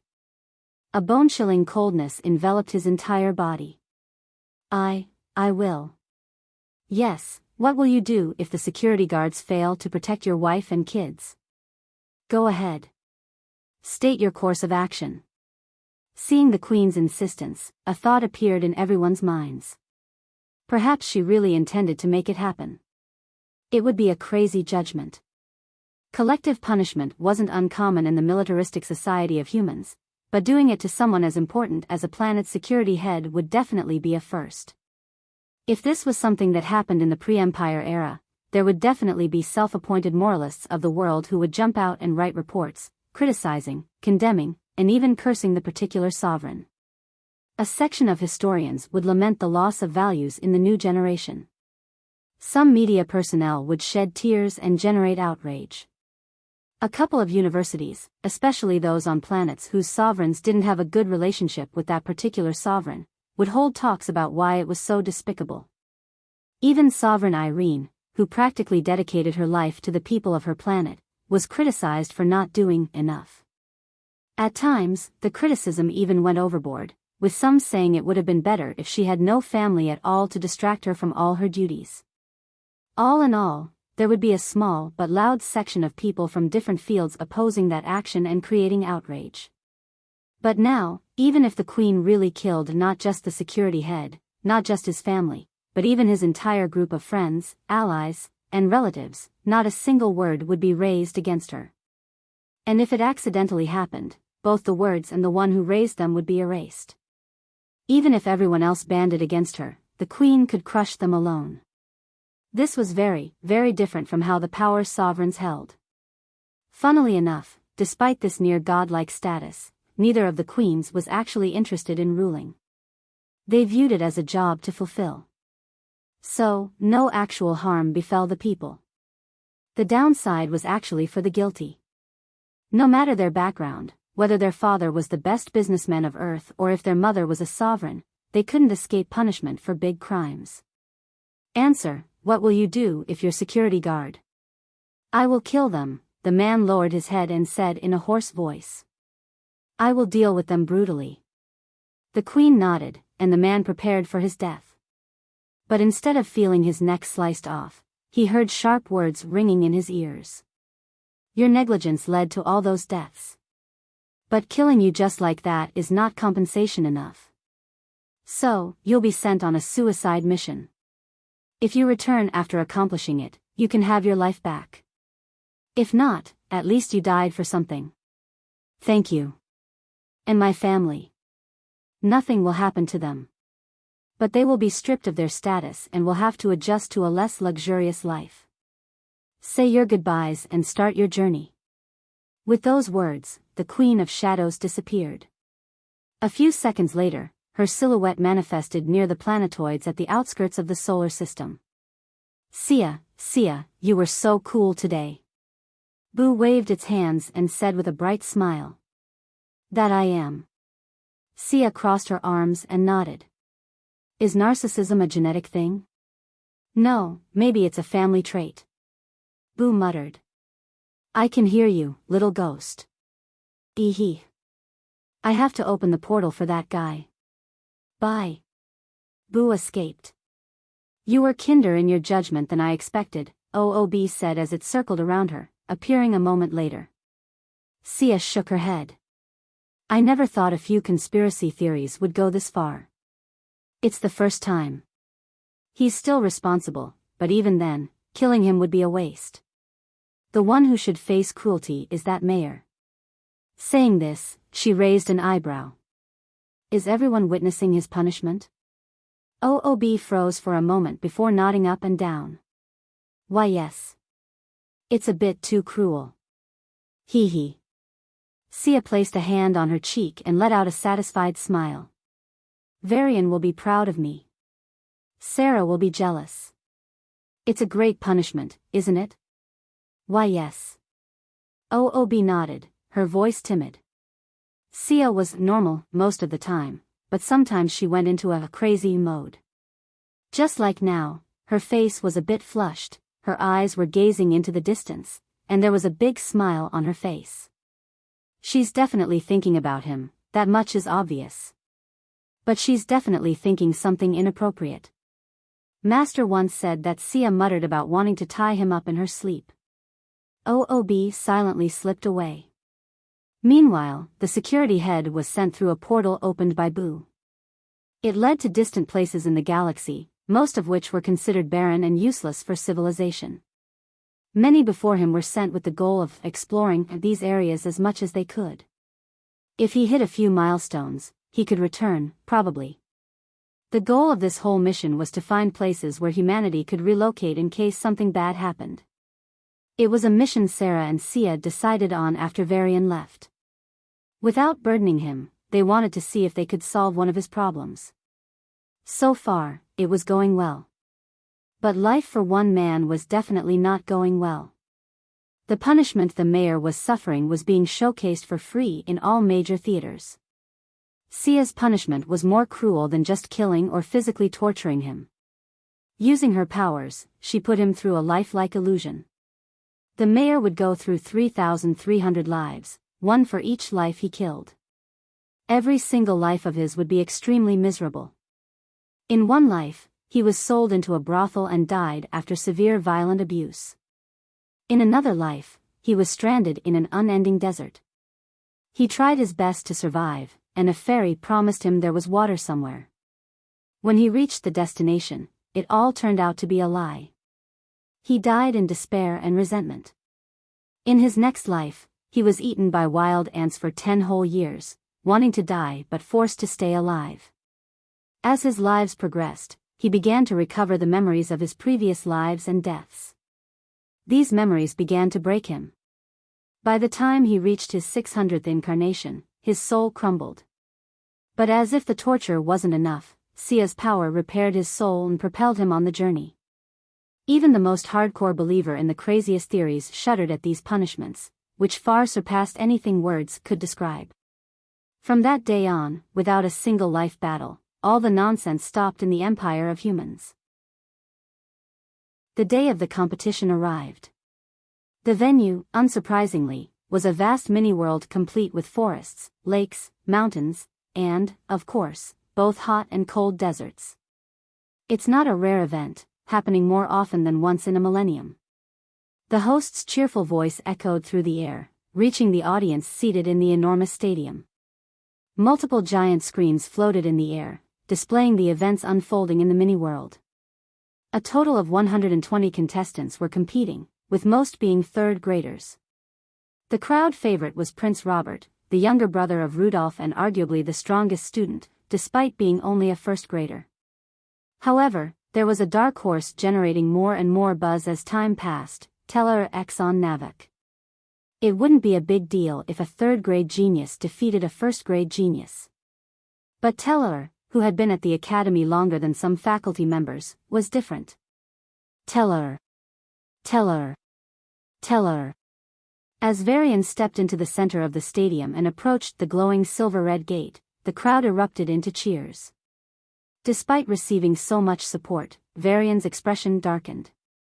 "Can you keep some distance?" he groaned under his breath. "Do you hate me that much?" Miss Calamity once again put on a pitiful expression, nearly starting to cry. The cameraman, a notorious troublemaker, took full advantage, recording the scene. The crowd quickly formulated their own theories and began to boo. Varian sighed and jumped into the gate. Miss Calamity, covering her mouth to hide her smile, followed. Since they entered almost simultaneously, they appeared near each other on a vast plain covered in purple and green grass. The rules of the competition were simple: the 120 participants would be reduced to 50. Now, you might be thinking, how do I become the lucky one who gets a free pass from 25? It's simple: you have to take down the most players in the first phase. By the time the host's words were finished, Varian's figure had already blurred.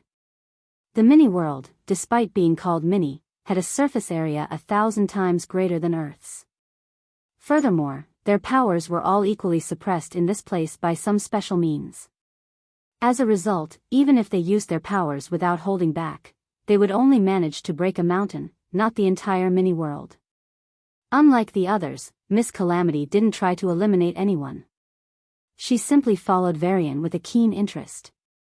In these 2 weeks, she discovered that this spy was far more fascinating than she had initially thought. And she vaguely sensed that Varian's actual strength was quite bizarre. Sometimes, it dipped even lower than the low rank 7 that Telor was supposed to have.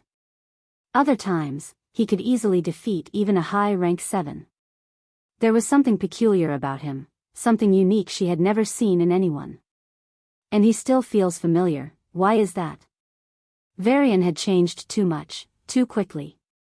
It was impossible for Miss Calamity, who saw Constantine as a mere rank, to equate him with this man who undoubtedly possessed the strength of a rank 7. No matter how intelligent she was, there was no precedent, absolutely none, for a rank 4 to achieve rank 7 in such a short span. The students were utterly amazed at Telor's rise from a low rank 7 to a mid-rank 7, despite it being based on the solid foundation of a natal treasure. And what natal treasure did Constantine have? None. He's not even a Polarian. So, even though she was reading Varian's life signature, her subconscious filtered out any association with Constantine. Yet, the familiarity he exuded was undeniable. Without even intending to, Miss Calamity began a quest to quench her curiosity. It was no longer for the sake of relaxing at her divine rank. She genuinely longed to uncover his secrets. Boom. Boom. Boom. The mini-world seemed to be swept by a coalition of storms all at once, and large spots of destruction appeared in the blink of an eye.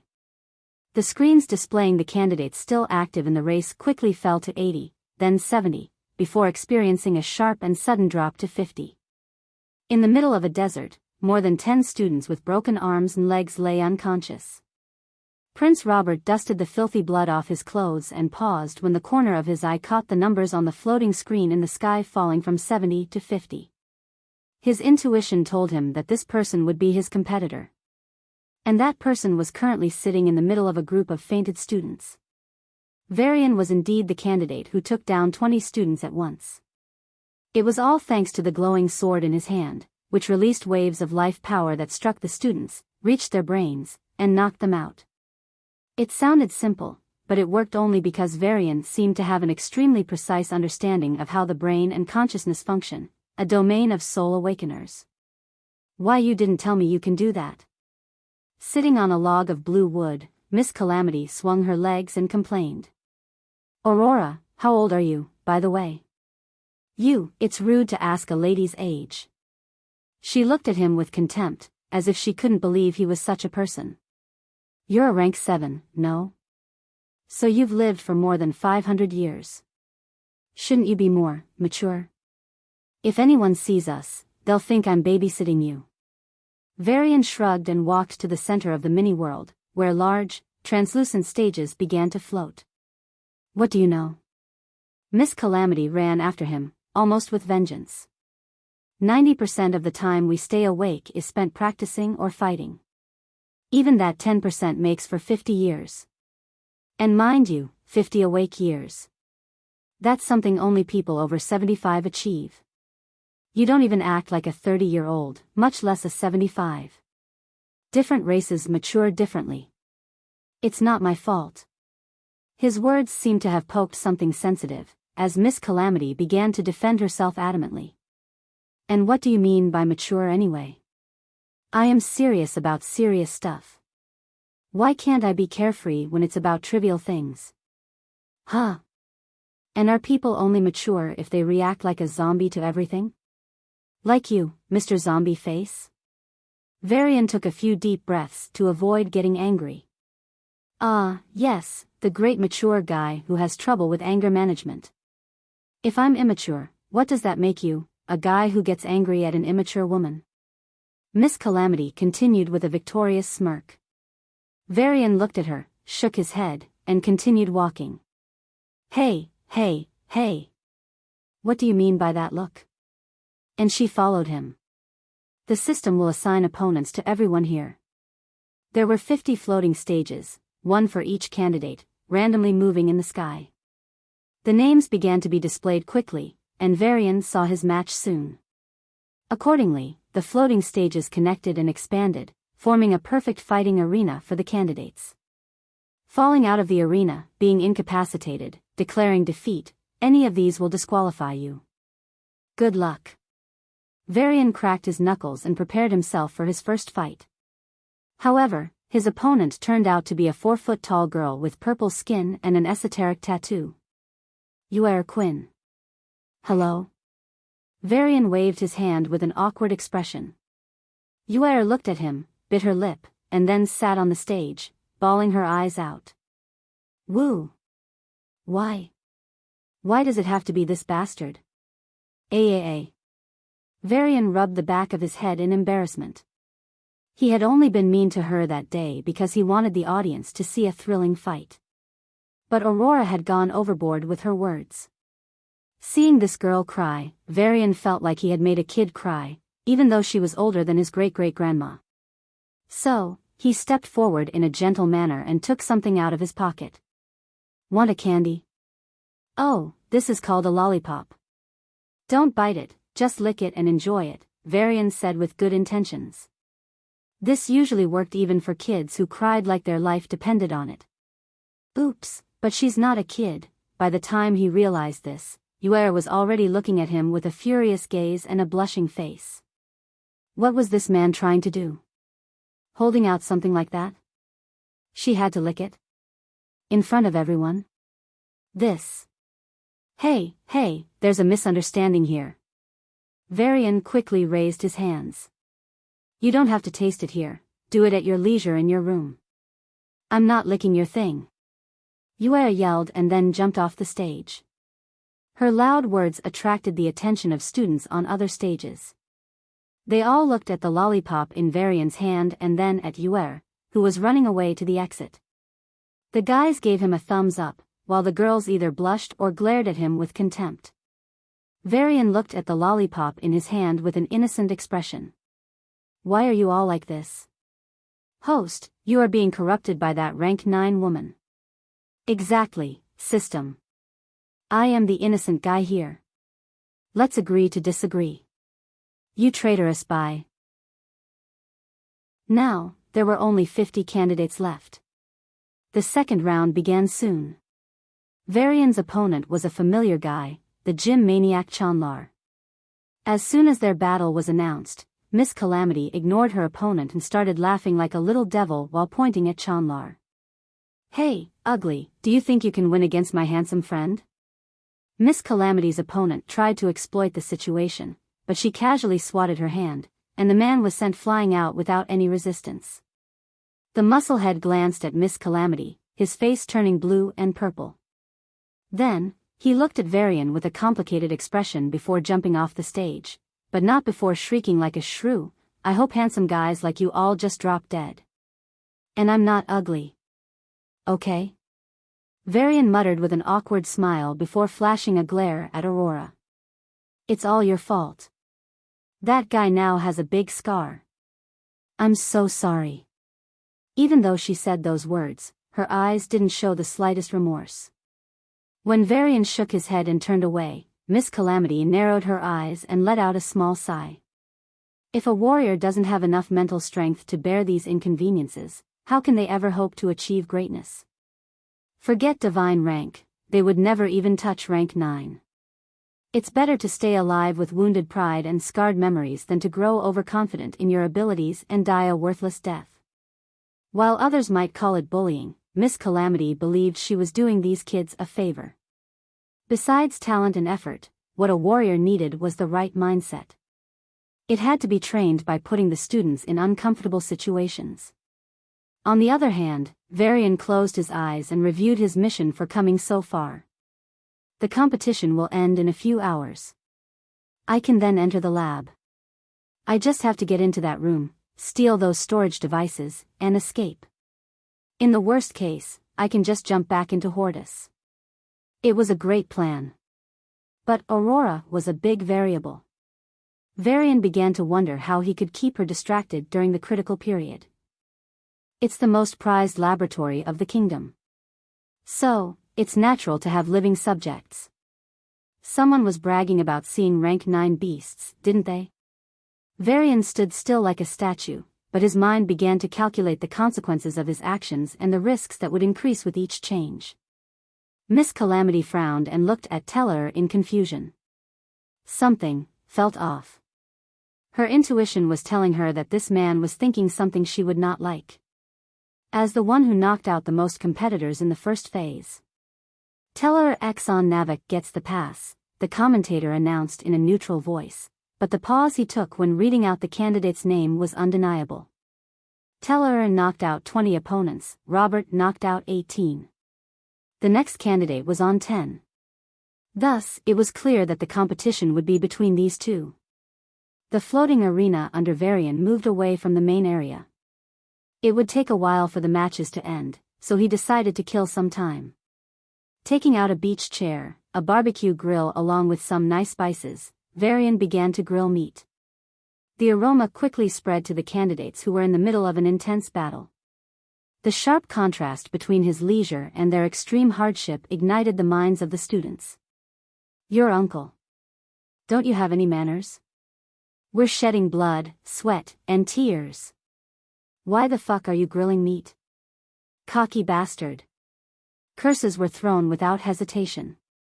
Ignoring the angry folks, Varian hummed a song and started adding the spices. Sia was really worried about his food, though he didn't need to eat any more for survival. After living that way for 18 years, he couldn't just give it up. It was one of the few things that still made him feel normal. By the time he expertly followed the procedures taught by his wife and grilled the meat to perfection, the round ended. The meat was from a very powerful life spirit, so it took much longer than usual to cook. If a rank 1 or even a rank 3 in body path could eat this, their progress rate would double for at least a month. Varian smacked his lips. The 24 candidates had been assigned their respective opponents. Good luck. Leisurely tasting the delicacy, Varian observed the battles. Aurora was the dark horse no one expected. The strength she showed so far would place her only below Prince Robert. As for Prince Robert, he was dominating. The longest he took to end a match was 3 moves. This round was also over. 13 candidates qualified. Telor x on Navak gets a pass.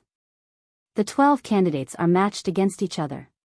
Varian exhaled and stretched his arms.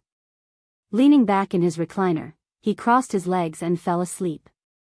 Outside the mini-world, there were 13 screens, each dedicated to a candidate. Ironically, the screen that most viewers paid attention to was Varian's. There were many competitions like this, many dark horses, and many unexpected twists and turns. But never in the history of the academy had a student made such light of the competition. If even the students who would eventually leave the academy came to that conclusion, the state of the senior teachers could be imagined. Don't stop me, Dean. I want to slap that bastard. He's taking this as a joke. A joke. I'll expel that bastard right away. Dean Ank shook his head lightly, and the enraged staff fell silent. This man was the founder of the academy and had the deepest connection to the institution. If he wasn't offended, it would feel a bit excessive for them to be so furious. The old man turned to the female professor seated beside him. Despite wearing a professor's uniform like everyone else, she stood out due to her noble demeanor. She seemed less like a stern professor and more like a royal princess.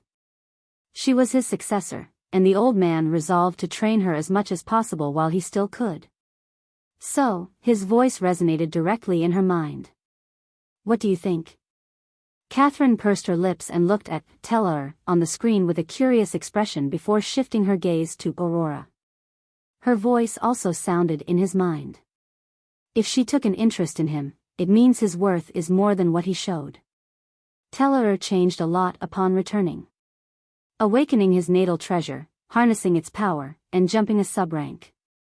Even the way he deals with others under pressure, it's like he's a completely new person. Catherine covered her lips and let out an elegant chuckle. I checked him secretly. He's not an imposter as I suspected. Rather than a new person, it's a new personality. He must have faced something drastic to undergo such changes. I assume it was an opportunity. Dean Ank rubbed his long beard and let out a small laugh. What's your opinion? She asked. He's an imposter. What? Catherine's eyebrows shot up. I barely noticed it. Calamity was sharper than me. Even though I could beat her in a battle, she's still better than me, huh? Not that, the dean said, looking at her and shaking his head. Why didn't you arrest him? If someone can sneak into this academy, he's either reckless or confident. He must be using a treasure for his disguise. An exceptional treasure, since only Calamity and I uncovered the truth. But he's also using another treasure to conceal his age. The dean's expression grew complicated. I did my best to determine his age without him noticing. It always came up as 19. A 19-year-old. Catherine parted her lips as if to say something but then sighed deeply. So, he's an empire's genius, huh? Yes, only they could have such treasures. For my power to fail even after so many attempts, it must be a divine rancor's work. The dean's voice was laced with longing and sadness. Divine rancor. For every practitioner even half serious in their journey, it represented the apex of existence. When the dean was young, he too longed to reach that state. But as he fought one war after another, he gradually lost his opportunities. Now, even though he could live for a long time as long as he didn't engage in battles, he saw no hope of reaching the divine rank. Under the quiet of the night, when the cold breeze washed over him, the old man would often recall a saying he heard on a planet thousands of years ago: always remember, if you're not advancing on the divine path, you're falling behind. If you stop climbing, the gap between you and the divine rank will continue to widen. One day, it would be so big that even your most hopeful aspirations would fall into despair. Hearing his melancholic words, Catherine, who was usually aloof, lowered her head and clenched her fists. She had been the most dazzling genius of the kingdom until Isadora arrived. After Isadora left, a lot of expectations were placed on her shoulders. She tried to bear them but was crushed under their weight. It was a bitter lesson, but she came to accept that she could not fill Isadora's shoes. 500 years ago, Isadora had already reached the peak of rank 9. Even today, Catherine is still a low rank 9. 500 years ago, Isadora had already fought the dean and could easily defeat him. Today, apart from the two other pillars of the kingdom, the king and martial saint, no one could defeat the dean. Not even Miss Calamity, the empire's genius, could manage it. The standards set by Isadora were so high that no one even spoke about them anymore. Divine rancor? Not a single person with a functioning brain doubted she could reach the divine rank. As for Catherine, forget others, even she was not very confident. Biting her lip, the noble lady looked at the screen once again. Her gaze fell on Telor, and a heavy silence filled the air. Host, even though you sometimes make the system have an existential crisis, you're quite a genius when it comes to fooling people. That I am. Varian smirked, as if it was something he took great pride in. The Dean is keenly watching you. That's why I am running this show. Varian pulled out a music recorder and started to play some of his rock favorites. He wasn't too surprised when the system informed him that the Dean was spying on him. This peak rank 9 mysterious woman had appeared out of nowhere and was disguising herself as a student. It couldn't happen without the approval of the higher-ups. So, Varian decided to put on a show. It was his only chance, after all. He would bluff the Dean and act like an empire genius who came to experience the life of the peasants. He picked up the idea from the stories Isadora told. When she toured a planet, she found a man whose rank didn't fit the region. When she questioned him, he tried to escape. She thrashed him and got her answers. There wouldn't be many such idiots, but there would always be a few scattered throughout the kingdom. Appear strong when you are weak, and weak when you are strong. Please stop smiling. Everyone is getting scared now. Varian opened his eyes reluctantly and noticed that this round had also come to an end. 7 candidates for the next round. Telor gets the pass. Along with Telor, 3 students will pass. Yes. That bastard has to fight in the next match. He can't hide anymore. If I fail to beat you, please beat him on my behalf. Same, buddy. Same. Whoever of us wins, let's thrash him badly. Varian was speechless. Aren't you guys being a bit petty? Shut up. Varian raised his arms. I tried to be kind. But you brought this onto yourself. I'll rub the floor with whoever I face in the next round. The round ended an hour later, significantly longer than the previous ones. From the 7 candidates, 4 will proceed to the semifinals. The matches are as follows: Prince Robert vs Princess Gwalior. Telor x on Navak vs Aurora von Wisalis. A few seconds later, Varian stood in front of the mysterious woman with a blank expression. What happened? Aren't you going to rub the floor with me? Miss Calamity chuckled with an amused expression.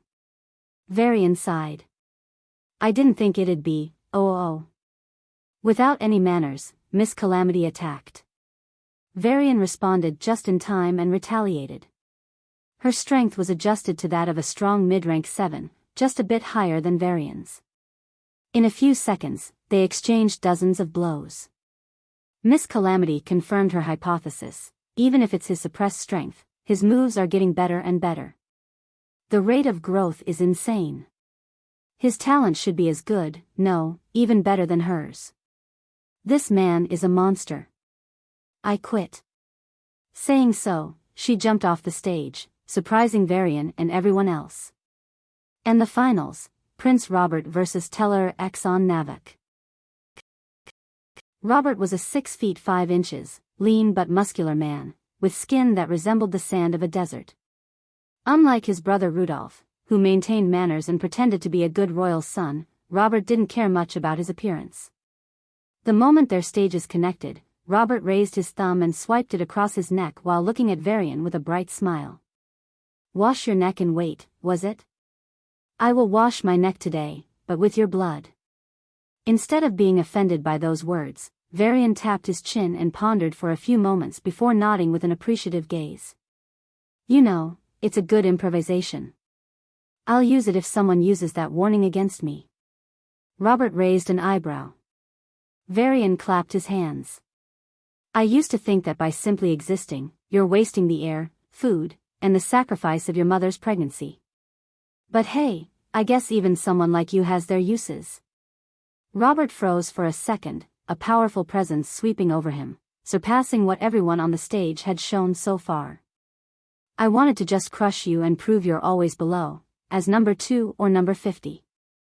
But congratulations for angering me. Don't you have that girl with you? I'll beat you down and do her in front of you. Robert's eyes were dead serious. After this match, he decided to really go for it. He didn't care about the repercussions. He wanted to see his opponent in tears with a broken pride. At his words, however, Varian glanced in a direction, at the floating seats where the eliminated candidates were seated. As expected, Miss Calamity's cold eyes looked at Robert with a tinge of killing intent. The man had unknowingly provoked a peak rank 9 and insulted her badly. Even if she was in disguise, she wasn't going to tolerate such words. However, instead of directly intervening and crushing that bastard, she shouted at Varian, "Crush that bastard. Show him hell." I changed my mind. Robert shook his head and looked at Varian with a cold smile. I like older women. Your girlfriend will be a good appetizer, but the main dish will be your mom. Varian's nonchalant expression vanished, and his eyes turned cold and indifferent. The still air on the floor suddenly began to twist as an intangible but definite killing intent began to pour onto the stage. Even the eliminated candidates on the floating seats, who were significantly far from the stage, felt a chill down their spines. It was as if they were thrown into an ancient battlefield where billions of lives were slaughtered. The land was littered with corpses, forming mountains, and the clouds rained bones. An ocean of blood began to flood the land, drowning everything. And on top of that tsunami, they saw the back of a man holding a sword. He raised his sword and swung it down. The world split into two, and everything turned blank. The students woke up in a cold sweat. They immediately covered their arms and began to shiver like mortals thrown into ice regions. Even the top rankers were significantly affected by the vision they were pulled into. Despite sitting as if they were fine, their hands were shaking. Only Miss Calamity faced the vision with a calm expression. But her gaze towards Varian turned complicated. This man didn't fit into any of the identities who had killed billions of beings. Who was he? And why was his killing intent so sharp, as if he had spent centuries on the battlefield? Robert's cocky expression turned solemn, and a drop of sweat slowly slid down his forehead, down his nose, and finally his chin. It was a comical sight. But Varian wasn't laughing. Requiem was already in his hands, and his aura began to surge, quickly reaching the peak of mid-rank 7. Unlike his previous battles, where he at least tried to play the underdog, he directly revealed the full strength he intended to use in this match. Even though Robert remained supremely confident of his victory, the way Varian looked at him disturbed his mind. The man in front of him didn't even show any anger that others in his situation would have. He just stared at him with an indifferent gaze, as if he was watching a toy he was about to dismantle. But there was a coldness to that gaze, promising consequences that Robert would not be able to bear. For the first time, Robert felt a hint of doubt and wondered if he should not have said that one line. 3, 2, 1, go. Robert's muscles twitched, and the space in front of him exploded. His fist reached Varian before most of the eliminated students could even notice. As a successful devourer, Robert had already surpassed his equivalent paragon body. Robert had confidence to last a few blows against even a high-rank 7 warrior. But what greeted him were two flashes of red. A sharp pricking sensation began at the tip of his finger, then spread to his elbow. Arg! Before he knew it, he was already screaming. A searing pain assaulted his body, and his forearm seemed pierced by thousands of ice needles. A foreign force, as hot as lava, flowed through his body, devouring his life like a hungry beast. Despite the momentum, his fist still moved toward Varian. As it inched closer and closer to him, the eyes of the audience jumped, and their breaths nearly stopped for a moment. Two thin red lines appeared on Robert's forearm. They were clean cuts, as if they were drawn from the tip of a sharp scale. The skin split open, and blood spurted like a fountain. Then, his skin peeled off as if it were being removed. And no. Robert's face contorted violently, and his body spasmed as an overwhelming pain flooded his brain. The prince glared at Varian and decided to kill him in the match, regardless of the consequences. You won't be able to take my punch. However, the onlookers noticed something even more horrifying. Just like on his skin, 2 red lines appeared on Robert's now bare forearm muscles. As the fist was just an inch away from Varian, the muscles fell off powerlessly. Robert nearly stumbled due to the change in weight, and a horrifying scream escaped his mouth. A terrifying silence filled the audience. The fist, now only bones, hit Varian in the chin. And 2 red lines, previously unnoticed, surfaced on the bones. Like broken twigs, the bones split along the red lines and fell off. Due to the sudden shift in weight, Prince Robert, already unstable, stumbled and knelt on the floor. With a pale face, he looked up and saw Varian, who was looking down at him with cold, indifferent eyes. "And no. Please." The prince stumbled back, his eyes bulging, and his breath ragged. One blow was all it took to crush his confidence and shatter his pride. Robert had been raised in a pampered environment since childhood. All the challenging fights he had faced until this moment were carefully orchestrated by the people behind him. Apart from those challenges, the opponents he fought were always weaker than him. This was his first time facing an overwhelmingly superior enemy.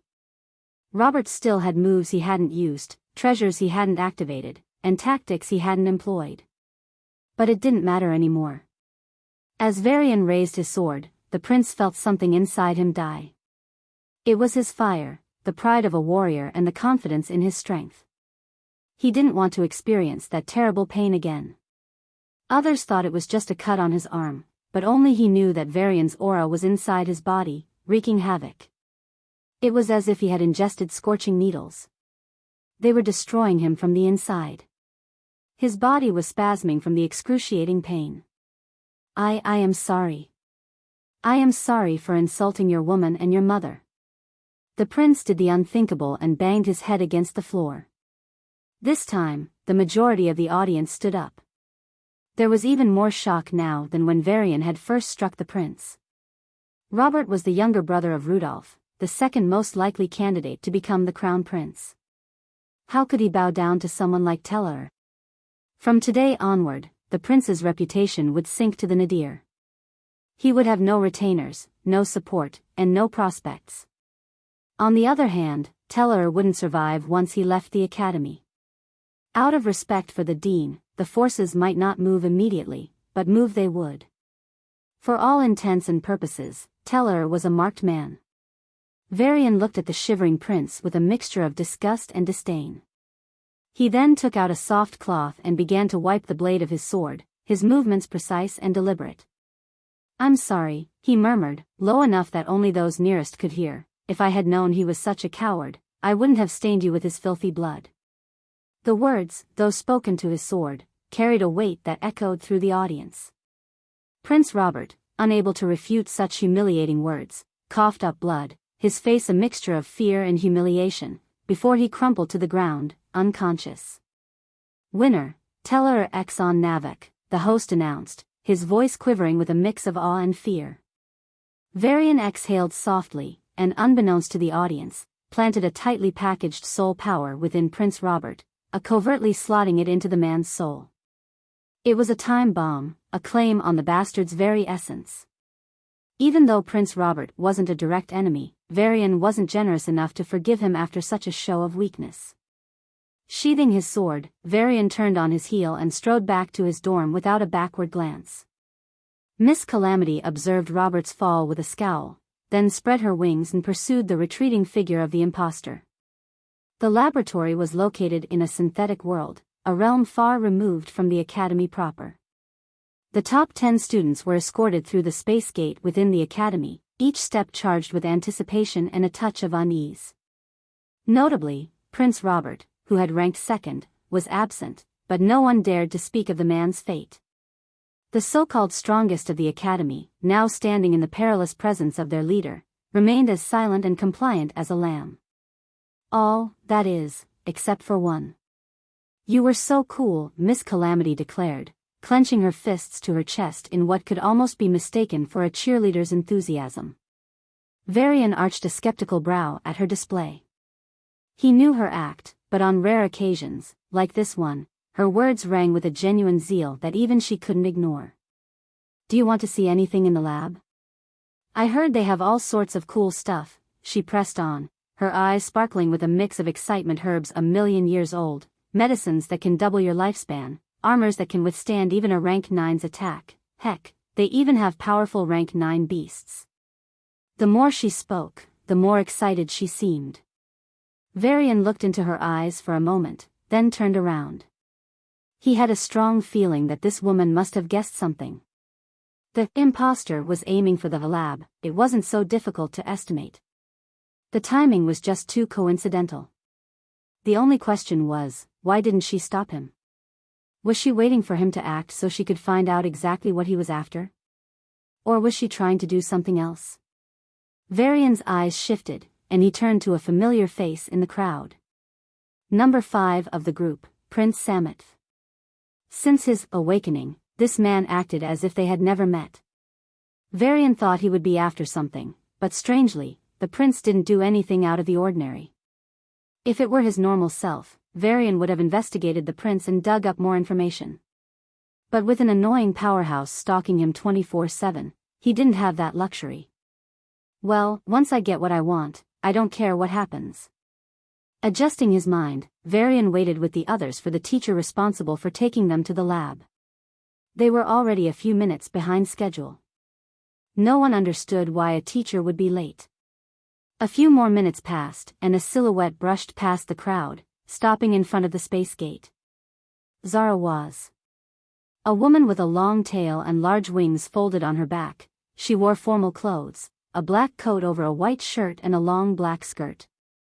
But isn't she a professor? Where is her badge?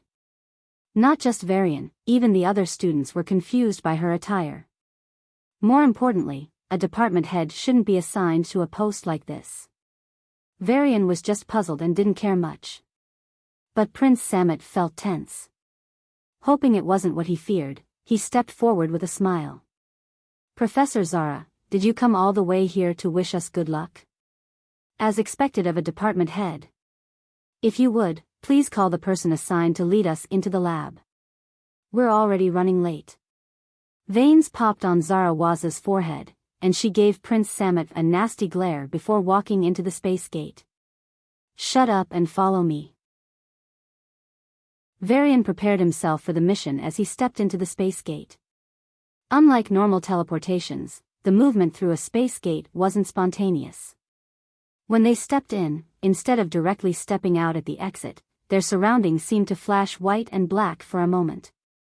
They were then pushed by an invisible force, which propelled them from one end to the other.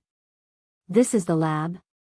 As his vision cleared, Varian found himself standing in a world that resembled primitive Earth in the era of dinosaurs. There were actually huge creatures roaming around with impunity in the forest that stretched endlessly. Wouldn't the most advanced laboratory in the kingdom have a sci-fi feel? Sleek metallic buildings, floating roads, shining robots, these were the things he expected. But the laboratory was very different from his expectations. "Follow me. We don't have all day." Zara Waz moved her heels and walked on a small, rough road in the middle of the forest. Given the presence of a road, it seemed that other people did exist here. Some of the curious creatures watched them from a distance as they passed through the forest. They were primitive in the sense that their bloodlines were the first of their kind.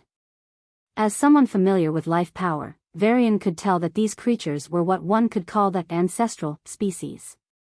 This meant they didn't have any predecessor race. They were the first of their kind. Interestingly, their bloodlines could mutate and evolve under the right conditions, leading to new races that could be very different from their own. Ape and human, huh? But I wonder if the Devis had a hand in our evolution. If he asked OOB, he might find some answers. Varian wasn't a believer in conspiracy theories, but sometimes, he wondered how the hell humans could have evolved from apes. After a few minutes of quick walking, the forest ended, and a seemingly endless plain of green, blue, and purple began. In the middle of that plain was a huge complex stretching for tens of thousands of miles. No, it must be even larger than that. Varian calculated that if this structure were placed on Earth's moon, it would occupy half of the surface area. Seriously? But for the students who had come here, it was still underwhelming. The buildings looked very plain and even seemed rusty. Was this really the famed laboratory, or was the academy trying to dupe them with an imposter? The students had some wild suspicions. But the one with the greatest suspicion was Varian himself. He glanced at Aurora, and his fists clenched. So she wanted to bring me to a fake lab and crush my hopes? Is she expecting me to lash out now? On the other hand, Aurora, the only student who didn't show any peculiar reaction to the buildings, gestured to Varian with a bright smile. Can you sense it? There are so many powerful auras inside. Her innocent words were misunderstood by Varian. So you're threatening me to surrender and not even try escaping? His expression hardened, and he began to calculate his options. Killing a peak rank 9 was beyond his strength, but he wondered if he could use the power of slivers to stun her momentarily. That might give him an opportunity to escape using Hortus. As for them trying to track down Hortus, he would have to quickly erase the traces. It might or might work, but it was the only path that seemed feasible now. They are waiting for you, Zarawaz said, pursing her lips. Her figure flashed forward as if she had never been standing in front of them in the first place. The students quickly followed. The complex, though vast, was very plain. But it was not so simple. There were a few security guards dozing off in front of the entrance. They looked casual, old men with long beards, wearing badly fitted clothes that showcased their poor fashion sense and an overall aura of laziness. They seemed like the type of guards who would continue sleeping even if the apartment they were supposed to protect got robbed. The students mostly thought the same about these men. But Varian's eyebrows twitched. Peak rank 8, low rank 9, what the hell? Why do powerhouses always pick jobs like these? Do they want to hide their strength and play the underdog? As expected, Zarawaz frowned at these security guards with utter disgust. She had come here long ago with a team and didn't have to face this. But when she had to do this humiliating job, even these old fogies were doing something like this. She took it as an insult and raised her hand. Hey, you! Her sharp voice resonated like thunder, but the old men continued to sleep, as if they weren't bothered the slightest. Old bastards! A whip appeared in Zara's hand, and she attacked without hesitation. Aurora leaned in close to Varian and whispered, that woman doesn't like to dirty her hands. So, she's using a whip. Usually, she's good at spear. What a pretentious chick. Varian raised an eyebrow at her comment. So, Aurora was faculty at the academy, then. Or perhaps someone like a visiting professor. It wouldn't make sense for her to know such details otherwise. And her opinion of a pretentious chick wouldn't come without spending some time with that woman. At least from what he had observed so far, Aurora, despite loving chaos, was adept at reading people. She can't be regular faculty. The whole kingdom had only 3 peak rank 9s, the king, the martial saint, and the dean. If there's a 4th peak rank 9, that figure must be in the army or the capital. There's no way the kingdom's trump card would be wandering around in the academy. So a visiting faculty. Varian's eyes flashed, and the extensive records containing information about all members over the past 2,000 years of the academy raced through his mind. Thanks to his soul path, he had a memory that far surpassed normal standards. Like the best search engine, his brain quickly narrowed down the candidates meeting the criteria, visiting faculty plus peak rank 9. There was none. Pursing his lips, Varian thought a bit more. It wouldn't make sense for a peak rank 9 to visit a kingdom's academy. But there's one beside him. If she registered as high rank 9 and became peak rank 9 later on. With this adjusted parameter, 3 people were filtered. Star Lord Shinjue. Ice Master Yanel. Miss Calamity Aurora. Varian wanted to slap himself. Of course, it had to be her. Who else? He felt foolish for not recognizing her identity even after seeing her once. The first 2 were currently stationed in the border areas, fulfilling their roles in the army. Only the third candidate was free. She was so free that she appeared in a backwater duchy and stayed there, playing the lord of an auction house. She's the type of woman who'd stalk the infiltrator of the academy for fun. I have no doubts about that. Varian's gaze toward Isadora changed. He was still very wary of her sabotaging his mission. But if he had to face the worst-case scenario, he had a new card. He could concoct a story about how he saw through her true identity and try to secure himself another escape route. While he figured this out after some serious thinking, Zara was kept beating the security men. But as minutes passed and they still lay there sleeping, even a woman as arrogant as Zara realized something was off. There wasn't a single wound mark on the old men. Heck, even their worn-out clothes showed no signs of being torn. Wait. I used my full power, but the furniture is still intact. There were no shockwaves, let alone earthquakes. I know this world is strong, but seriously, and the building, even though such a destructive power was released at arm's length from the entrance, there isn't a single scratch on the walls. Zara's legs wobbled, and she dropped to her knees. Please forgive my actions. I am truly sorry. Only then did the old men yawn and open their eyes, as if they had been genuinely sleeping. The students gaped in awe and admiration. Varian and Miss Calamity glanced at each other before they looked at the old men with contempt.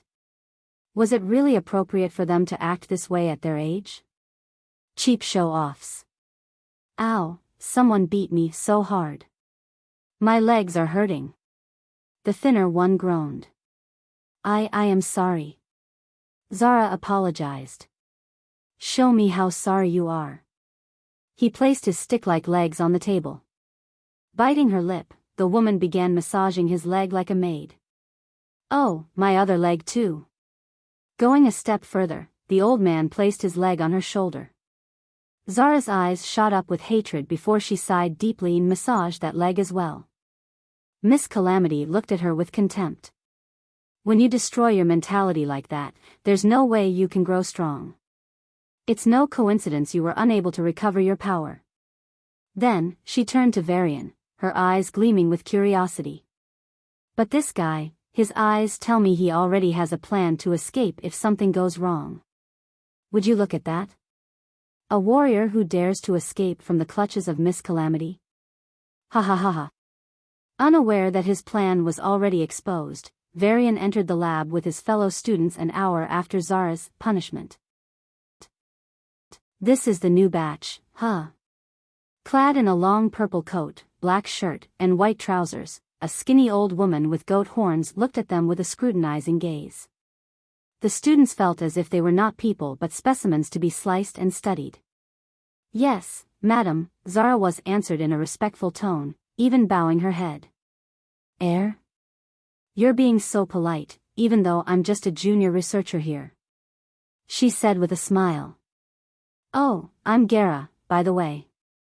Zara paused and checked the woman's path. Rank 6. A mere rank 6.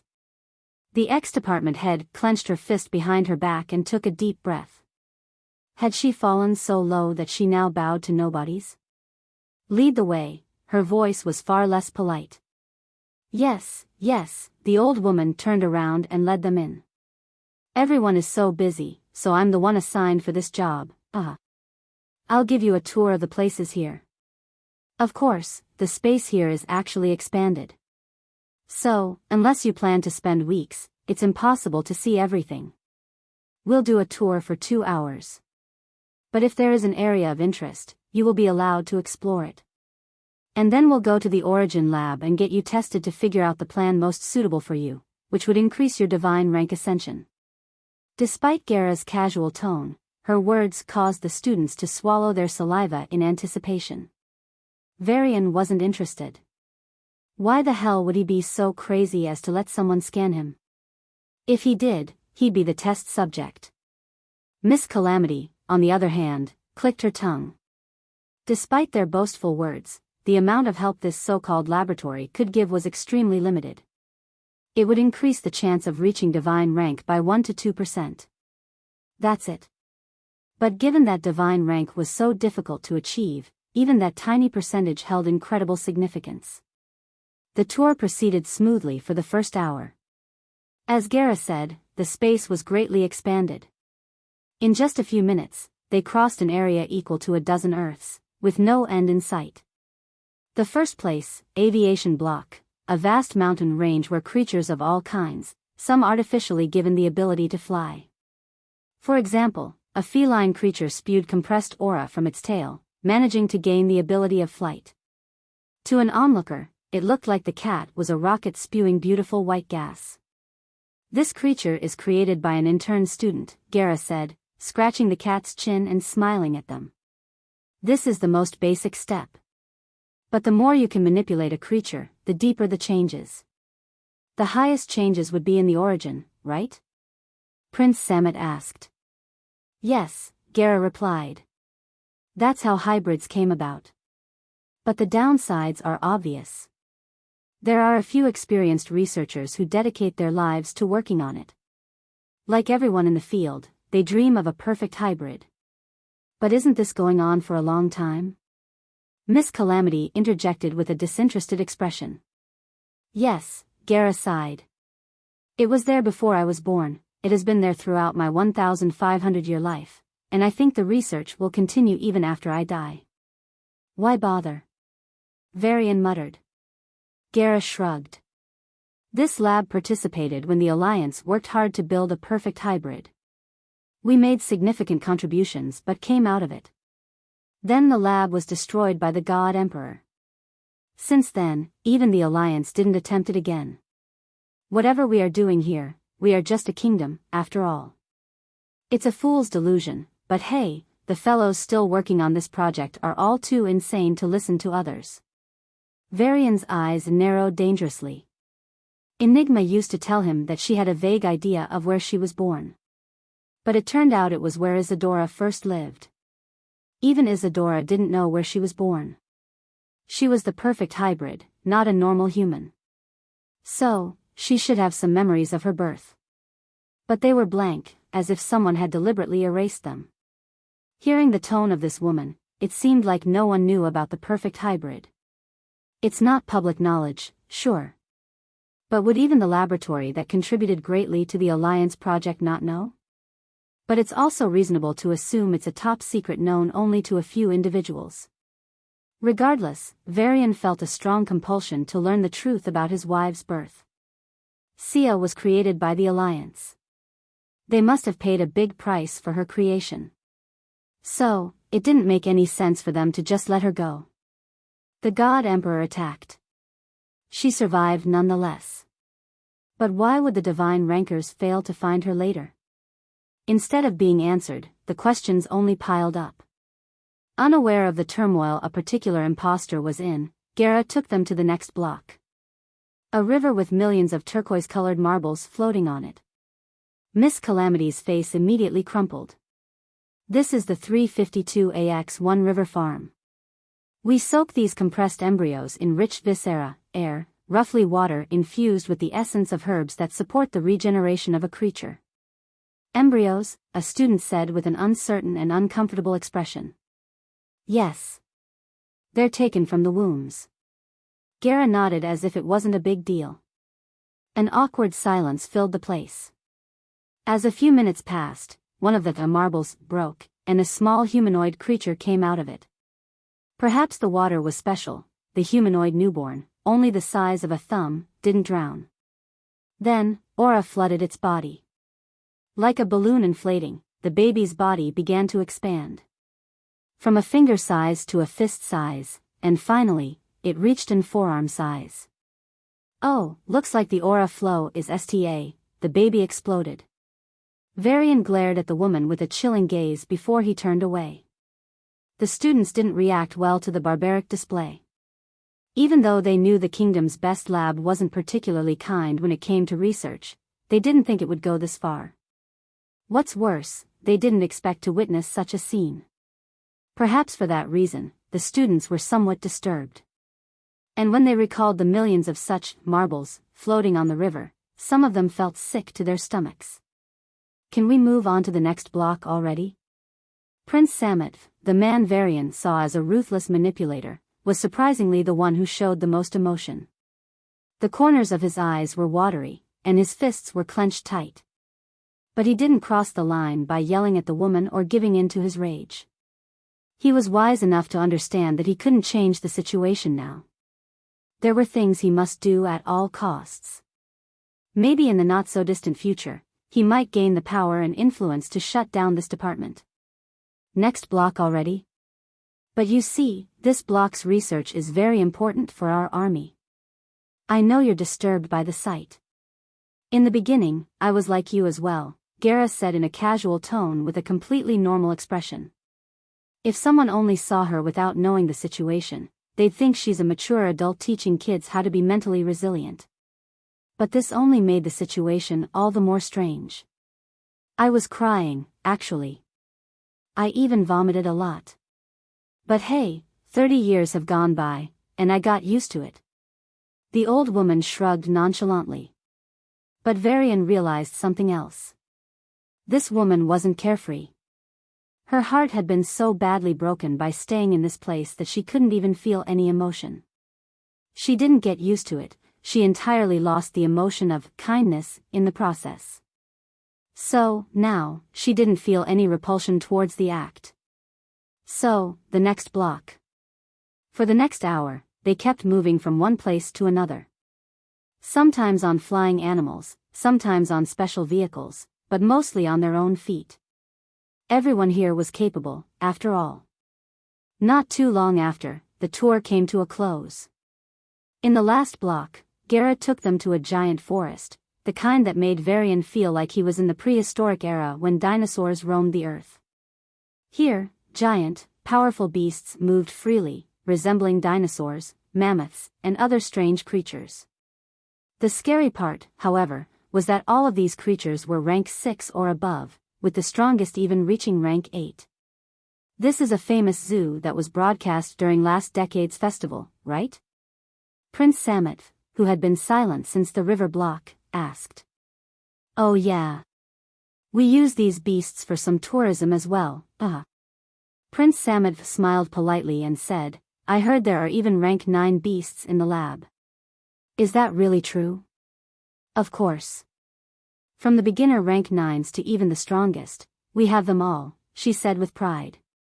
Prince Samet asked a few more questions before thanking her. Alright, follow the map and visit a few places you like. We'll meet in an hour at the conference hall.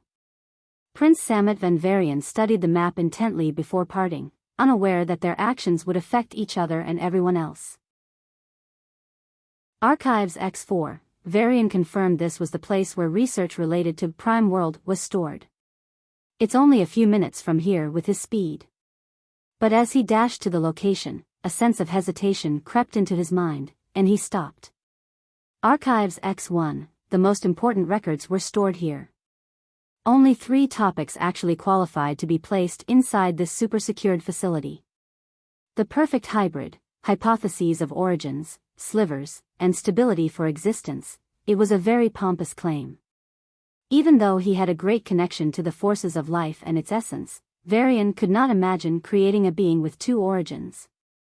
Any simulation he ran in his mind would end with the hybrid's origins collapsing, leading the creature to a violent death. However, from the hybrids he had encountered so far, he had a basic understanding of their origin structure. The jump from 2 origins to 3 origins was hard to describe. It's definitely not as simple as adding 1 more origin to a hybrid. It's like hoping for an absolute, frictionless surface. Good on paper, but impossible in reality. Polarians, natal treasures, eugenics factor, distribution patterns. Polarians and their innate talent of awakening a natal treasure puzzled Varian from the start. Origin's affinity towards an avenue determines which path an individual would awaken in and how fast they would progress in it. Then what determines a Polarian's natal treasure awakening?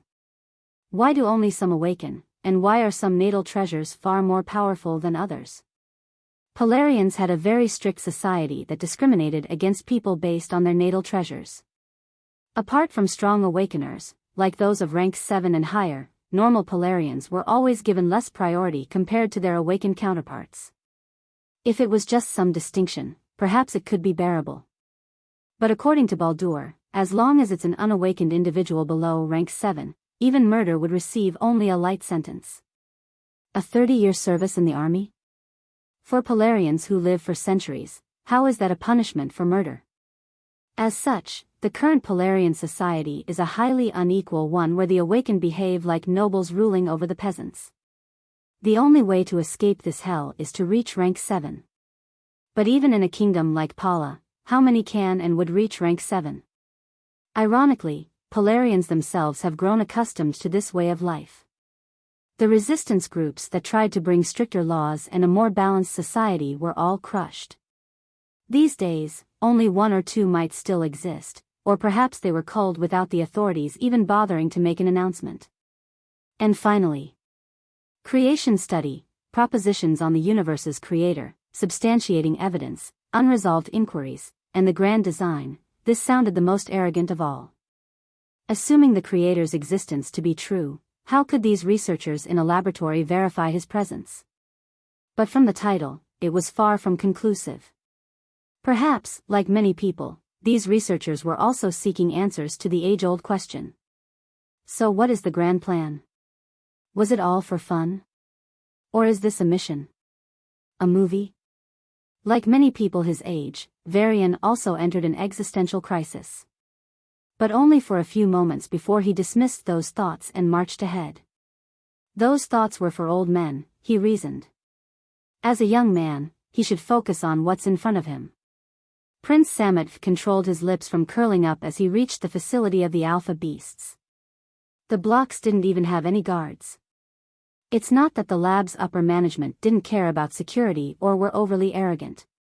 There really was no need to arrange security for every single block. In the lab leader's view, a rank 7 or even a rank 8 security measure was inadequate. The only effective protection would come from rank 9s.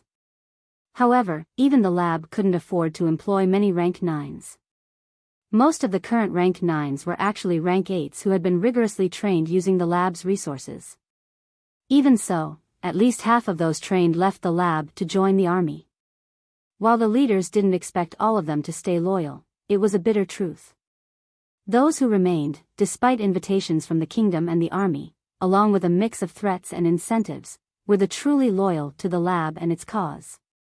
In this context, should any incident occur in any block, a rank 9 would respond and resolve the issue in a very short time, perhaps 1 minute or less. Moreover, the lab didn't permit just anyone inside. Those who could enter were elite students and society members who knew how to conduct themselves. This policy had resulted in not a single security breach in the last 5,000 years. Consequently, a sense of complacency had developed among the faculty. Despite this, there was still a rank 9 guard dozing off at the entrance to this particular facility. Even though he was only a low rank 9, the fact that the complacent lab maintained a guard underscored the facility's significance. "Good day, sir." Unlike Zara, Prince Samet bowed his head with ease and greeted the middle-aged man in the security uniform with a polite smile. "HM? Oh. MM." The old man cracked an eye open and looked at him in surprise before feigning sleep again. "Thank you for safeguarding this place. It's all thanks to your hard work that I have the opportunity to visit this wonderful place today," Prince Samet continued, his expression perfectly aligned with his words, not a shred of deceit in his eyes. He really meant what he said. Without this place, his plan would never work. "I'll see you soon." With that, the prince entered the facility with composed steps.